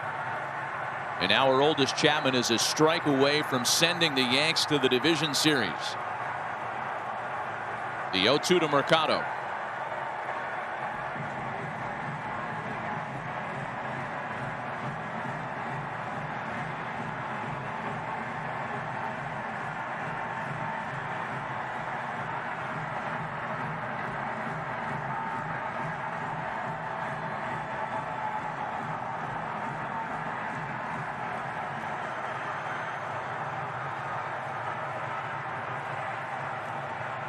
Was looking for a moment like the Dodger game was going to end before this one. That one's in the last of the 8th in LA with the Dodgers up by 2. A swing and a miss. It escapes, evades Sanchez, and Mercado's going to get on board. Matty, and that was a split finger that we've been talking about. And a pass ball by Sanchez, one he should have had. And you'll see him turn his hand. That's a split finger. You see tumbling. And the mistake for Sanchez, thumb down, that thumb should be up. And then slips.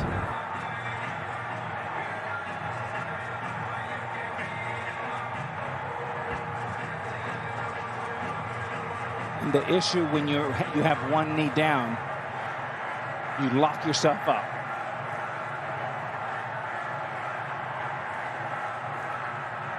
And I expect the Indians to run here and be aggressive. Going to have another pinch hitter as Austin Hedges will bat for Cleveland. That entire haul that came over from San Diego in the midseason trade playing a role tonight.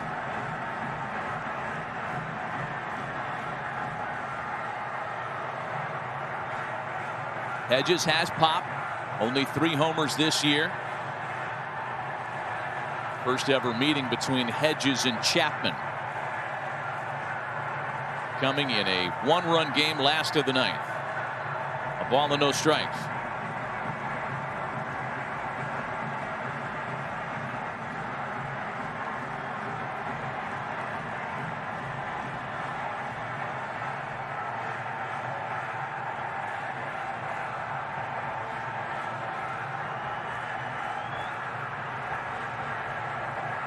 Mercado can run, and Chapman aware that's going to try to keep him close. 3 bags in 3 attempts this year. I mean, that's a gutsy dice roll. Chapman slow to the plate. Sanchez knee on the ground.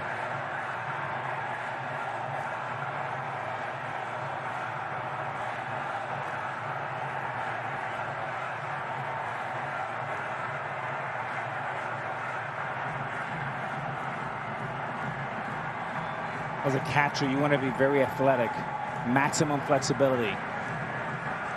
And with a guy like Chapman and Britton, these guys are so difficult to catch. Forget the knee in the ground, get athletic.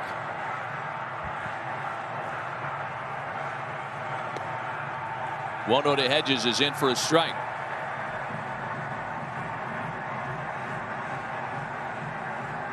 Four stolen bases this year off Chapman, 5 attempts.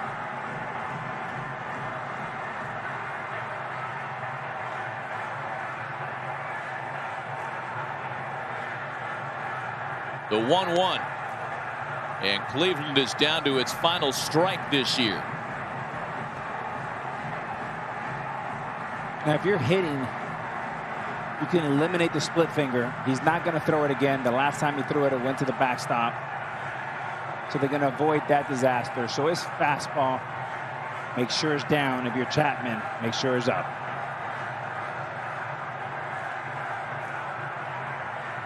The 1-2 to Hedges. A high fly ball into foul territory.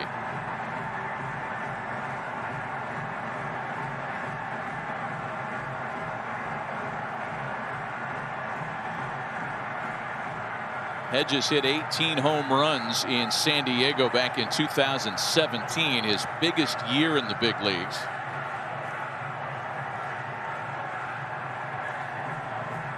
He had only 12 plate appearances with the Indians after the trade from San Diego this year. And Chapman will go back to work on 1 and 2. Oh my. That one almost got away. I mean, Gary Sanchez must feel like a goalie here, fighting for his life. Watch this jab. Oh! And it is very difficult to catch Chapman, and I've heard that from many catchers. Ball moves all over the place and is a heavy ball. You want to get him right here and not get to 3-2 so you don't have to move the runners. 2-2. On the appeal, he swung the bat, and the New York Yankees have swept the Indians. They've punched their ticket to the division series.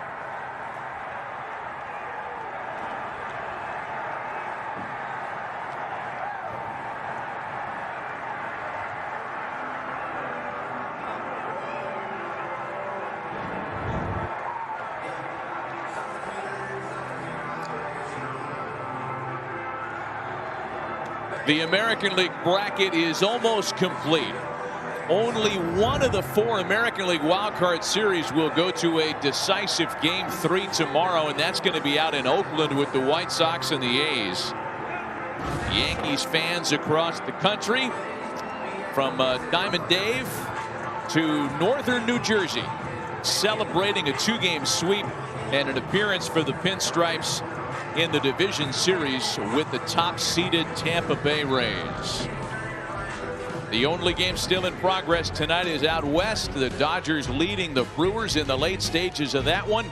The Yankees move on in the postseason with a stirring 10-9 come-from-behind win. We're going to send you out to L.A. for the conclusion of the Brewers and the Dodgers. Take it away, Carl Ravitch, Eduardo Perez, and Tim Kirkjian.